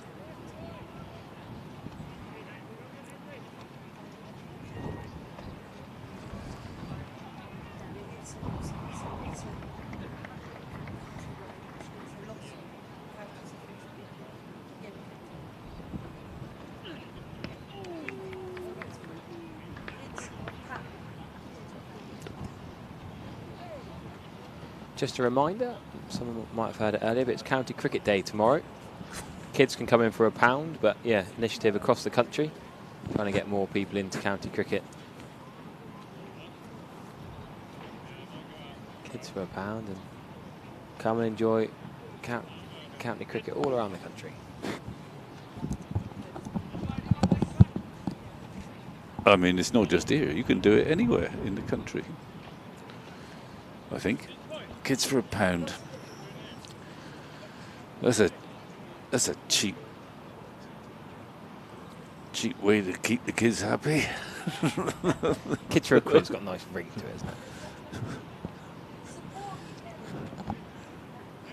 Well, it's a very good initiative to promote county cricket. So they do a non-league football day. And they do a county cricket day. Yeah, similar idea.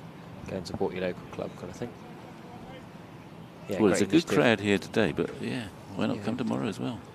Yeah, good. Counties get behind it. Well, that's Ariel. He's middled it, but it's gone close to point, just behind him before. I guess when you get a short wide one, you slash at it hard. I Maybe heard 1 in 10 you get caught. I heard the catchets from someone, but he more or less middled that. I agree that if you're going to go after those wide deliveries, go at them hard. Yeah. No, interesting. Archie Vaughan, he's batted at 5, he's batted at 7. I know. Well, it's it's a tricky one, isn't it? In that Somerset have been aching to find some sort of opening pair, and it's absolutely fundamental to a good side, really, to have a fairly reliable opening pair. They're not always going to succeed. Yeah. And he's found it tricky, and it is harder, much harder, I think, to bat up the top of the order, new ball, movement, tricky times. And it's one of them, if Archie Vaughan didn't bowl, it was pretty clear he would have been dropped at different stages, but he's been kept in the team ahead of Will Smeed, sometimes Goldsworthy, sometimes... Certainly last season he played just Ameed, about every game. Dixon, yeah. I think. But because he bowls a bit, he's not getting absolutely. runs. And of course when he bats, when he's there, he looks the business. And it may be that for the moment, his best chance of scoring significant runs is coming in down the order. Well, is it funny he that seems it's to have Sussex? a slightly open, he seems very, he gets out in what look like good ways quite often. Yeah. I.e. defending against a new ball with a slightly open face. Not much foot movement too, so you're in LBW territory. Well, it's harder to get away with that at the top of the order. Yeah, yeah. And we'll see how he goes. He's come out very positively already. He's got 8. Well, remember in his no innings time. against Sussex last year. He got slipped down the order. Yeah, so Yeah. twice he's back in the middle order against Sussex and he's looked good. So in some ways, it would probably suit him to be in the team, but batting around about now. Well, think of the One Day Cup. When he first came into the One Day Cup, he slotted into that middle order. Yeah, Got and run then out. he Then we got run out that first ball Oh, without yeah, facing. yeah. Andy Mead hit a straight drive. Andy Mead hits the best hard straight drives, and Vaughan couldn't get back in his crease and was But gone. then was it last summer? Yeah. He opened the batting, didn't he? Yeah, and and Lammonby they did got quite well. significant runs. Yeah, not amazing. I think he got runs up at Yorkshire away. He had a good Did he? score. Oh, right. Yeah, not as Yes, good as the Lammonby Reed scored boys or lots in Lammonby. that, didn't he? You think it could be Vaughan and Josh Thomas in the One Day Cup this year, with Lammonby at 3. No Rouge in the One Day Cup this year. Finn Hill, if he's fit, will come in at 5-ish. Goldsworthy. Yeah, well, if you look at that top 6, Finn Hill takes the gloves, the other 5 all bowl. Your top 6, you've got...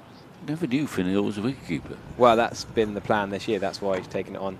He's gone to Callington, where Matt Thompson is the keeping coach and is helping him with it. And he's, he realised himself. Talking to Finn the other day, he realised himself there was an opening with all 4 keepers gone to the franchise competition across July and August. You're not going to stop Archie Vaughan, Josh Thomas, Tom Lammonby bowling.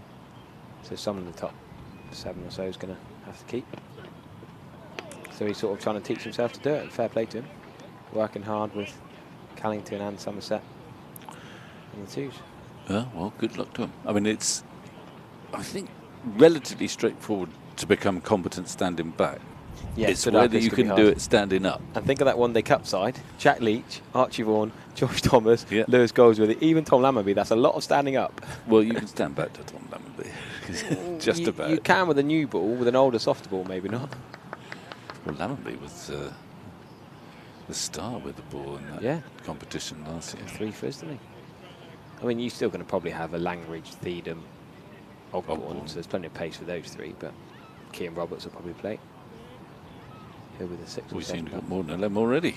There's a lot of bowling there. Well, that's always handy. You expect 1 or 2 might be injured. Who's captain? I can't work it out. I Who was would guess captain maybe last year? Lammonby. Well, it was Rue, wasn't it? Yeah. Dixon and Green before that. That's close too. That's Came what back in, didn't it? It just, it's in the air a little bit. It's, I mean, whew. This is an interesting replay because that moved a long way in. Wow, going back to the One Day Cup, think of that Tom Taylor delivery. Was it George Thomas a couple of years ago? Worcestershire here. Moved an absolute mile, the most I've ever seen a ball swing in at this ground anyway, and that wasn't far off from Haynes. Decent movement. That's this gone one the hasn't other way. come in. Yeah, it's gone away. Not as much away as the previous one came in, but showing good skills. Yeah, here. yeah. I was going to say good control, but it's not necessarily been great control all spell. But No, but finding any sort of movement. in non-overcast conditions when gives the ball's 60 overs gives old. you something. Yeah. I'd always say this over, the ball swung more than I know. the opening bowler's got the ball to move. Yeah, he's got one going in and he's bowled 2 going away. Fascinating over this, and 3 dots from Tom Haynes, the top order bat, former recent England Lions captain. It is odd how the England Lions captaincy seems to change so much. Well, as part of the, I imagine, a sort of voyage of discovery for the give people a go. Selectors to see how they react to the responsibility. It's a difficult job, really, to be captain of a Lions team, because, in a sense, most of the players are sort of playing for themselves, really, because they want to make an impact. They're glorified friendlies, aren't they? Yeah, it's an individual. And then, as captain too, you've got to make sure you give, particularly your bowlers, a sort of equal opportunity to shine. But there are good times to bowl and there are bad times to bowl. There's a lot of all-rounders you've got to try and keep happy. Yeah. So it's not an easy thing to do. I do agree.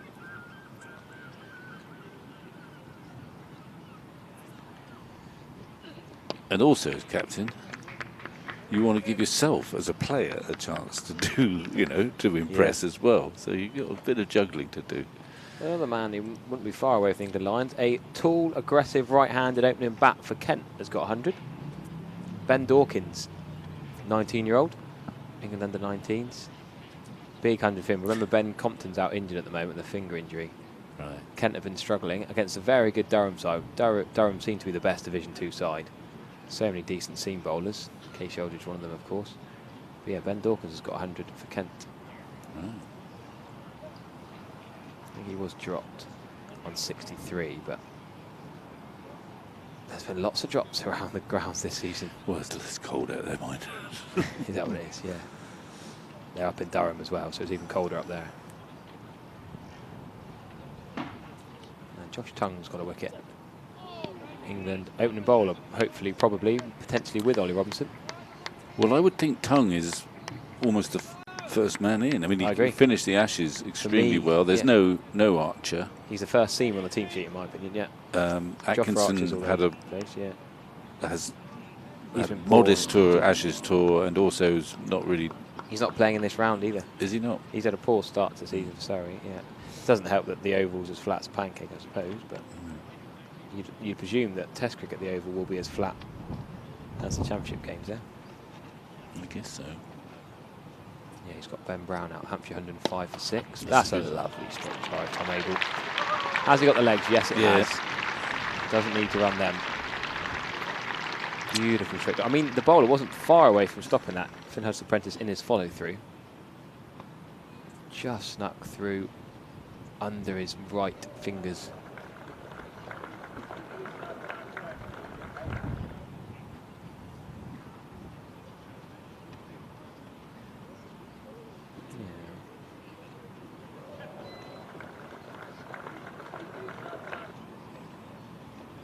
This is where Sussex would love to have an overseas quick. They'd love to have a Nathan McAndrews or a Jaden Seals, just to make something happen in the middle overs before the new ball.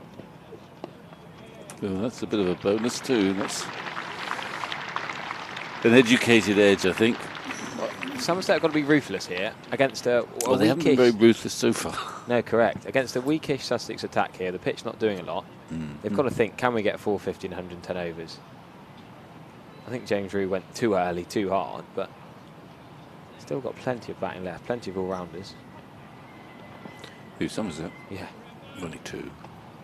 Well, you call Craig Oates and Lewis Gregory genuine all-rounders? Yes. I would say Pretorius not in great nick, I think. No, he's in terrible nick. Jet Leach and Alfie Ogborn can bat. Would you wouldn't call them a bowling all-rounder? No. Okay, fair enough. This season, I don't count Pretorius as an all-rounder. No, I agree. He's been woeful with the bat. You're quite right. He's not quite hit his He got 90 odd at Trent Bridge last year. I know that was flat up there. Oh yeah, no, he got important runs last year, but you know, in a very sort of freewheeling. Mind you, you don't lose your all-rounder status by being out of form, do you? If you're a batter and getting ducked, you're still a batter. If you keep failing to score any runs, I think you probably do. Take it actually. off take it off your title. I wasn't around the 3 years ago. You'd Now have to I'm just go a back bowler. into the cricketers who, and instead of cross it out. all rounder, you wasn't around, and now just a bowler. That's a lovely timed pull shot for one. Control from Archie Vaughan there. We should say well run for Torres, actually, how well he bowled at Cardiff. Oh, yeah. But we just have noted that he hasn't looked in very good nick with the bat. He'll turn up. He may do. He batted before Gregory, didn't he? At Cardiff. That was an interesting one. Maybe to wait till the ball was a bit soft before Gregory came in. Gregory, I think he got 45, a crucial 45, in partnership with Abel. But that was an interesting decision. You send your out of form whacker in ahead of a genuine run. So we reckon, yeah, Gregory and Overton. In there. There's Pepsi, Tom Cudder-Cadmore. Getting back from this right hand injury. Not playing in the twos today. There's Will Smead. Interesting that Smead wasn't playing in the twos today. I thought having not been picked for this game makes sense. Him and Banton could have opened with Thomas Rue at 3. That's hell of a top 3 for twos cricket. Instead he's been sat here whilst Banton and Thomas Rue piled up the runs.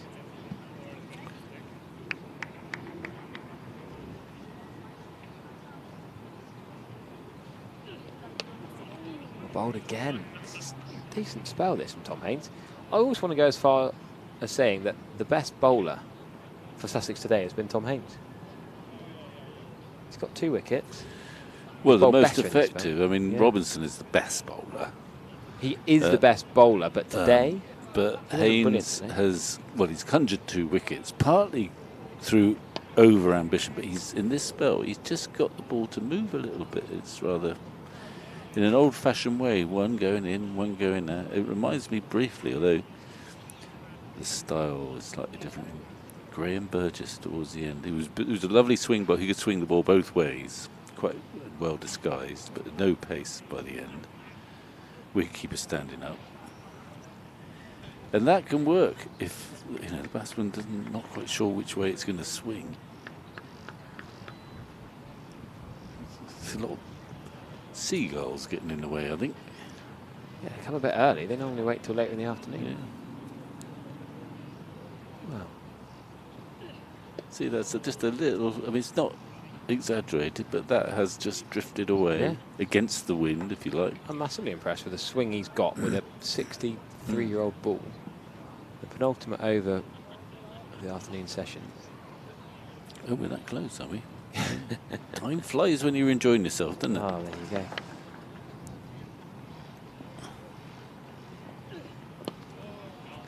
Yeah, 10 off that last over for Somerset. That straight drive for Abel and that soft hands edge before a couple of singles. So tea has been taken on time. Pretty much, yeah. We could finish at it'd be 6. 5 minutes late, wouldn't it? I think they've not messed around. None of the Sussex bowlers have particularly long run-ups. Ollie Robinson was the longest. A couple of spin-overs. You'll give him an in-swinger now. You watch. Yeah. Oh, I'm really enjoying watching Tom Haines bowl. The skills he's displaying. Well, it's wonderful that when the ball is, I mean, we've seen Anderson in his pomp. If the ball's swinging, it's just wonderful. It's like almost watching a leg spinner bowl, isn't it? Which way, when's he going to give him the googly, or when's he going to give him the in-swinger or the away swinger, whichever the rare one is. Let's see if he does the in-swinger now. No. In fact, it's sweetly Nice driven, shot that. Do they take that second to the arm? They could have done in hindsight. That is a terrible throw. In hindsight, they could have got the seconds. But they thought not worth it. As Steve Kirby does a lap round the boundary. Is that bowling coach? All right, one more over then. And it's tea time, if I'm right. Somerset session again, but just only two just. dismissals I were think pretty you see. soft I and think full. I think par on this pitch is in the upper 300s. I was going to say 400. Yeah, well, yeah, how okay. flat it is. Yeah. It's pretty benign. Seamers have not got much out of it. The odd ball, and only the odd ball, was turned. There's not been much playing and missing. old LBW share.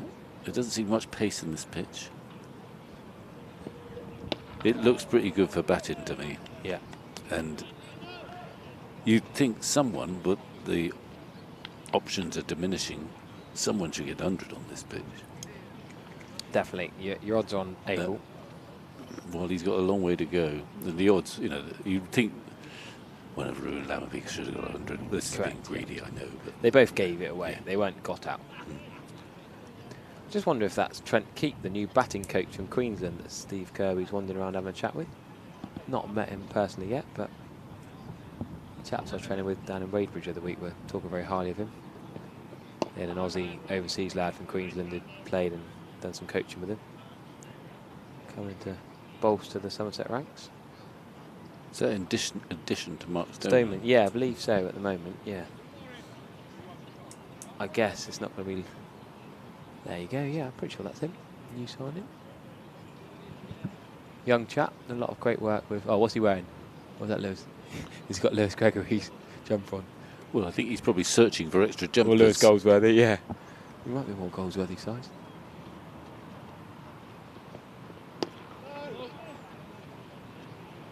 Yeah, Lewis Gregory's not doing a lap the other side of the ground when he should be in his whites with his pads on. Yeah, no, he's got a good CV. You know, young and enthusiastic. He's changed a few LinkedIn messages in the other week.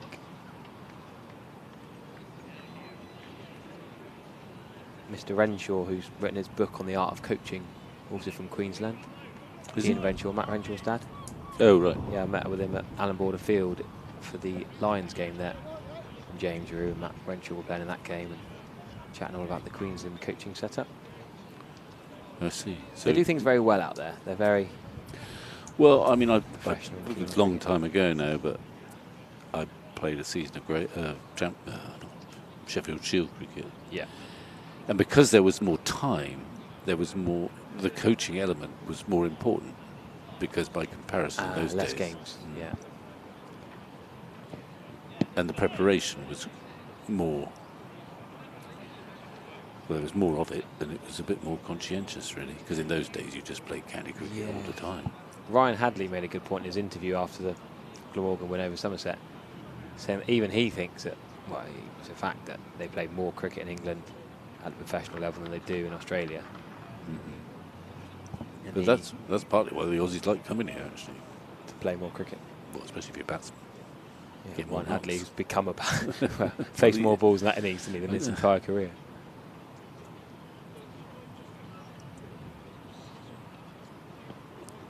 That's well, it's not going to be a wide on the leg side, but it is pretty wide on the leg side. Yeah, Trent Keep played Tasmania Youth under 17s, 19s and 23s as a wicketkeeper. 32 years of age, but got 100 for Tasmania under 23s in his last few games, but more into coaching the last few years. So what age is he then? 32 now. Sometimes you find that these younger coaches have these modern ideas and yeah, I mean, there's exciting a lot to be said for that, I think. Yeah.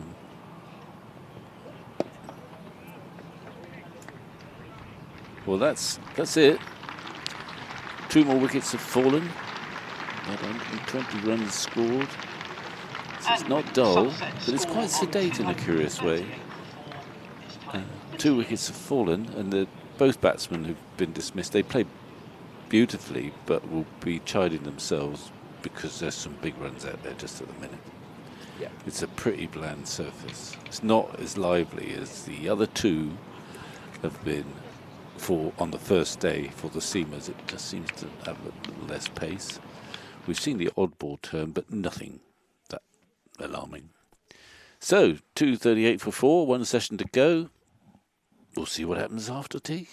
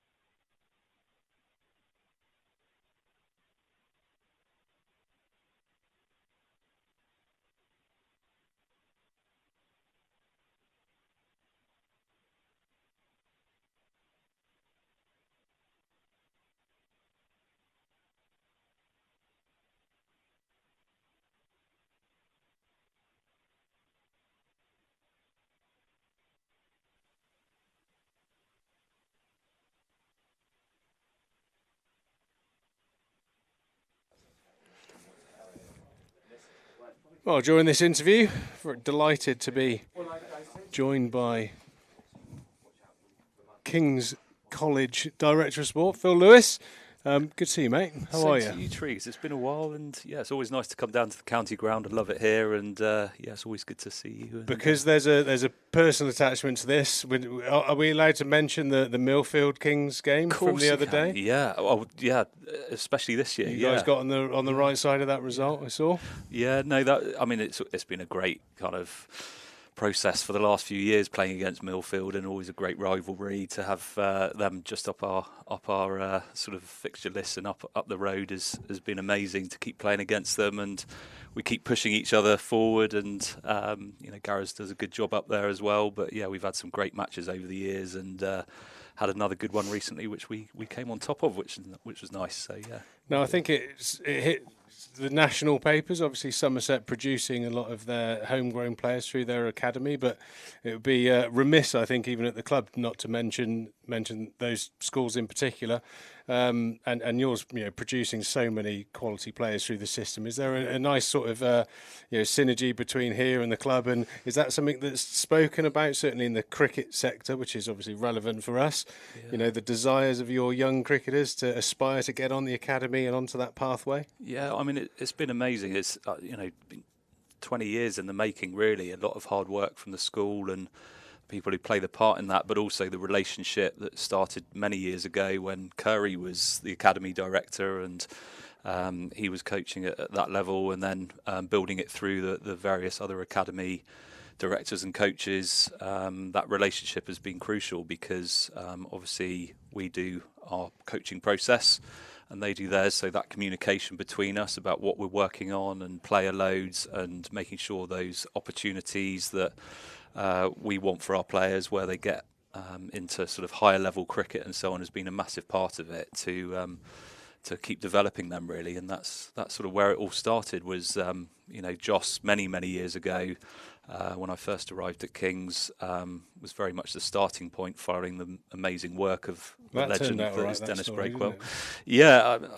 He's done amazingly well, and such a wonderful personality as well. But the way that he's played the game and the way that he's gone about things has just kind of really set the tone for the other Kings players to really aspire to. So not only do you have a great program at the school and a wonderful environment, but you've also got someone who just sort of set those stepping stones in process for others to follow, in not just the way that they played the game, but also the way that they sort of understood how to behave and how to talk and how to communicate with all of those around you. And so Joss wasn't just a leading light in terms of that, but also just the person that he was, sort of really helping those personalities come through. I mean, obviously yourself as well, being in the professional environment yourself, and I would imagine that is it something that you actively are conscious of, that there is an enormous shock moment when a good cricketer from a school system goes into, say, an academy, that there isn't a huge change? Do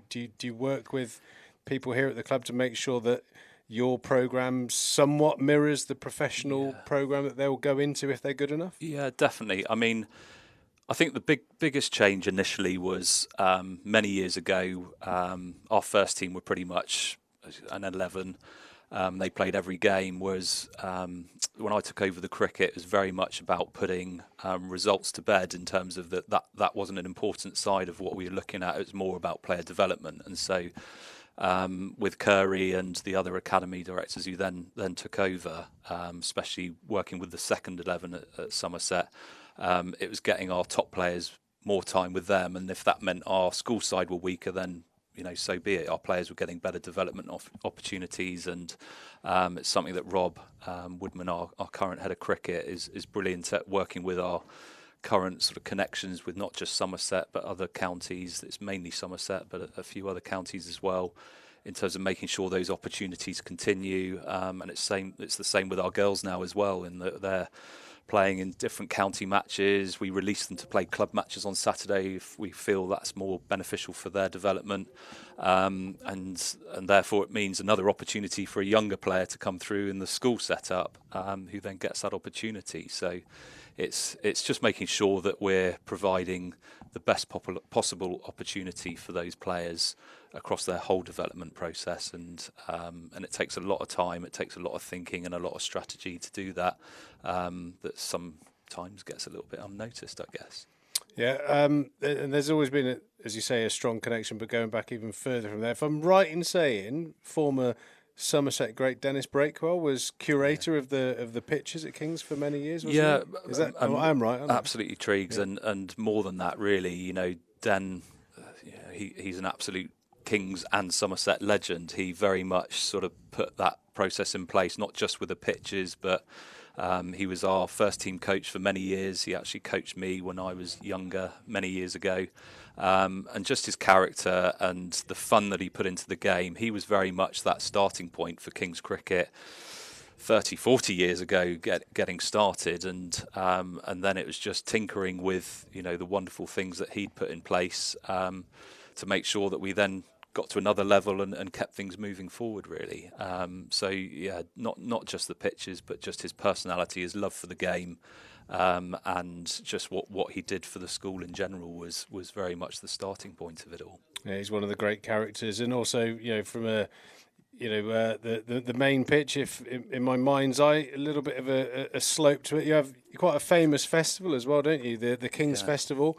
Both of my sons have played in that, and that's something a lot of young cricketers look up to, especially the tuck shop that sells all the jelly sweets. Yeah, Triggs. I mean, the festival's a great part of it as well. Not only are we recognised for the cricketers we produce, it's also the fact that we run 5 to 6 weeks worth of cricket festivals for counties and international academy sides, and it's really evolved over the last few years as well. It's got a wonderful feel about it. Keith Parsons has run it for a few years for us, and we've got many of us who are now involved in different aspects, keeping it going, just to continue providing an opportunity for, whereas a lot of bored school kids who have a lot to do over the summer holidays, and when they get a full week of cricket and being able to stay overnight, and they're out playing sports and swimming and tucking into the tuck shop when they've got a bit of spare time. Yeah, I would imagine, speaking to the lads, that whoever's overseeing the King's Festival is equally as busy after hours of play than before, because amazing facilities, and you can only imagine what hundreds and hundreds of 15-year-old kids all in the same sort of area can get up to. Good times had by all. Yeah, I mean, our ground staff, led by Gary Higgins, are incredible. I mean, they do a serious shift, and we get so much out of them. James Heyman, they're incredible. They put so many extra hours in just because they love it, and even on our own match days, they stay afterwards to watch the games, and they're there on Sunday mornings sometimes. They're incredible, and they're again, there's a lot of work that goes behind the scenes, and they're a massive part of it, and they often don't take the credit that they should in terms of you seeing James and Joss and some of our guys now getting into international stuff now as well. They can play and take a lot of credit for where they've got to as well, because they get to play on brilliant pitches, and and when it's wet, and other ground staff are maybe cancelling games and so on, we try and make sure that we push through all of that and get as much going on as possible, whether it's at the festivals or for our own games. And in the recent past, the indoor centre, the dome type building you have now, so when you have those dodgy weather periods, you've got top facilities indoors as well that the players can keep improving. That was very much part of the we had a sort of strategy many years ago in terms of how we were going to get to the next level, whether it was in terms of just the culture, but also the training that we were able to do. That was very much based on also our prep school being able to come through and building their development and their programme. And there was a time when myself and Woody many years ago were trying to scale up the amount of sessions that we could have in the sports hall, but we were sharing it with basketball and badminton and strength and conditioning sessions and all sorts. And we had so many cricketers at that point. We really felt like we'd got to a little bit of a ceiling point where we couldn't keep pushing them on. And so we got the backing of the governors and the headmaster at the time, Richard Biggs, to get the cricket centre over the line. And again, that's just kicked us on to another level, because the winter programme led by Woody and Keith and our numerous other coaches now means that you've got sort of numerous sort of small group sessions, one-to-ones, year group sessions, optional sessions where kids just turn up if they want to, when they've got free time. And the amount we've got going on now, especially with the girls programme going stronger and stronger, it just means that we've got that facility to really push them on through, ready to get them ready for the summer, really. Well, you've inadvertently put yourself and the school under huge amounts of pressure, because as a Somerset fan myself, and I'm sure all of our listeners, you now have to continue to produce butlers and the roos and the like. Lots of fine cricketers coming through your pathway into the first team here at Somerset. So, I mean, that must be something that you as a team. It sounds like, from yourself, the head all the way down to the ground staff. It's a very much a collective effort to keep producing these players that are scoring runs and taking wickets for Somerset. Yeah, no, absolutely. And we've got some wonderful cricketers coming through. Obviously, Maddie Russell's just signed a short-term contract. Katie Rowe on the academy. Theo Lamy's just scored 100 against Millfield. Sorry to drop that one in there again, Triggs. I mean, our senior boys team, for the next few years are going to be very, very strong. And some great pupils coming next year into year 9, both across the girls and the boys teams. So there's definitely going to be that sort of process going. But ultimately, our sort of clearest strategy is to just make sure that all of our pupils just continue to love the game, and that they keep getting opportunities. And again, like I said, the pros getting to where they do and getting the international recognition that we are is just the icing on the cake. The real hard work is just making sure the opportunities stay strong, and the depth that we've got is incredible considering the size of school we are. And we just continue to keep doing what we're doing and keep trying to improve and making sure that our kids just love the game, because it's a wonderful game, and hopefully we'll see many more of them coming out to bat and bowl here on this wonderful ground. Yeah, what a great message that is. Thanks, Phil. Congratulations with all the work, and keep up the good work, ladies and gentlemen. That was Phil Lewis, Director of Sport at King's College Taunton. We wish them well for their last few summer games before probably a well-needed summer holiday. We'll be back with you shortly for the start of the third session.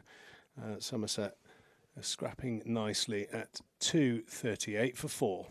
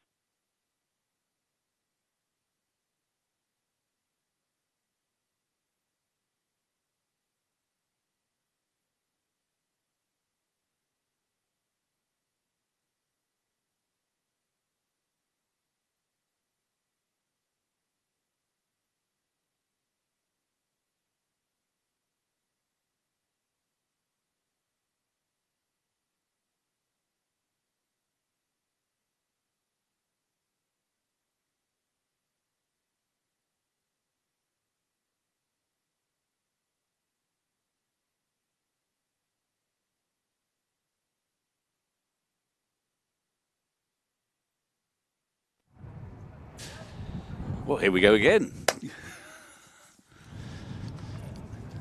It's an interesting session. We got another guest in, Annie's here. No, I'm not a guest. I'm taking over. I'm doing that thing that everybody does, that looking after when Trigo's not here. He's been very busy over the tea interval. Yeah. So, well, the question is, what is the question? The question is, can Somerset capitalise on a reasonably good situation? They haven't done it very well in their last couple of games. We got ahead and then... No, but it hasn't followed the normal pattern, has it, of a Somerset game, this one, I don't think. It's been very sedate, hasn't Yeah. it? We've got used to wickets falling. Yeah, exactly. And the pitch is a bit more docile. We obviously think it might spin. We kind of hope it might spin.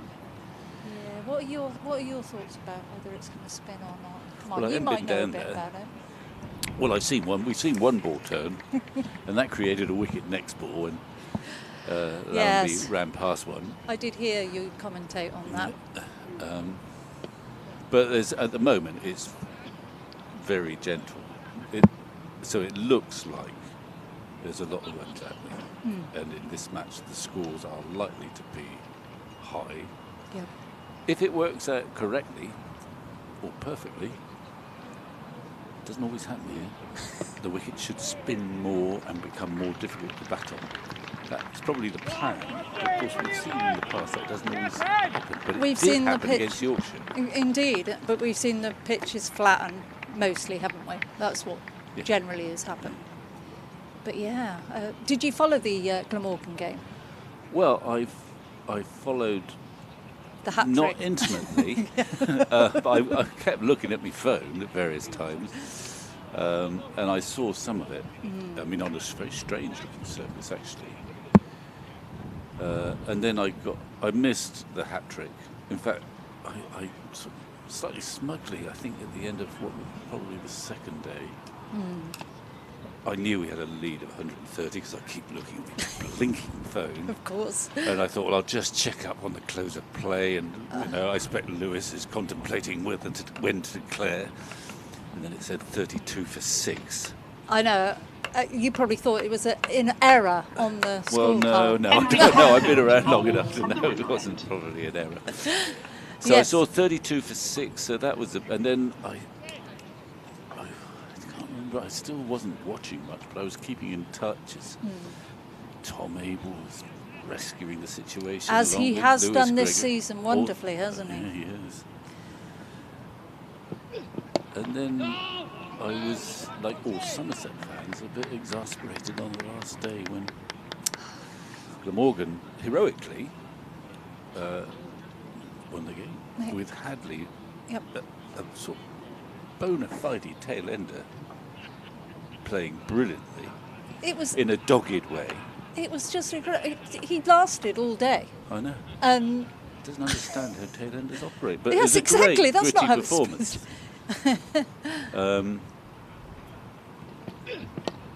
And it was sort of mildly heroic from a Somerset perspective in the way that their seamers kept plugging away, and kept going for 100 odd overs. I was perplexed that England's left arm spinner was not given an opportunity. I know. What to did he bowl. do? 1 over, wasn't it? He bowled 1 over. Yeah. It was. Some odd decisions were made, and Well, it's very. yeah. Yes, I don't like to be. No. I nearly always agree with everything that Lewis Gregory does as captain. Yeah, and but to be there fair, was a we divergence well, exactly. on the last day. I thought, how can you not just try out against the tail ender, your England spinner? But anyway. We weren't there, though, were we? No, we weren't there. But I still found it gobsmacking that he didn't bowl half a dozen overs. No. With a defensive field with Dixon, who inevitably left you can here, write played the it. grittiest innings I've ever seen him play in the West Country. Anyway, that's history now, and they've got to bounce back from that, and they're trying to do that today. Have you been? Did you go to Exmouth at all? I'm afraid I wasn't there. No. I did go to the T20 against Devon. Right. which was a good occasion by all It was a accounts. good occasion. It was a really, it was a fun occasion. It was well attended, and the game went down to the last ball. And Exmouth worked quite well as a venue. Yeah, doesn't it? I mean it's a lovely ground. It was a bit chilly. I think in the women's game it was even more chilly. Can't blame Exmouth for that. It's just No. the way things are. That is, there's only one. In fact, he got a scurry to get that, but it was beautifully timed. He's looking more comfortable down the order, like Archie Vaughan. You tempted to keep going Michael Vaughan, are you? Want to. What's your name again? Yes. Well, it's great to see cricket. I mean, Taunton has been the sole venue for quite a while now. Obviously, in years gone by, Somerset travelled all over the shop. But Western it's good to make a Superman. virtue of the fact that we've got to play elsewhere, and why not? Exmouth is obviously proved a good venue, and there might be one or two others around. But Well, it's good for the national counties as well to play against the first-class counties. It's always a really important occasion for Devon to have that game, and it was a really pleasant occasion. good. And I mean, it hasn't always been the case that Devon has felt affiliated to Somerset. Way back,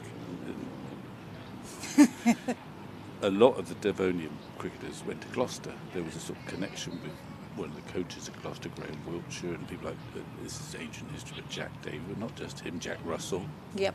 Devonian, went to Gloucester. Oh, no, not Jack Russell. No, I was just thinking, he's Chris not a Reed, Devonian. Chris Yeah. Reed. Chris Reed, I'm talking about Chris Reed. Bobby Dawson. David Shepherd going back. Of course. There was a big Devonian Gloucester link. Well, I'm glad that now that the link is much stronger between, and we regard Devon as part of this club now, and Cornwall for that matter. Well, quite rightly so. We've got a Yeah, lot of players that come from Devon,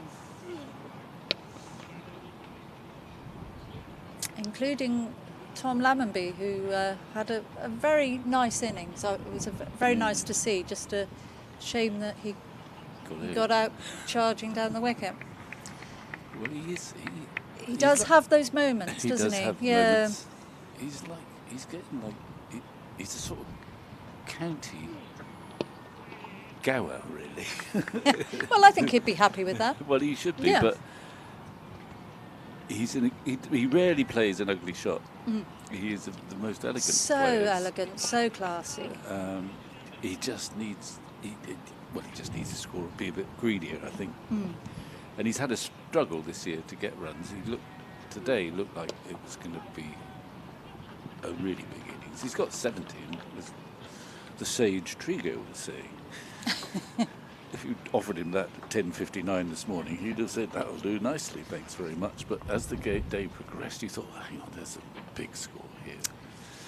Yeah, I'd like to have seen him get another century, obviously. But anyway, it's but good. He's got some runs. Yeah, and he got past that sort of 20s, 30s Yeah, that he yeah. often gets. But both he and James Rue. Oh, what a partnership. Well, it was a very good partnership. Mm. And Rue struggled a bit to start with, by his standards, quite scratchy. And then suddenly he started to time the ball beautifully. Until that shot. Yeah, a bit over-ambitious maybe, but... so he'll be grumpy, that I would hope, that he didn't really cash in. I'm often grumpy. Do you think you've got grumpier since you've been here? That's a very poor ball, neatly put away. And a good avoidance. I got grumpy since when? Since you've been doing your commentary stint on here. Somerset's 250 under. Anyway, I was going to say it's a really good crowd here today. Yeah. A beautiful day, and I was chatting to a friend in the stands who had never been to Taunton before. He said he was expecting about 10 people to be here because that's the sense that he got from the media, that there were only about 10 people and a dog. Well, Yes, people think it's a sort of mysterious thing, a mysterious right. Mm. But actually, when they come along, He was there really is an pleasant. atmosphere. Yep. Yep. And kind of, and the regulars, those that become regulars, they kind of meet people and they all go, they sort of, especially for championship matches where there is space around, they kind of might even make friends here. Meet new with cricket as the sort of binding thing. And you were telling us about the fact that tomorrow, there's this lovely initiative of Kids for a Pound. Yeah, how old does a kid go up to? 18? Yeah, I think you'd have to ask Somerset that. It's probably 16. I don't actually You don't know. probably need You to probably bring your become- passport Yeah. or birth certificate. Yeah, you probably just wear shorts. Yeah, just wear shorts and have a lollipop or something. I don't know. But a guy called Alex Wilson started this County Cricket Day and this initiative last year, and it's been building. And just about every county's participation. Yeah, I mean, obviously it's to do with whether the county is hosting. So if you've actually got a game at your county, I think all the counties are then participating, because we did meet up with the ECB about it, and well, I was sort of on the I got asked to help out, so I did, as one does, and we met up with the ECB. And they were really supportive. Yeah, they were really supportive. And the clubs, obviously. Clubs were really good. Yeah, they all want to support County Cricket Day. It's set up, following from the non-league football day that there is, which has really taken off. I think that's been going for about 12 years now, and that's and it's really sort of taken Kids off. for a Pound. I think it's all again. Yeah, I think it's at Hevertree Park in Exeter. Yeah, no. I think all the clubs do different offers. Yeah. Well, and it is often a surprise though for people who don't realise how accessible it is to come to cricket. And I've got one or two friends who just, well, it's a nice place to go and have a glass of cider and sit in the sun, hopefully in the sunshine. Yeah. You can follow the sunshine at Taunton. So it's a lovely backdrop for those who may not even be avid cricket fans, but just like to be in a welcoming place. Yeah, with a backdrop of some entertainment. That's right. And hang on, that's Joe Root. I've heard of him. Yes, I think there's a game at Beckenham today where obviously Stokes is playing. Yeah. I think that will bring a few people down, and that should help for County Cricket Day as well. But I mean, you're sitting in the crowd with your friend, having a chat and watching some cricket. What more? When it's sunny, it makes all the difference as well. Yeah, we would need some warmth. But I mean, when I came, as you do sometimes, coming up on the train from sort of shots, half-hearted Paul. Anyway, he's still there. I came up for the first day of the Yorkshire game. Dutifully, I know you don't do this, but I bought my ticket at the booth at Exeter St David's. Yes, most people get it on their phone. Yeah, I know. But Anyway, I go and ask for a return to Taunton, and the lady behind the booth, well, what's going on at Taunton today then? Actually, you may not say it like that. I'm not sure. She said, I've asked for a lot. There's been a lot of people. And I said, asking. my initial reaction was, and I said, oh, it could be the cricket. James Coles. Oh, and there were stacks of people actually coming up on that train. There's sort of, the one. Well, Yorkshire again. That was, you could great. see Bairstow, you could see Root, and it was a really good. We've got a change of bowling. We've got Coles coming back in. Well spotted. Who took the catch, the fateful catch, or got the wicket, rather, of Root. He actually caught the catch. Yeah, caught the catch. Having dropped him earlier on. Exactly. Yeah. Oh, he's got a hurry. But he's all right. It's a tight single. He was very keen to come. Well, he had to hang around Vaughan there because didn't quite know whether the bowler would get the ball, I guess.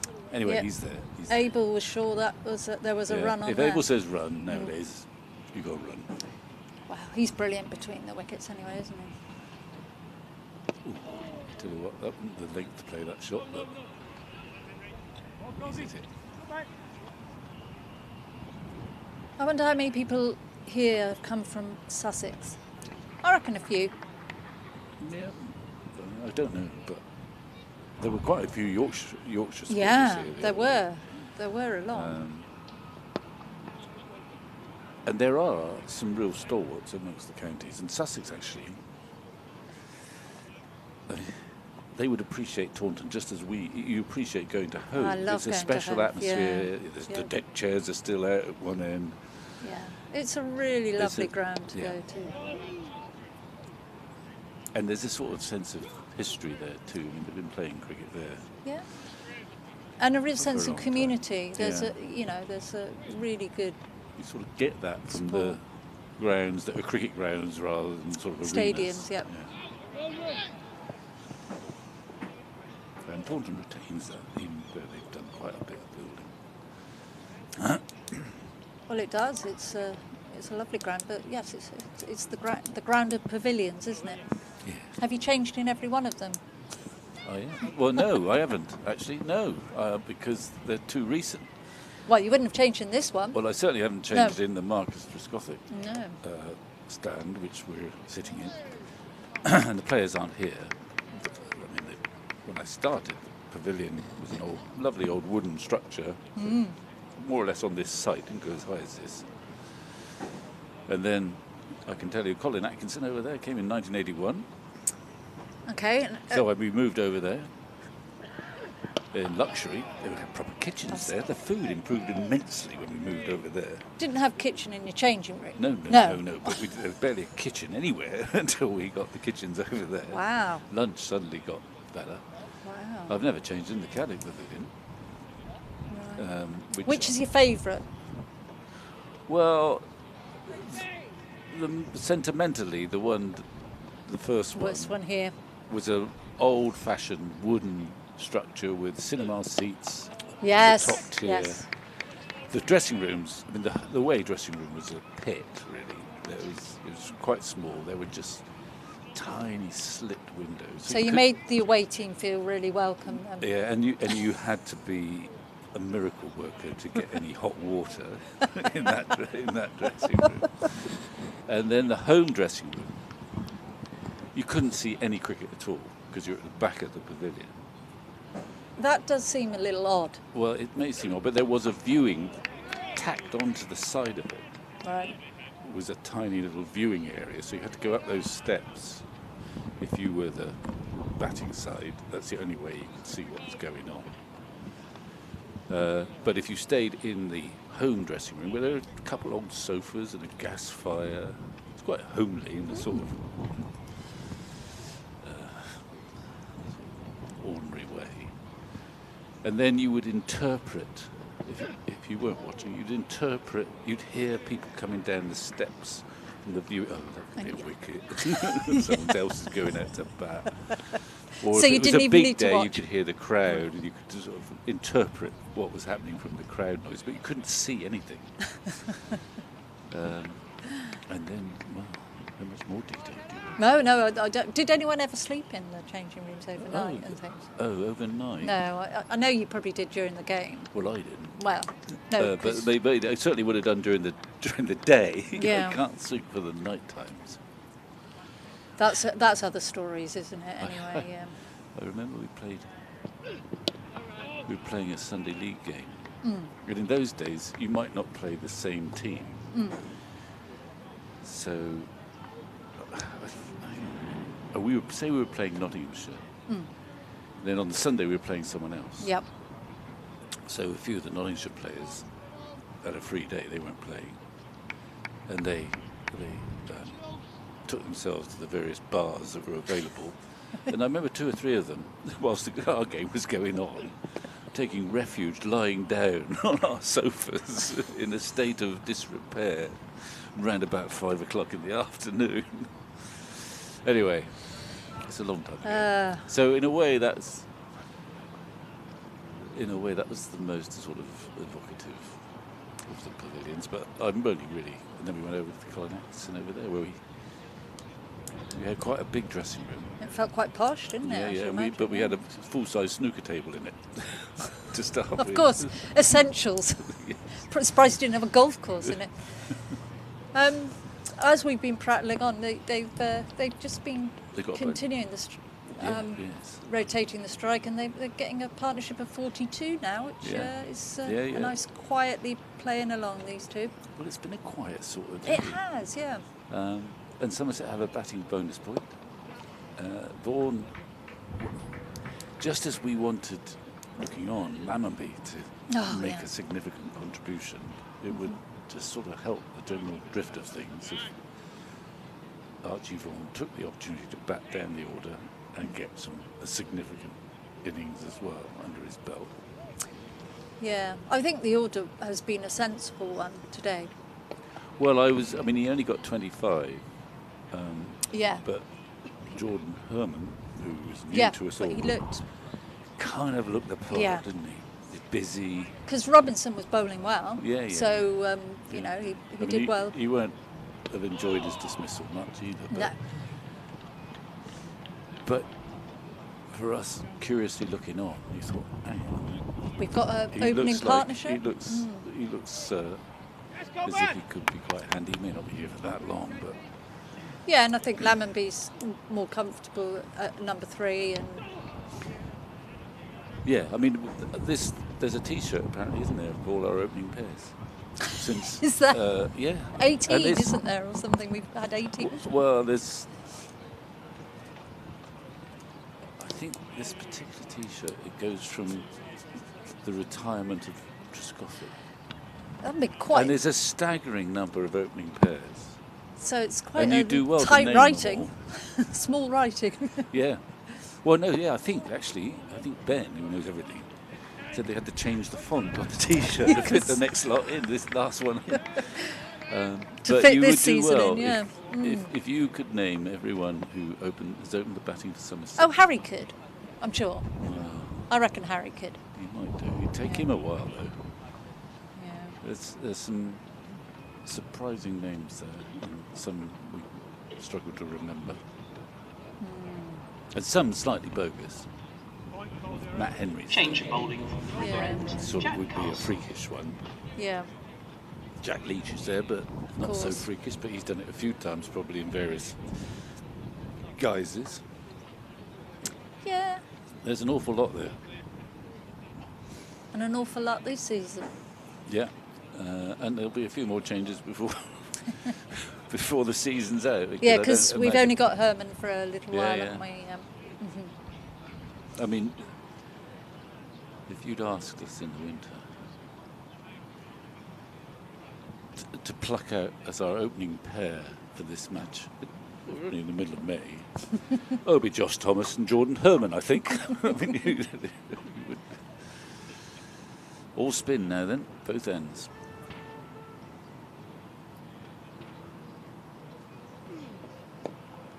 Got a message here from Polly Rhodes, yeah. the Somerset scorer that has just retired. She says, I sit with one of my pals and we knit as we chat. That's a lovely idea, but she's such a talented knitter. Have you seen all the jumper? She made Gregory's child a little cricket jumper, and a couple of others I've seen, and you know that she made the flag, don't you? Oh yes, I did know that.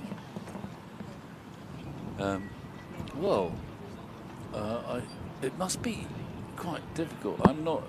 Can you knit? No. I've made a flannel. Oh, that's very good. But I didn't know how to. What's that got to do with knitting? No, I knitted a flannel.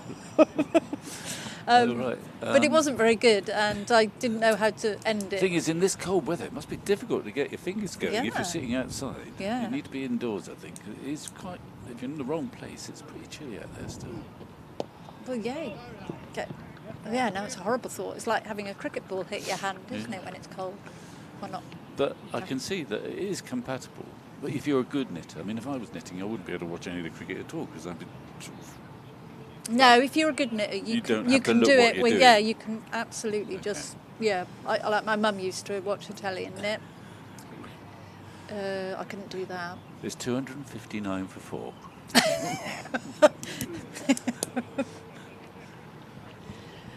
Yes, and luckily Harry's back, so he can take over from me because. What was it that Harry was going to know? Oh, I know every opening batsman Yeah, since retirement. we of reckon Scotland. you'd know. Oh, he does know. Okay, well, Yeah. don't tell us. We don't want to know. No, and we don't want him to list them either. No, we don't want the answer, Harry. We just want to know that you know. But I'll let Harry come and do his job. Well, thank you very much for No, it keeping was me company as everyone else has disappeared. But Trico had to go somewhere. I bet. Don't know. We don't know where he went. It's only going to be 5 minutes. Anyway, I will see you tomorrow, Vic, and I'll let Harry. Well, thanks very much, Annie. Yep. And so far, that feeling of it all being rather sedate continues. Abel is doing his business, not with any thrills, and he's taking his time. He's got 32 from 74 balls. Vaughan going at a similar place, 21 from 52, but no one's complaining about that in the Somerset dressing room, I think, because, as I may have said before, you feel this is the sort of match where you really want to get your runs in the first innings, and that batting, well, is fairly straightforward here. There's a suggestion that this pitch might turn a bit, but we've only really seen one ball turn. Hasn't seemed a great deal. Sussex spinners in tandem, and there goes Tom Abel. He's hit that for 6. He's hit a few 6s this year, and he's hit them all with great 50 pounds. precision and confidence. He sort of added it to his repertoire, his red ball repertoire. He Coming has. down the pitch to pop it effortlessly. And that's a 50 partnership, Vic. Yeah. With a serious shot. He used to go inside out over extra cover in the T20s. Yeah. Well, he's been going over long on lately. Yeah. They've kept the field up, but he bides his time before he does it. That's a sort of ball that follows being hit by 6 and he'll scuttle back for a second. We've got to say Sussex have been poor with the ball, I think. Do you think so? Yeah. Well, Lammerby and Rue gave their wickets away, I felt. I've just seen Josh Thomas who thought he hit his, and Jordan Herman's was too high. So if you go through each dismissal individually. Is that a total? I suppose. That's the 4 dismissals. Yeah. Well, 2 giveaways I and think- 2 yeah. dubious. Well, I've always stressed, though, that even at this level, the majority of dismissals tend to come from batsman error rather than unplayable delivery, especially on a surface like this. In all cricket, really. Yeah. I mean, it's slightly less so. The higher you go, the more likely it is you need a good ball to get someone out. But I also think maybe the uncovered pitches thing is a fair comparison in that, when the pitches are so flat these days, either top level, they're covered, they're rock hard, that if you actually wanted to defend the ball, you have enough talent to defend the ball. But batters get themselves out because they're trying to score. Yeah, in certain ways. Yeah, I think that's true. But I take your point, though, that look at Ryan Hadley. There were no unplayable deliveries around today. If an Australian number 11 can survive 250 balls on a pitch that's doing a bit at Cardiff. Well, yeah. I mean, it was freakish, and it was also, in its own way, brilliant. Yeah. From Yeah, I agree. someone who was obviously a batsman of limited ability to bat for that long. From a Somerset point of view, losing the Glamorgan game was in some ways less frustrating than the Yorkshire game because Glamorgan played very well. I don't think Yorkshire necessarily played that well. I think Somerset gave them the upper hand in that. Yorkshire played well. Root and Best bowled well. They Somerset bowled were on top well, for and 3 they days. managed the 4th innings well. Yes. Having confidence to just go with those spinners. I mean, Wharton played well, and Yeah, but the drop catches for Somerset. Yeah. Well, I thought let Yorkshire. Both were exasperating because there were periods where early in the game you thought Somerset have they're in control of this game. It's very hard to see how they're going to lose it, so let's say, to start with. They managed to lose both of them. First innings lead of about 130 at Glamorgan. Yeah.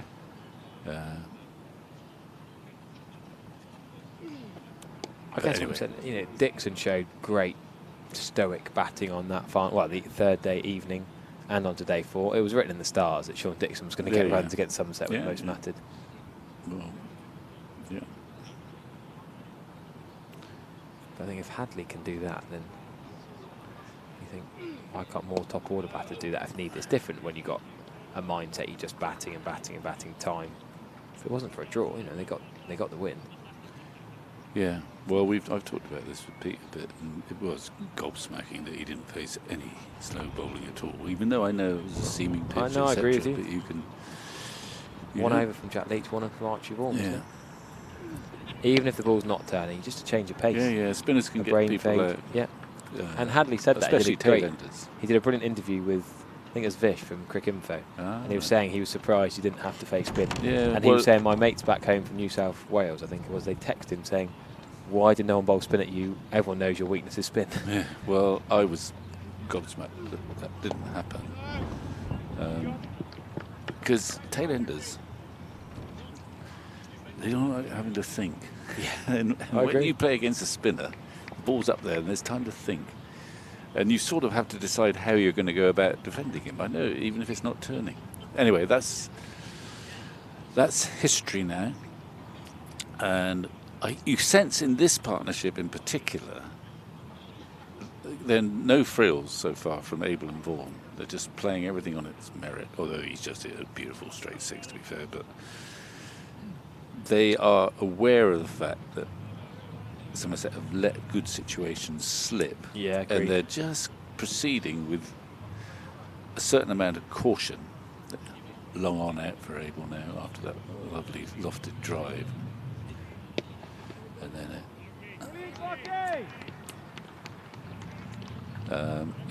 so you can sense in the back of their minds that we don't want any eccentricities, any over elaboration here. We want to just make sure we consolidate what is a perfectly good situation,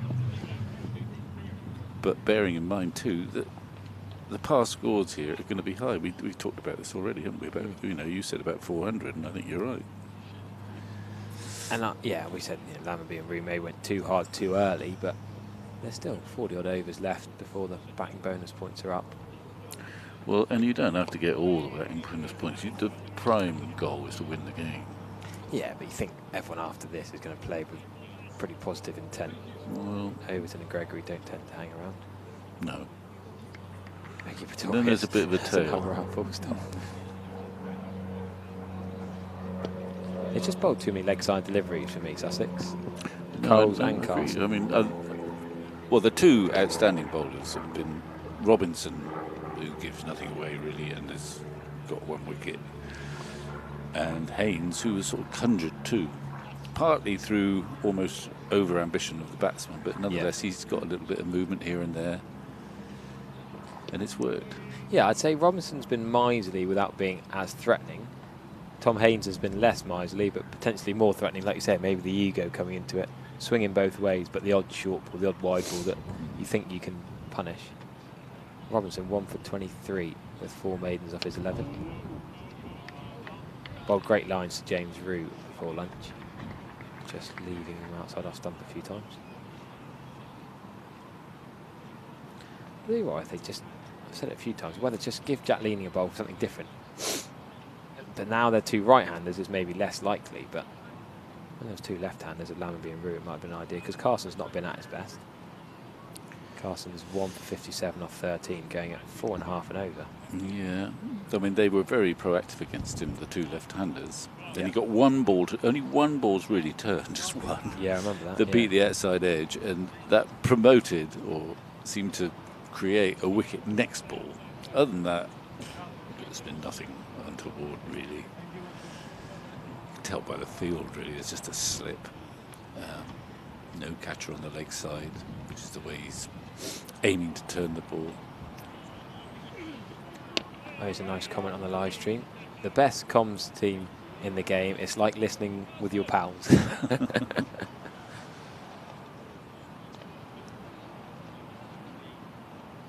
says he's fairly new to cricket in Somerset.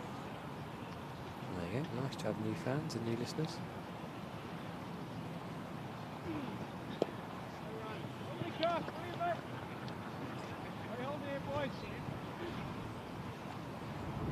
Just had a text from Sophie Luff on the way to Durham. Nearly got to Durham. They get some travelling, the county cricketers. The Blades were down at Exmouth the other day. Durham played at Exmouth last year, I seem to remember. Somerset ladies heading up to the northeast. She's watching the stream on the bus, says it looks lovely. Actually, it looks even nicer than it is, because Yeah, it's pretty cold out there. I can tell you, if you're in the wrong spot, there's a stiff breeze. I tried to have a 10-minute leg stretch. It looks absolutely gorgeous. People laughed at me wearing a jumper and shorts, said, "It's warm in your box, is it?" I said, "Well, yeah, I suppose it is." There's no wind in the box, I can tell you that. I went down onto the balcony earlier on, retreated quite quickly. It's very straight. Silly Madon still in place for Archie Vaughan then. Carson trying to get him to pop one back, get a leading edge. Try and play it 2 square. Actually, deep square leg's going to go further in front now as well. Ollie Robinson leg slipped. Brought a leg slip. You've got 6-3 onside field now. Shouldn't worry about that if you're batting. It's not going to change much. No. But temptation is you bowl 2 leg side, and there's that little, just little off strike, nicely played by. Talk us through Carson's action here, Vic. He looks frustrated with himself, just watching his body language, like he wants to get over it more. And just having a look at his action specifically. After that ball, he was throwing his arm around as if he wants to get more revs on the ball, more dip. Well, yeah, I mean, that's what you want. Dip is the absolute. Yeah. If you can get that, you're in business. And if you can get a bit of turn as well, you're really in business. And one of the dangers is that you just sort of put it there. And I remember even all those years ago when bowling, well, sometimes I probably did just put it there. Yeah. Which sort of looks all right because it lands roughly in the right place. But then you see that absolutely perfect forward defence. They're just waiting for it to plop onto the middle of the bat if they're defending. And I would sort of keep an eye open. Your wicket keeper's quite important. Am I following through properly? Following through is quite, a good thought to have. To get energy on that ball. Am I following through properly, or am I just dobbing it? We spent an hour and a half working on that at your old club, Western Middle Chinook. Did you? Yeah, Wednesday night. With the girls? Following through. The ladies for the last half an hour, and then the under 10s and under 12s, and then the 14s before that. And the amount of times I said follow through, and they didn't follow through, and I was like, my way of coaching it was, think of javelin, where you have to bowl behind the line. Cricket's almost the opposite. You don't have to stop before the line like javelin. So many of them would bowl it and then run backwards. So no, keep going through. That's too many indoor nets. Yeah, gets pummeled back at you. Yeah, and there is one lad in the under 14 who whacks it, and they're a bit scared of him hitting him. But a key thing for spinners is to get some energy on the ball, and that comes partly if you can get up and you follow through, and you don't fall into the trap of thinking, well, it's only slow bowling, you just plop it up there. Yeah. The best spinners, they're great to watch. I found with my own bowling, if I don't, even really slow loopy leggies, if I don't go through, I run up 3 yards and I need to follow through 3 yards. Otherwise you do just put it there and it's rubbish. Well, what happens if you get that bit of spin on it and energy on it, it will dip and they'll misjudge the length sometimes, and that's when you're in business. That's a terrible ball, and he'll get away with just the one from it. But hit that way you like, Tom Abel, but he was technically correct and back foot punched it through extra cover. And it's elusive. Some days it doesn't sort of come out right, and you feel you're bowling on a length, but the batsmen just don't misjudge anything. But if you get it, then magically, when all is well, even the length ball that's not turning, they're still not quite in control of the defensive shot if they're misjudging the length. And the great spinners, they seem to make it dip for miles. They're often wrist spinners who get the mo because they probably spin it harder. Yeah, the harder you spin it, the more dip. Is the basic. So people like Warren, but in my Abdul Qadir, Murali. Yeah. It's not just sideways movement they might get off the pitch, but it's just getting, that ball is coming down. You think, if you're batting, you think, oh, this is a full toss. Way! Yeah, and then light up. a millisecond later, oh, it's not a full toss, but it's a half volley. Oh, that'll be Gone. all right. And then the damn thing dips a bit further, and then you're groping, hopefully, and you're probably gone. And that applies very nicely to our previous conversation about Jack Leach at Glamorgan, or Archie Vaughan. Yeah. It wasn't turning off the pitch, but you can still get dip. Yeah. Well, especially against the tail-ender. You can, I mean, in the first innings, actually, in Glamorgan, Jack Leach bowled 4 overs, 1 for 6, and it wasn't a particularly memorable wicket. I think it was an inside edge going onto the stumps or something, but, it was a wicket. It doesn't have to spin for a spin bowler to get a wicket. That's a glorious shot. It's so simple. In harmony, yeah. Mid-off was quite close. Yeah, and then he's come around the wicket, so there's more space just to the right of mid-off. No fuss. Beautiful shot. It sort of seemed totally risk-free. He did use his feet a little bit to get down there too. He's changed the angle coming around the wicket. But initially, that has not worked particularly well. Might be even easier for Tom Abel, actually, this angle. He does sweep well as well. Well, he does. He hasn't swept at all today. I think because deep square leg spin back, Carson's tall, gets a bit of bounce. And he's playing so well off the front foot coming down the wicket. Well, also, he's not played, he's hit one lofted drive, but he was well in when he played that shot. And he's played it, I don't know, 4 or 5 times already this season against a slow bowler. And he's nailed it every time, as far as I can make out. So he's not even giving them the luxury of some of the clever sweep shots, because there's an element of risk there. What's happening around the country, by the way? Yeah, just trying to catch up. We've had so much excitement here and at Taunton Vale that we've got a bit behind that. Awful early dismissals from Harry Brook was a pretty poor dismissal. Joe Root went early. Johnny Bairstow rebuilt a bit for Yorkshire. So what's the score there?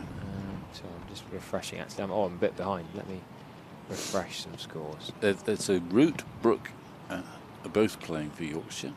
Yeah, they went scouting probably for. Because I mentioned Ben Stokes on an England theme. Ben Stokes got Zach Crawley earlier. Yeah. But the other tall right-handed opener, Dawkins, was the one who got the 100. So he's barely in the under played. 19s. Yes. But Ben Compton's injured. Yeah. So Dawkins came in. So Stokes, he's got a few wickets since he played for Durham. He bowled first change today. He's been mixing between opener bowling and. Well, he was. I mean, slightly alarmingly, he was often England's best bowler in the I Ashes. agree. Yeah. Slightly embarrassing, really, for the other teamers. Thought there's a one there. I think there is an easy one there. Yeah. Well, you look at Rue and Lammerby, what they were taking earlier, and Tom Abel thought it was one, but Archie Vaughan didn't fancy it. I'm going to leave you in the. No, I'm not. Hang on a second. Carry on, Harry.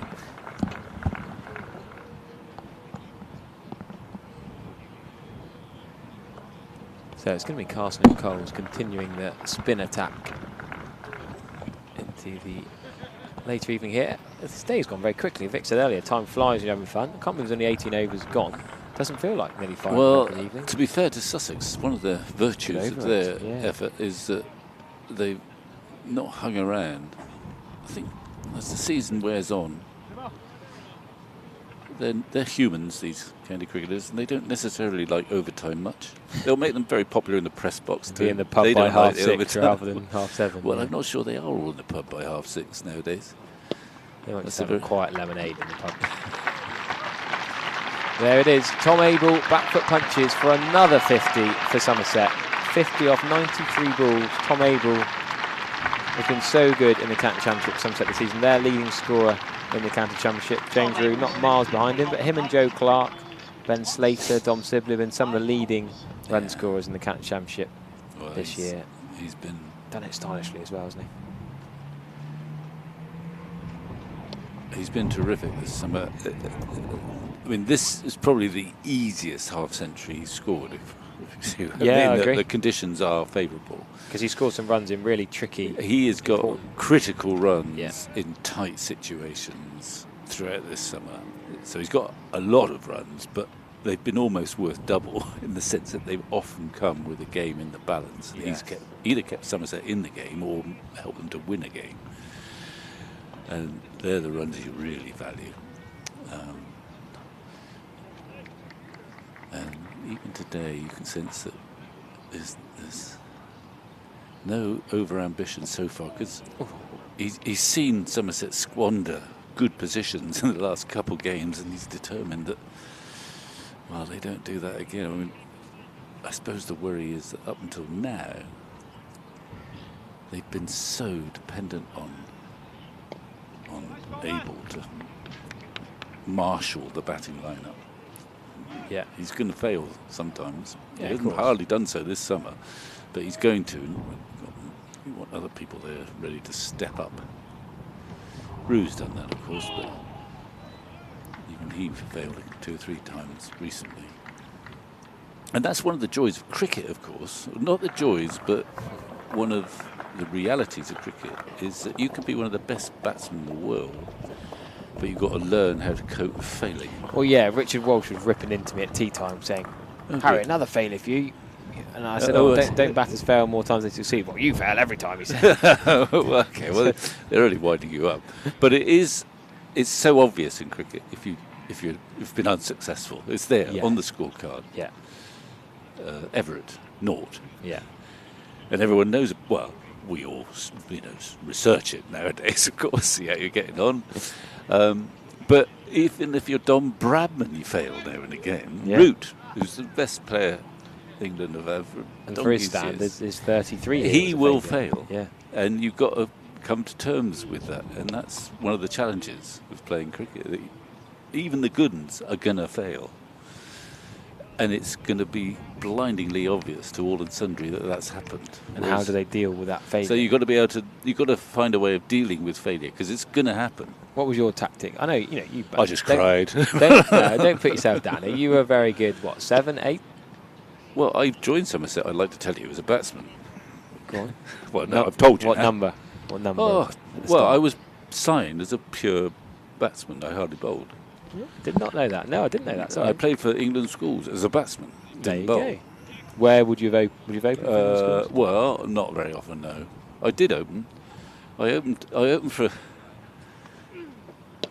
England schools. Oh, Gordon, Bennett, they're all over the place, but there probably was a run. Carson and Archie Vaughan were having a cuddle, the non-strikers then. This is too much detail, but I did open the batting with Pete Roebuck for the England schools, public schools, under 15s.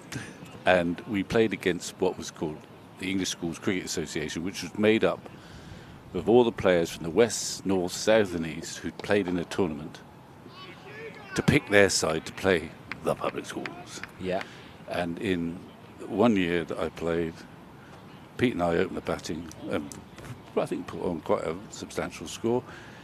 13th man for the Esker team, or named, was I.T. Botham, who, having been told that he was 13th man, packed his bags and went to back to Yeovil.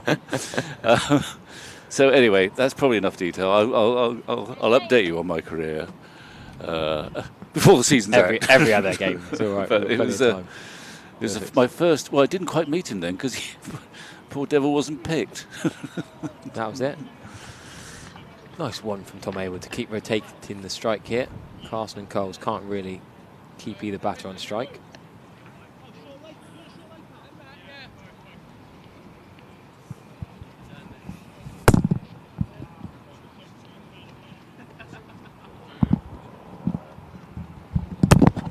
Right, we're doing a double change. Pete Trigo's got a surprise guest.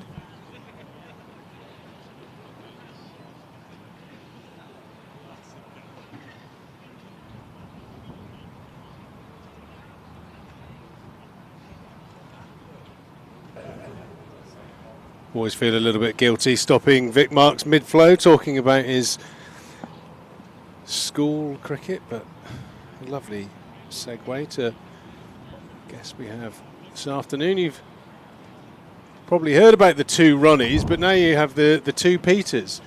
Peter, you're currently at King's College, Taunton. For those listening to the live stream a little bit earlier, Phil Lewis, the director of sport. So you're going through that same path pathway of the likes of the Roos and Joss Butler, etc.? That must be quite exciting for you. Yes, it is very exciting. Yeah, I've played a lot of cricket with Thomas. Yeah, he's in the year above me at school. So yeah, he's been sort of been looking up to him, trying to follow in his footsteps. Have you seen the second team scorecard I have. today? Yeah, he was going at quite a quick rate. He saw some of his highlights. Yeah, there were some good shots. Yeah. Well, the game is balanced quite nicely in, you'd say, marginally Somerset's favour at 285 for 4.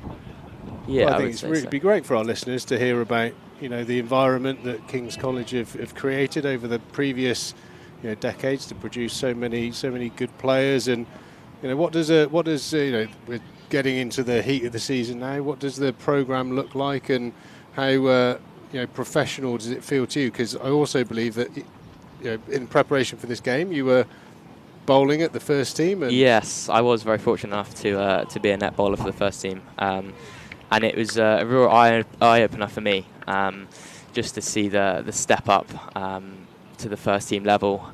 But yeah, I've been fortunate enough to be in the STP for Somerset, so I've been bowling at quite a few academy batters. But yeah, the first team are a different level, and yeah, seeing what my game needs to be like is really quite something. But yeah, they're all very welcoming and very friendly to me. But yeah, in response to your first question about Kings, yeah, I mean we're a very strong cricket school. A lot of people know about that. We have midweek games throughout the term, throughout the summer term, and yeah, we have a variety of teams, girls teams, performance teams, and people who enjoy cricket, have a passion for cricket, always get a really good standard of cricket at Kings, and that's something very unique that we're known for. Yeah. And also very good facilities. Previously, as I mentioned, if you were listening in the tea break, curated by former Somerset legend Dennis Breakwell, who prepared many a good batting track at King's College. Vaughan 29, Abel 52, and that's been a really impressive thing that you must be witnessing as a young cricketer growing up in Somerset. The emergence of, or the continued success and emergence of Tom Abel as well. He's quite the batsman nowadays. Yes, he is. Yeah. Did you get to see him prepare yesterday? I did. Yeah, I got to see. Yeah, so he was training. I didn't get to bowl at him, but I saw him in the nets. And yeah, he strikes a cricket ball nicely. But yeah, he's been in great form recently, hasn't he? Yeah. So I can only hope you weren't doing a Southampton football-esque sort of mole bit of work for Sussex. You weren't bowling at the first teamers, giving a few hints and tips of weaknesses or anything like that? No, I wasn't. No, I can assure you. But yeah, that's quite an interesting scandal, isn't it?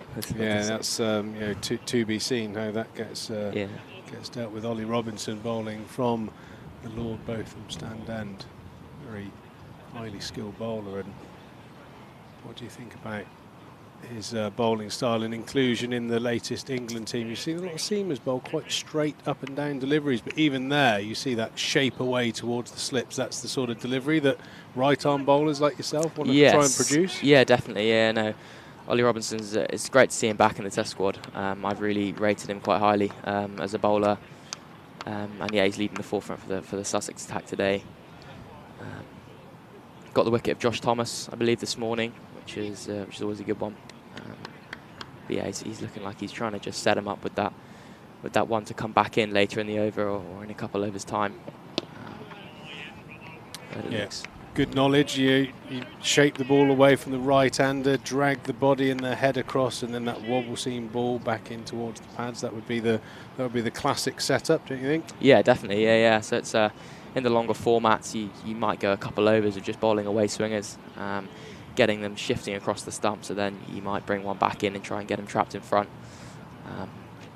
Especially with the red ball, it's going to swing for a long time, and we're, what, 70, 75 overs in, are we? Yeah. So, 81 overs, the new ball has been taken, hence Robinson back into the attack. So there's always a little bit of shape. And you know, here at Taunton, that new ball is pretty crucial. But it sounds like, you know, how you've articulated the setup, that Rob Woodman, who's in charge of cricket, is also not only teaching the technical aspect, but also the mental side of the game. Definitely. How to challenge your opponents. That's a very important part of the game as well, because you can have all the skill in the world, but if you can't apply it, it's almost wasted. So he's done a very good job of that, as well as Mr. Lewis, who was in here in the box earlier, I believe. Yeah, I should have called him Sir as well, really. Bad me. I'll be in detention. Yeah. A familiar place for me. Have a look at that replay there. That ball swinging away. A bit of a loose shot there. Inside off stump from Archie Vaughan, who's played nicely for his 29 and in need of a confidence boosting score.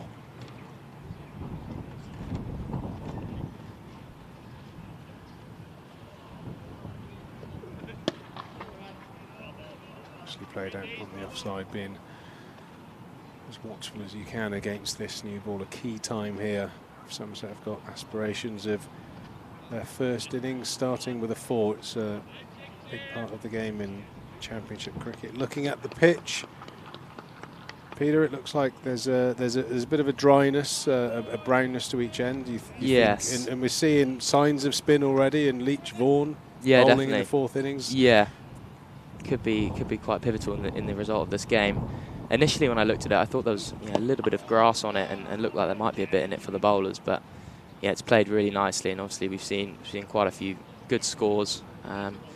James Rue scoring 86, I believe, and so yeah, looks like a good toss to win for the home side. Yeah, I agree. I think we'll jump on that little mention about going from your schools programme. You're obviously right up there and deserving of the opportunity to come here and train against the first team. So you're obviously doing a lot of things.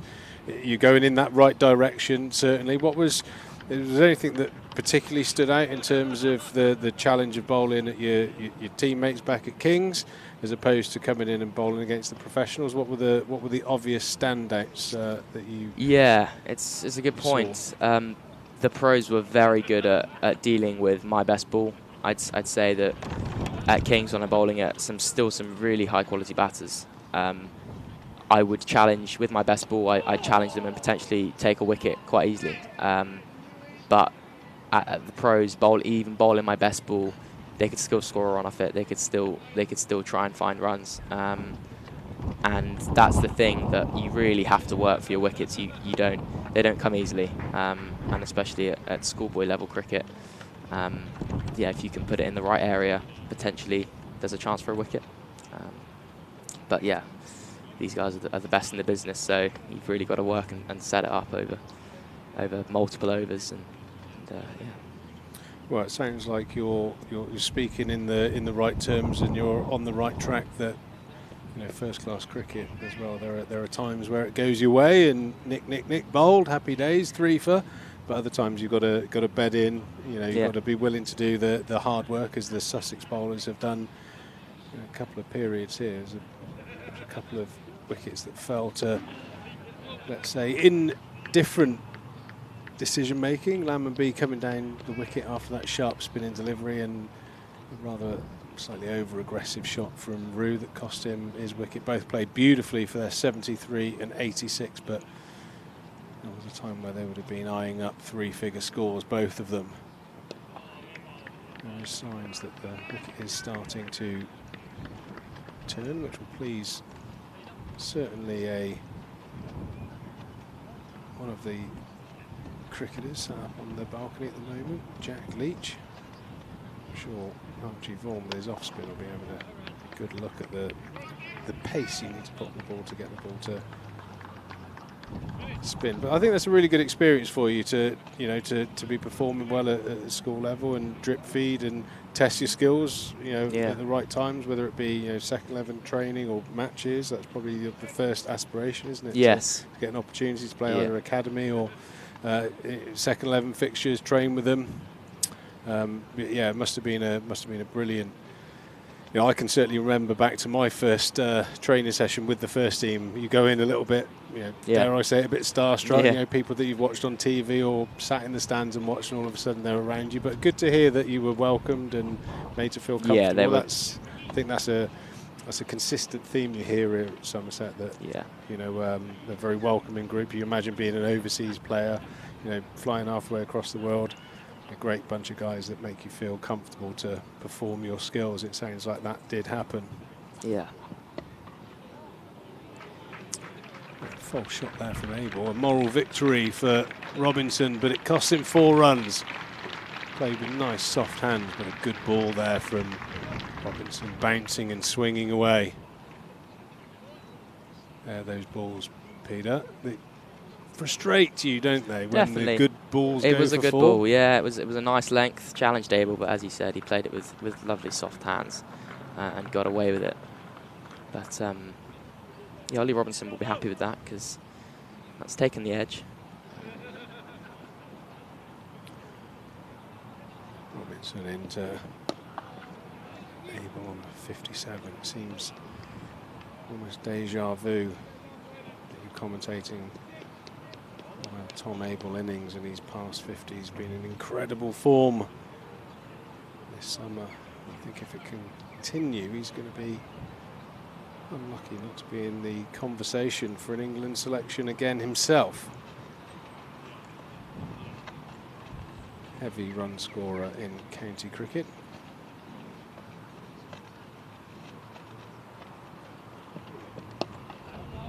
So when the probably looked forward to breakup for the summer comes, what's your plans for the summer cricket wise? It'll be a few games in half term, and then it'll be packed in this summer. We've got a 3-day county championship with the 3-day championship with the under-18s. So we'll have several matches throughout July and August with that. So that's kind of the main competition this year for the 18s. We've got 50 overs and 20 over fixtures as well. But yeah, with the 18s, it's getting into this longer format and over multiple day cricket, which is a completely new skill in itself. And yeah, age group cricket is normally limited over stuff. But yeah, I'm really excited for that. And is that the majority of your upbringing? Like the longest format stuff would be 50 overs, 1-day games? Yes, that would be the longest that I've played. I've played a couple 2-day games, a couple 3-day games. But yeah, 50 overs would be the standard. So you've had a couple of experiences of the multi-day bowler's sore feet. Yes, was definitely. It a bit of a shock to the body it having was. to come back the following day and do it again? Oh, definitely. Yeah, I'd learned that you need to cut a hole in the bowling boots. Definitely. But I feel like it's more of an art form, the game. Over multiple days, you've really got to set the batters up and really lure them in and kind of work your way to a wicket, which is ultimately the aim of the game. Over multiple days, 50 over cricket, 20 over cricket, economy is more important, I'd say. Well, one of those cricketing cliches: control the run rate, control the game. I like the way you're talking, Peter. I mean, there's lots of the greats who don't only get motivated by taking wickets, they actually get motivated for not going for runs. They hate going for runs. It sounds like you're that type of bowler. Yes, I try to. Yeah. Excellent stuff. 293 for 4. Abel 58. And Archie Vaughan 29. Robinson with 1 wicket, but he's looked threatening throughout his 13 overs so far. Signs of spin from Coles, who's bowled with good control. Big partnership. Change of bowling Idea for Somerset, just to push them on to a score that gets them in a good position to put Sussex under pressure. Coles out in the attack. Finn Hudson Prentice coming into the attack with his pacey away swing seamers. I sense an opportunity for Somerset here to really get a strong hold on this game. They've rebuilt well after losing Tom Lammonby and James Rue. And obviously Abel's in now, so there's a good chance really here. Well, we're going to switch roles, Peter, because I know also you're a very passionate cricketer player yourself, but you have a an interest in the media journalist side of things. So Yeah. we're going to switch roles. You're going to be the commentator, and I will be the summariser. So I'll await your questions. Okay. Best of luck, and what a great time as the second new ball has been taken by Finn Hudson-Prentice. That's well played from Tom Abel. Just got to be wary here, Somerset, I feel. The second new ball is always an important time of the game, but Tom Abel looks comfortable again there, just rocking on the back foot. No run on offer, but that won't bother him. How do you feel like Tom Abel will be going about trying to play this second new ball? Well, I think one of the characteristics of Tom is, his positioning on the crease is just getting more and more impressive. He's really got a handle on his game plan and his strengths. Generally bats on quite an aggressive off-stump position. Those balls that were outside off-stump nipping back, he tries to get outside the line. He's very strong when the ball's in towards that middle and off. That's where he scores those beautiful shots back down the ground mid-wicket. So I think he's really, and he should at his age, I suppose, 32, he's coming into the peak of his career now where he completely understands his best version of his game.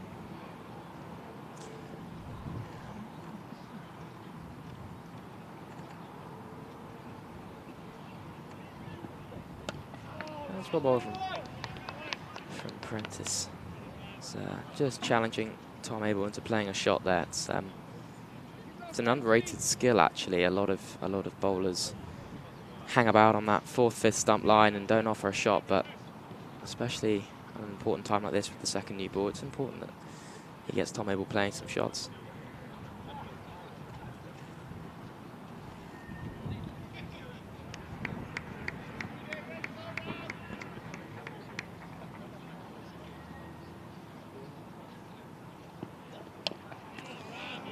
Looks like he's just straying on this straighter line with that catching mid-wicket in there. I feel like he's going to be hugging middle and leg stump, trying to lure Abel into clipping off his legs. And anything wider of that, you've got a gap at cover. No third man. So there's an opportunity for Tom Abel on the offside.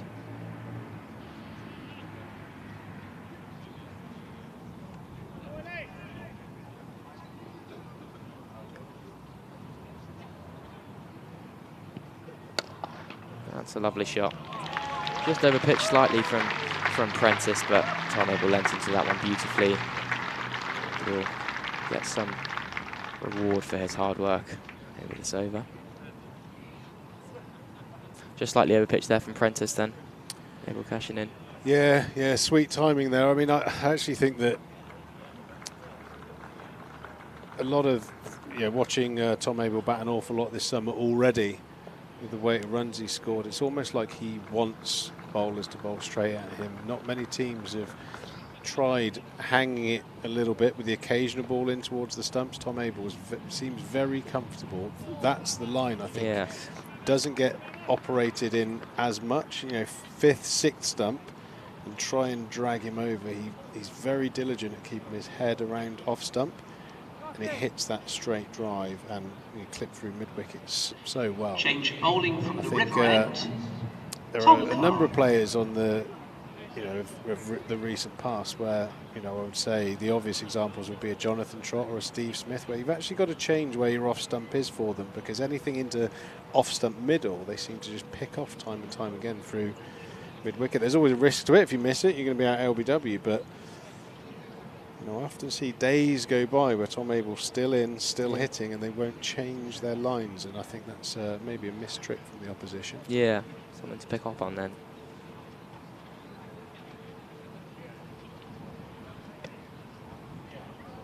I suppose as a bowler yourself, you think you've just been rattled for 4 through straight mid-wicket, and you head in hands, you say to your captain, captain, that was off stump. That's not a bad ball. But they get to a point when it's the 10th time he's done it, maybe you have to adjust your strategy slightly. Definitely. Change bowling at the Lord Ian Botham stand end. And it is Tom Clark into the attack. He's bowled 5 overs, 1 for 16 in his first spell. It's a nice shape. Vaughan not tempted though. Very disciplined. Yeah, it took him a while to get his first spell of the day when the ball was maybe not offering so much. So Lee Robinson giving him an opportunity with a newer ball, and you see straight away there's a bit of a way swing on offer.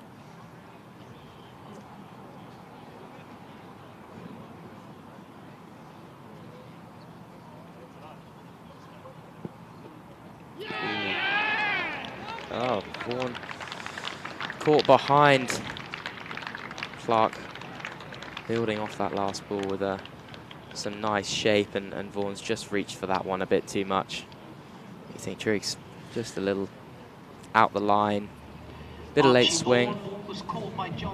Yeah, well, it certainly helps as a bowler when you have an attribute come in from a new ball, that away shape, and just sense that a little bit of a loose shot. I mean, the sort of delivery that it is dangerous. You know, it was a very full delivery shape in a way. It's, as a batter, your eyes light up sometimes, but they're often the balls that you can do exactly that to as well. Just nick and you're walking back disappointed. But nice piece of bowling there from Clark, who, as I mentioned, has the opportunity to have a swinging ball in his hand, and he's done the damage. Craig Overton, familiar figure of the big opening bowler for Somerset, who's been in great batting form this season, already picking up a century, and a couple of weeks ago I think he had the highest batting average in the county championship. Yeah, I saw that too, yes. I did send him a message though, Pete. I said, it's only going to come down from there, buddy. Well, it's true, yeah. You just look at this replay of Clark's ball. Yeah, it's a little wide, isn't it? Shouldn't really be playing that, I reckon, from Archie Vaughan, but as you said, Triggs, your eyes light up as a batter. You'd know better than I would, but it's a shame. Archie Vaughan did well to dig deep there, making 29 off 95. It's an important period of the game, which he navigated well.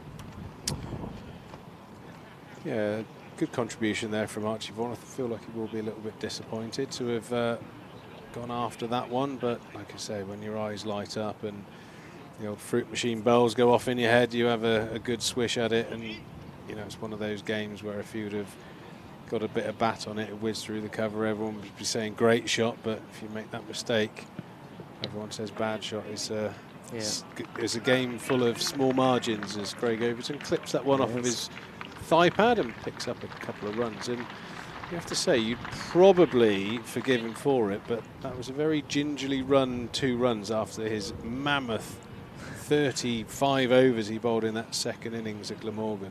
That's a lot of overs. And are you prepared, Pete, to bowl a day like that? I don't know. I'm going to have to be, yeah. But yeah, it's incredible from Craig Evans just to toil away. And still offer with the bat as well, be an important batter at number 7.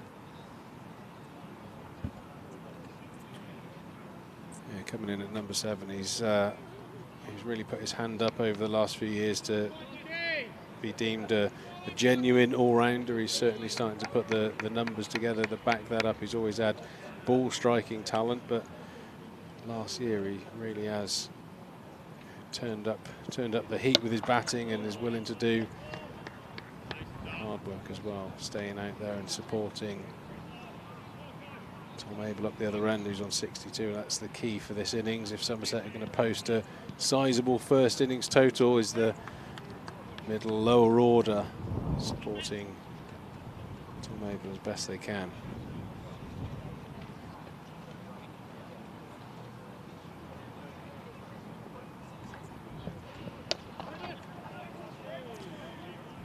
A little too straight on the last one from Clark, but no run coming of it. And a good over. And Sussex feel like making a little bit more progress now, to pulling the game back slightly more in their favour, but still say relative parity, I'd say, at the moment. End of the first day, 399 for 5. Yeah, I agree with that. I would say the game is very much on par. Very early days on day 1, especially on a pitch that looks like it's going to dry up. I know we have some inclement weather that obviously affects these things. Looks like there's a bit of rain forecast to come in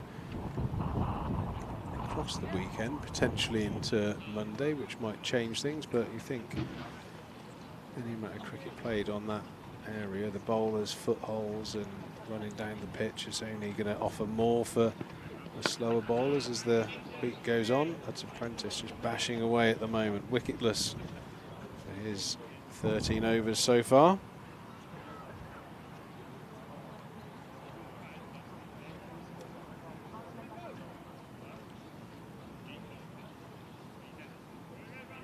Robinson's bowled in very short spells. So far, he bowled 2 4s. And I think a 3. And a 2. So quite unusual for your Premier bowler, but to manage how many overs he bowls in light of coming Test series against New Zealand. I'm sure he'll have half an eye on that. Yeah, definitely. He'll be an important part of that team, I think. But really, you'd have to say a genius bit of captaincy, bringing Tom Clark on. Yes. He picked up that wicket, so it certainly worked.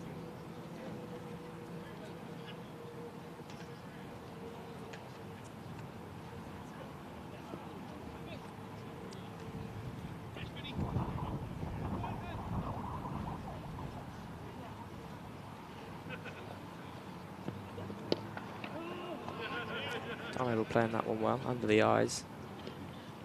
Not looking troubled.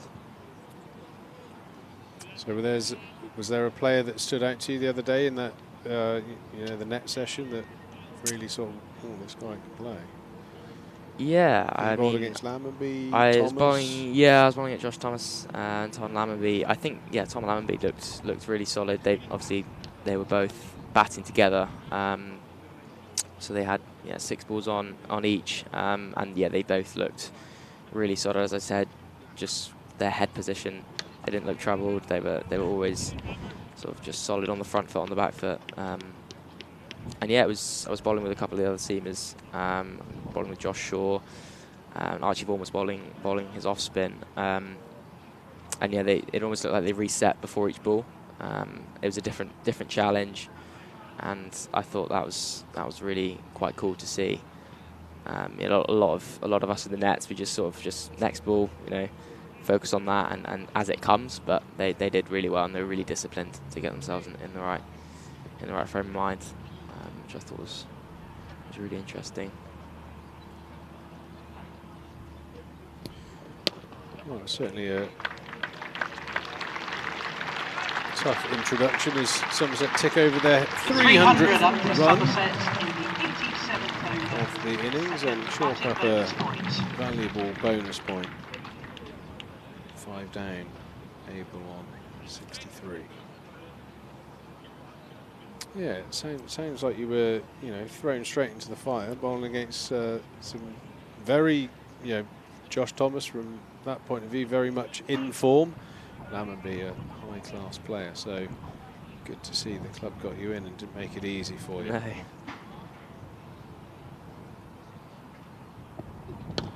Yeah, that's a lovely shot from Craig Overton. Again, slightly overpitched, but lovely timing, straight down the ground, and there's mid-off is quite wide, so there's always a vacancy down the ground, as we saw in the previous couple of overs from Tom Abel.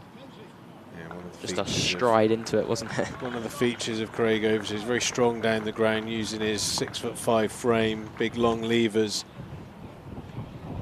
Definitely the case that when he finds the middle of the bat, the ball certainly travels. He's a big old unit. Here's Craig Overton.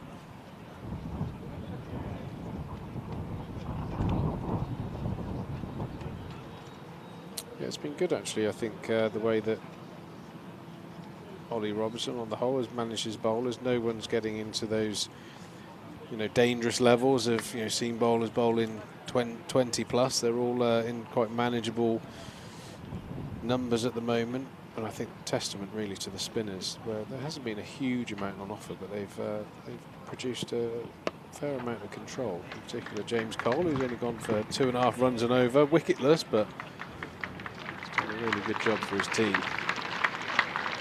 a couple of runs there from Tom Abel, just clicking off his pads. Yeah, I mean, I think it was good for you to witness with what you're talking about, multi-day cricket. These are the moments where you can as a bowler or a fielding unit can leak a lot of runs. 5 down, it's 5.5 coming on to 6 hours of cricket out there, some tired bodies. These are the moments where can one of your bowlers come up with a little gem of a wicket to take you into day 2 in a positive footing instead of everyone sort of dragging their heels around. That's the challenge for multi-day cricket. You've got to, as a bowler in particular, you've got to grab some moments and be that go-to guy for your captain. Yeah, definitely. I think for Sussex, Tom Abel is the important wicket here for them. He did so well last week at Glamorgan to dig in and give Somerset a defendable total. I think I'd be right in saying a lot of people would have put money on Somerset getting over the line there and defending that total. But yeah, well, it was almost an unprecedented rear guard action by the night watchman who batted for 250 odd balls for his very well made half century, and that is an absolute peach of a delivery there from Clark, beating Abel outside the off stump. Good length, moving away towards the slips, and no mean feat getting Tom Abel to play and miss while he's on 65.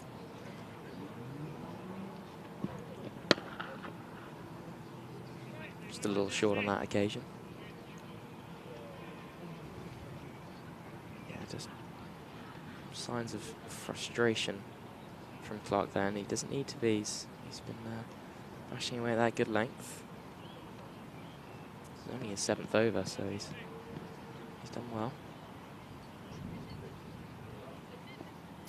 Yeah, he's certainly the freshest of the seamers in terms of overs wise. He was brought in as the 5th bowler, so I think the side plot there is he should be very motivated to catch the eye of the captain, to make sure he gets up the ladder for the next innings, and make sure he gets that ball in his hand as early as possible. So good opportunity for Tom Clark at the moment. He's picked up that wicket of Archie Vaughan. It's definitely given Sussex team a little bit of a boost at the end of a long day.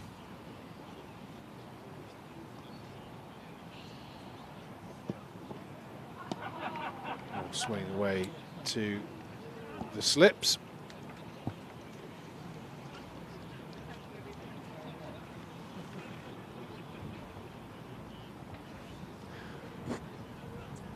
There's that scorecard read to you, Peter. Yeah, Sussex did well. They got off to a good start, taking a couple of early wickets of Jordan Herman and Josh Thomas. But as we said, Tom Lammonby and James Reed did really well to dig in and get Somerset on the front foot. Tom Abel still there, plugging away, but as we saw, Archie Vaughan being dismissed for 29, but still relative parity in the match at the moment.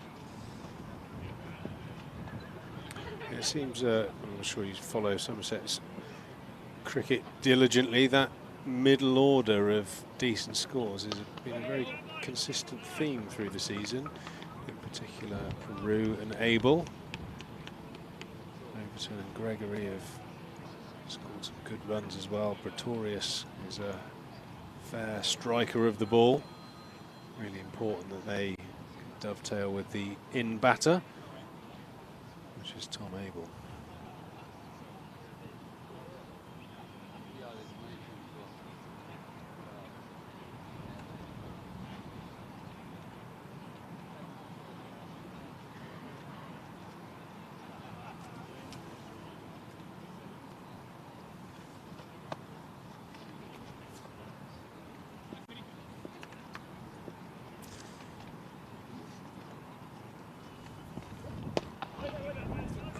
Hitting that slightly wider line again. Just something to be wary of. Craig Overton we saw in the last over that he can punish it down the ground quite easily. So got to be wary of both line and length here. Yeah, sticking to task as much as possible. But it's tough out there. Playing your sport for a whole day and you haven't got a wicket. Still got to bash away. Can he pick up another Somerset wicket before the close of play? Just dragging that one back in. 7.5 overs to go.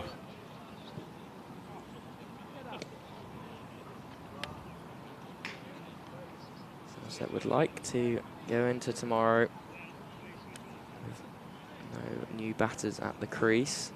And especially Tom Abel still there, because he's the beating soul of this first innings, you would think, for a good total. Yeah, it would certainly make the usual cricketer's diet Nando's taste a lot better if you didn't have to rock up and bowl at Abel in the morning on 70, 80 odd or whatever he might finish up with. This is the stage of the day where it gets a little bit cat and mousey. I think the bowlers are desperate to strike and the batters are happy to, well, they'd be happy to walk off now and come again tomorrow. So there's that little bit of a tentative period here where batters are just looking to survive and get in overnight. It's one of the great feelings in sport as a batter. When you're not out on a substantial score overnight, it's one of the best night's sleep you'll ever have. I'll have to take your word for it. Yeah. It'll happen. What's your batting credentials? Is it a work on, or where do you normally bat in the? I'd call it a work on. Yeah. It's always a work on. Yeah, definitely. Yeah, I'd be down the lower order, 9 or 10, I'd say. But I enjoy it. I enjoy my batting. Good, you must. You absolutely must. I'm sure he doesn't mind me teasing him, but the bowling coach at the moment, Steve Kirby, if he can get a 50 in first-class cricket, you certainly can. He put in the bit of work. He was famous on the county circuit for being hit in the helmet 3 balls in a row. Really? Yeah. It was probably in an era where the players on the balcony weren't concerned, they were just laughing. The times have changed.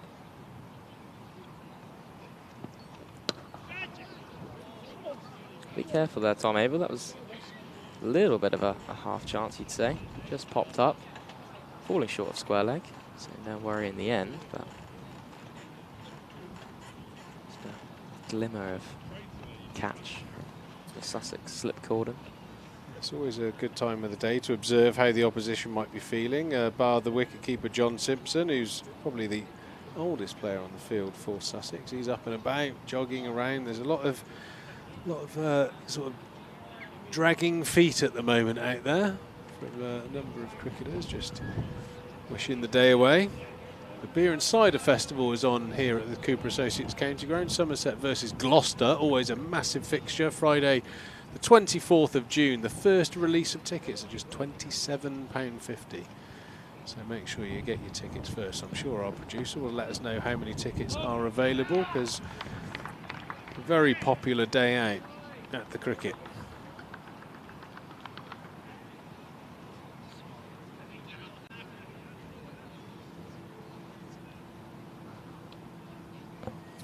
Yeah, I've just had the word on the street is there are 500 tickets available at that first release price. It's great value.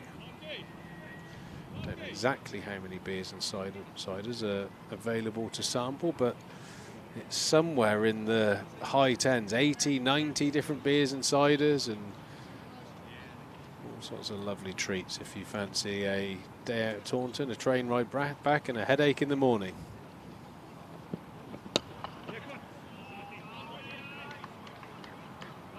Overton just rotating for one there. Getting the in batter on strike. Don't like that, Pete. New batter and not having a point in position. Yeah. What do you think about that? Yeah, I agree with you. It's a free run, isn't it? It is. Yeah. False shot off the outside edge, and he's got to run for it. Doesn't sit right with me. That's a good point.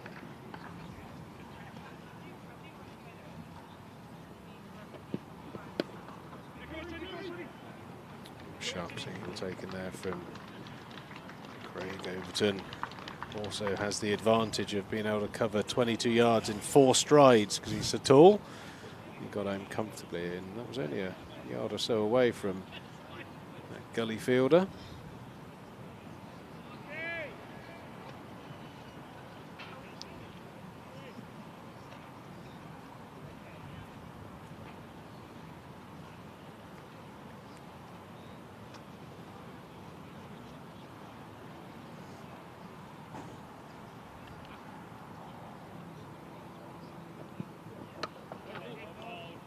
A little straight. Just turning Overton round there. He's getting a nice little bit of shape away with this new ball, isn't he, Peter? Yeah. Yeah, he is. That was just a little straight, but Craig Overton wasn't too happy with it. Look, at the end of the over, Peter. I feel bad for completely hogging your time. I'm going to give you the treat of finishing off the day with the great Vic Marks. The great Vic Marks. Brilliant. Enjoy it. Thank you. It's been an absolute pleasure chatting to you, and likewise. You know, Vic's getting on a little bit now, so you make sure you take up the lion's share of the commentary. You might have to every now and then. You got to nudge him if it looks like he's nodding off.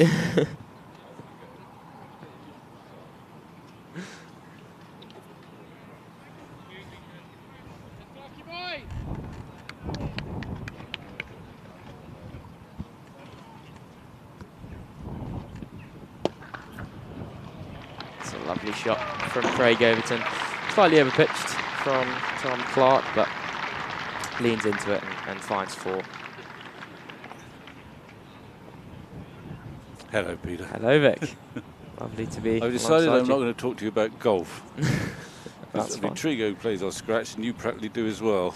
Yes, no, I'm a big golf player. I like my golf. Where do you play golf? I play at Burnham and Barrow. Yes, yeah. Well, Trigo's been buzzing because they've let him back in. Oh, right, yeah. Yeah, he's a good golfer, I hear. Yeah. Okay, so that's off limits. Well, have you enjoyed the day here? I have. Yeah. Been really good, hasn't it? It's, sort of evenly poised, I'd say. Maybe slightly in Somerset's favour. But well, you'd hope Somerset. I think they've had a bit of a problem on days 2 and 3 lately. Yes. They've dominated the first day of several games, or the last 2 games, and somehow managed to lose them. Yeah, that is something to be careful about, isn't it? Yeah. But they've given themselves a good chance today. It's an important match. Sussex are a good side in this county championship, so.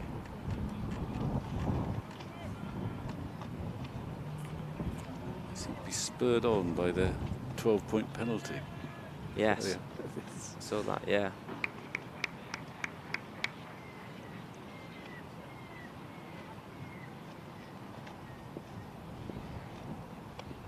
Prentice still bashing away.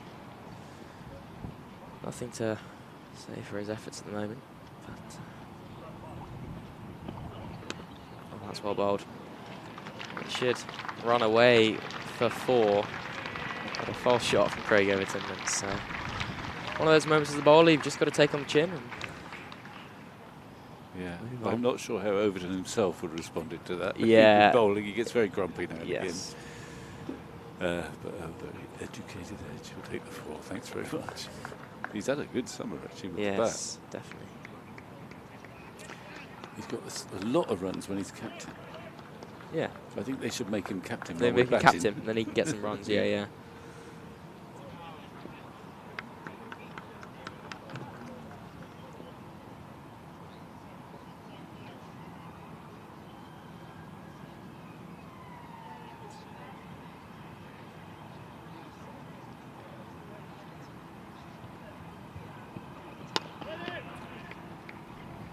Played for Craig Overton. So I gather you're at King's. I am at King's, yeah. Which is a school that seems to sort of fill up most county teams with not most of their cricketers, but there must be a team of ex-King's College students playing first class cricket at the moment easily. I definitely. More than 11. I think you'd have selection problems. Yeah, you would. You definitely would. We've got several strong teams at King's. our second team would beat pretty much every school's first team, you'd say. But yeah, we've been very lucky to have always make it and play for England and then come back. And we had Will Smead come in a few months ago to give us a batting masterclass, which is always well received. So yeah, we're How was he on the forward defensive? Oh well, Did he go that's not through really that needed in the blast. Yeah, he's quite good at that. I mean, the odd thing is, I mean, it's great that he's played some red ball cricket for Somerset. And that's pitched again. Well, it's tickled me. It's great to see him play red ball cricket as well as the white ball stuff. But in at least 2 and possibly 3 of his innings, it's taken 20 balls to get off the mark. Yes, that is which, true. I mean, which is an oddity given how fantastic he's done in T20. Yeah. But he's really. I hope he's enjoyed it, and I hope it sparks a good red ball career as well. Yeah. He's bound to be able to do that eventually. Definitely.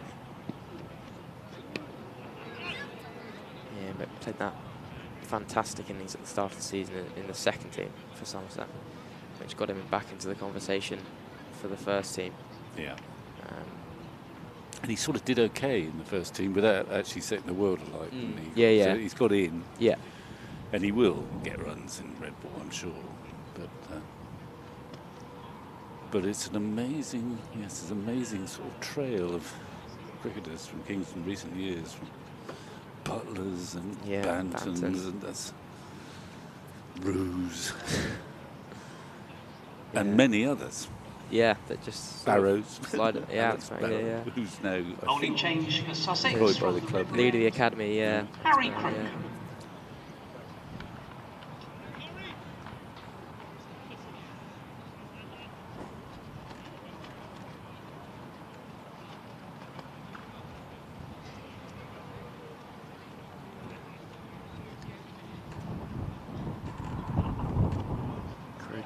Coming on from the River End.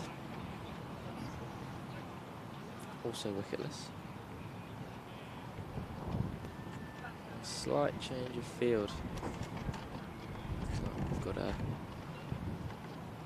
square, deep square leg, about 15-20 paces off the boundary.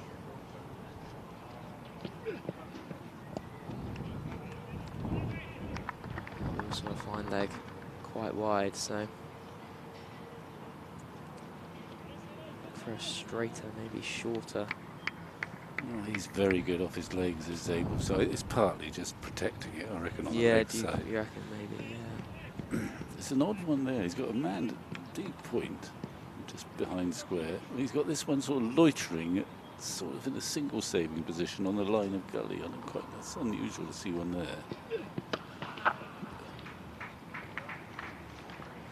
Maybe we'll take a single to that mid-wicket region. Didn't quite get all of it. So.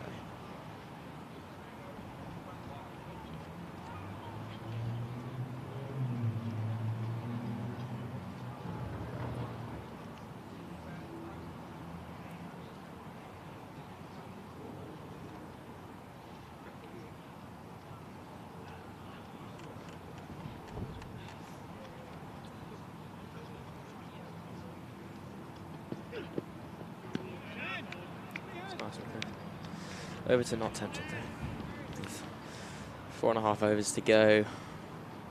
There's not much point fishing outside of that. Overton's, they've had strange careers they've had. And Jamie, when he was here, seemed to be tail end, number 10, good eye, slogs it. Well, he's turned into a bowler now. Almost a genuine all-rounder. Almost surpassing Craig as a batsman in recent times, but actually Craig is fighting back this year. He's got 100 and he's batted. He's got a lot of runs this year, and he used to bat below Gregory, but Gregory just let him go above him, and his record suggests that's a good idea this year. So he's batting with more measured, I think, this year. He don't have to time the ball well when he's going. Stickle down to fine leg for one. Get time back on strike for the remaining ball of the 92nd over. You'll find a very contented press box.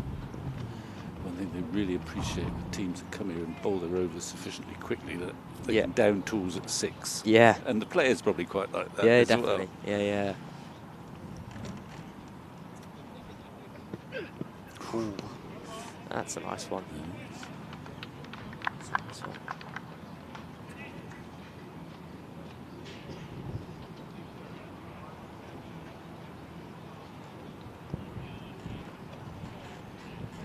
Bit of shape in, nip away. That's well, in a way, though, he'll be pleased to see that because the pitches look quite docile for most of the day. And second new ball late on in the day, that did zip through nicely. Yeah. Robinson back in the England team, but he's been fairly gentle on himself. He hasn't bowled that many overs, has he? No. But he's looked good.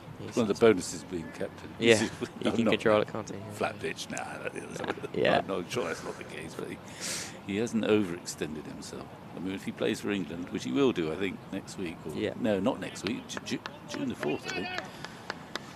He'll have to bowl more than 11 overs in the day. You'd think so.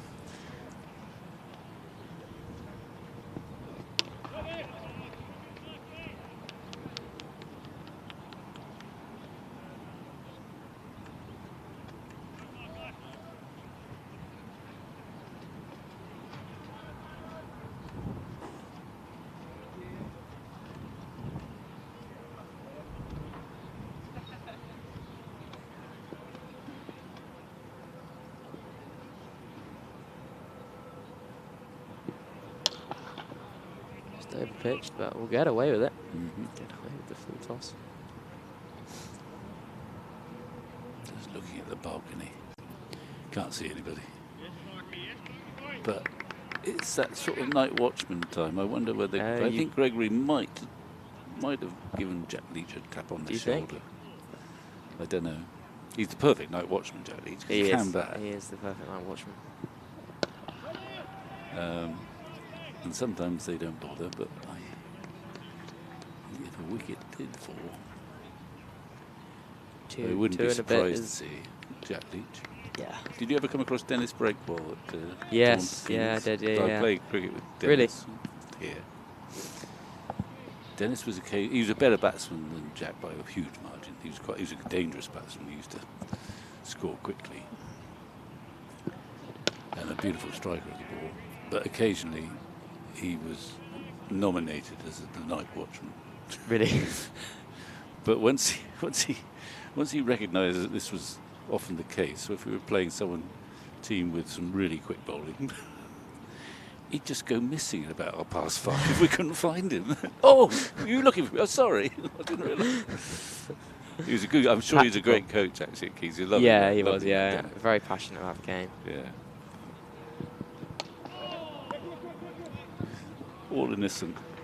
Oh, is that the time? I didn't know. Me? Surely not. No. He scored a first-class 100 here, I remember, Dennis, against New Zealand. He kept plonking it into the river. And I'm sure was a terrifically popular coach.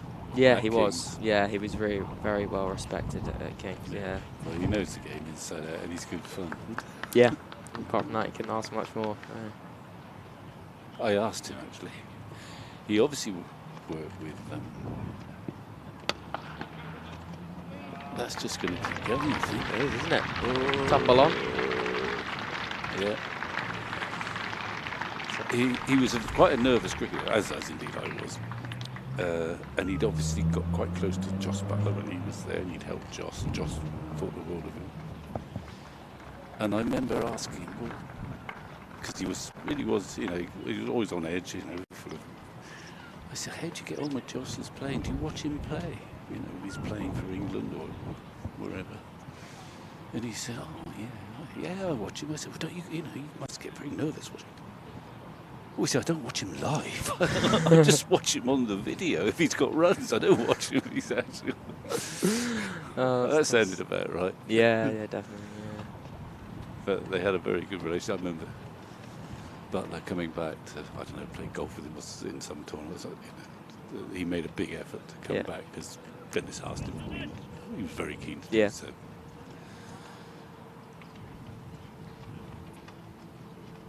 I think this player would like to keep batting for another hour. And I think Sussex would be glad to have a feet up breather. Start again tomorrow. Late wicket here would make dinner taste that much better, wouldn't it? It would. I think, if Somerset don't lose another wicket, they give them the odd wicket away, but the scoreboard looks pretty healthy, I think. Another wicket though, tails nearer.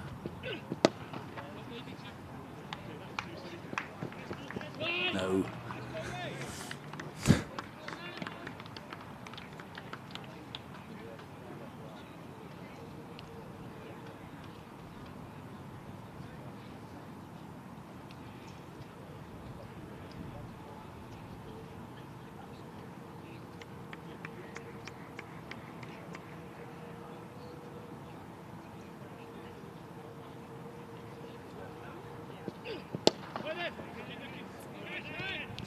Shapes. Craig Emerson there. Yeah, I mean, that was only a defensive push, but if the fielder hadn't been there, I think it would have gone for 4. Yeah.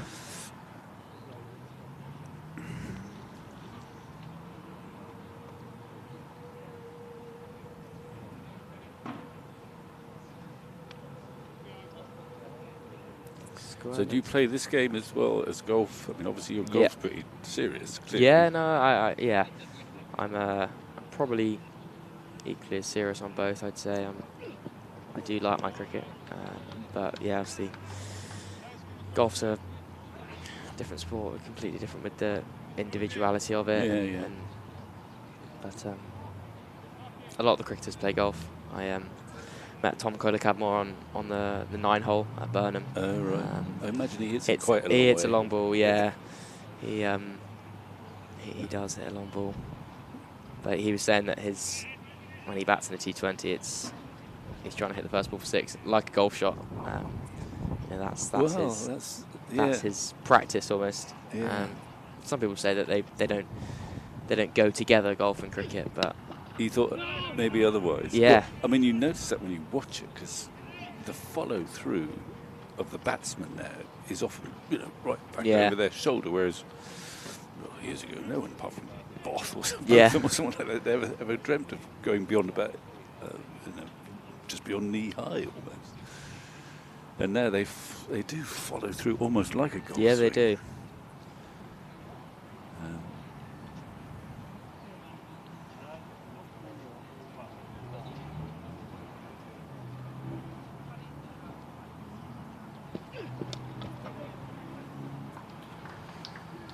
Just be one to end the over. Craig Overton will keep the strike.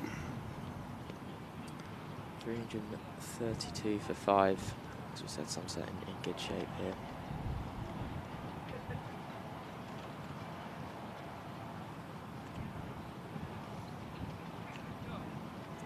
I think if you're Overton, you're thinking, I don't really want to bowl on this track just yet. No. Let's stay in for Let's a bit. wear it in a bit, yeah. Get a big score. And He's doing a bit of gardening, but does he?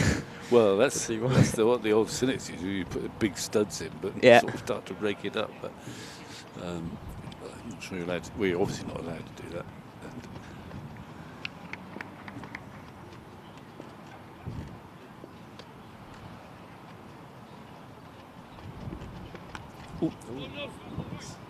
Came off with a bit of life, didn't he? On the arm, elbow? Probably.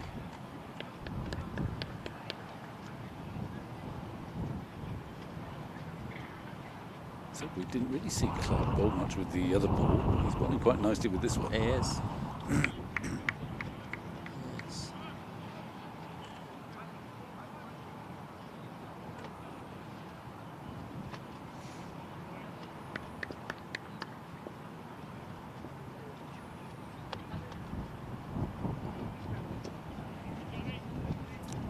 straight.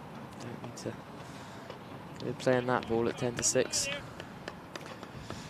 it's not a nice way to go. That was nick down the leg side. You say it's a bad ball, but it's quite difficult to catch up with those that wide, aren't you?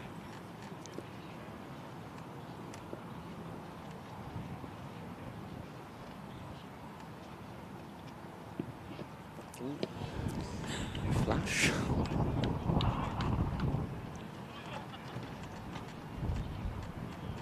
It's not a particularly good ball, is it? No. Well, I suppose not a great piece of cricket, really. No. Not a particularly good ball. But obviously not a great shot in that he missed it. No.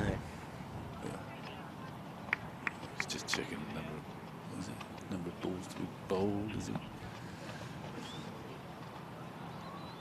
They're right on time. They're going to get to their 96 overs they've got to bowl at 6 o'clock. Yeah. Very neat. It is.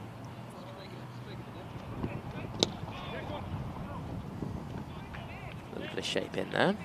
Did, didn't it?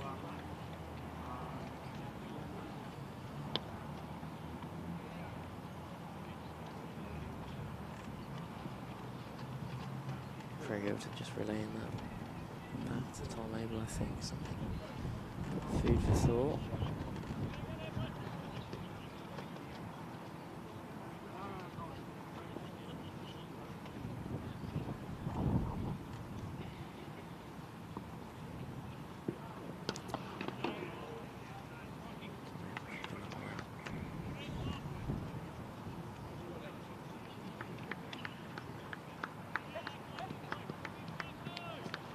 I don't know whether you've had this stat in here, but I gleaned it in the other room.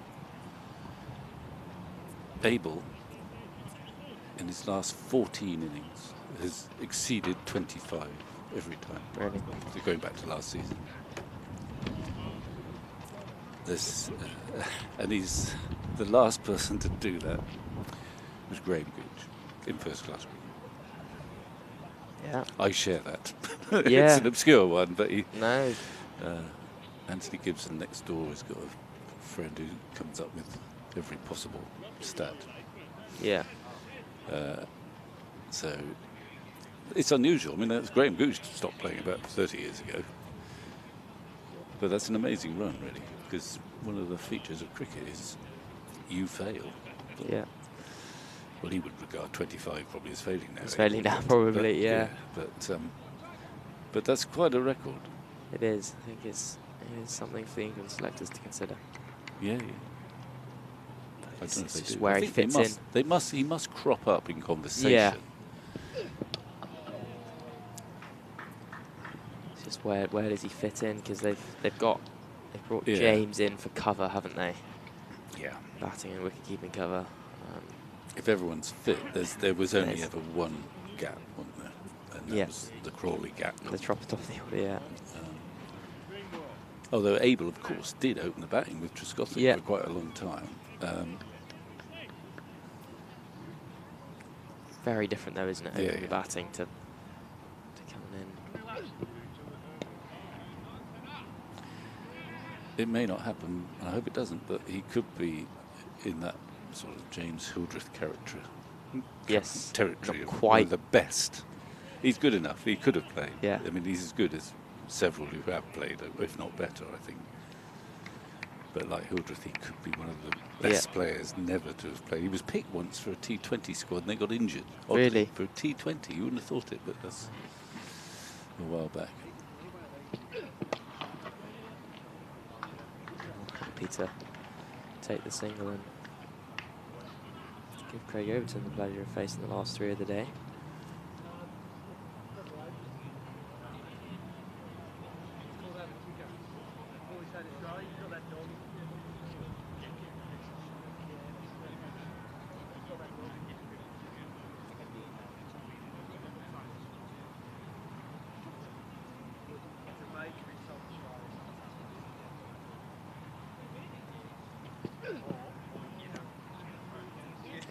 To let that one go by. They'll like that one in the dressing room. Yes. One more ticks over. The night watchman can take his pads off now. Yeah. The wicket falls, it's... I'll call it there. Yeah, but I'm sure they'll be willing him just to get through, what is it, 2 more balls. Yeah, class. And add a few more runs tomorrow.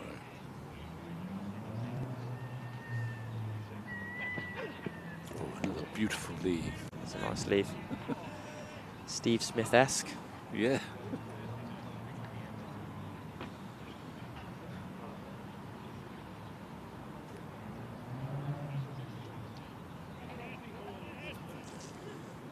So it's been a peaceful day, really, for the county ground. It's sort of drifted along nicely this game. There hasn't been the drama of wickets falling left, right and centre, which we've seen here on the first day before.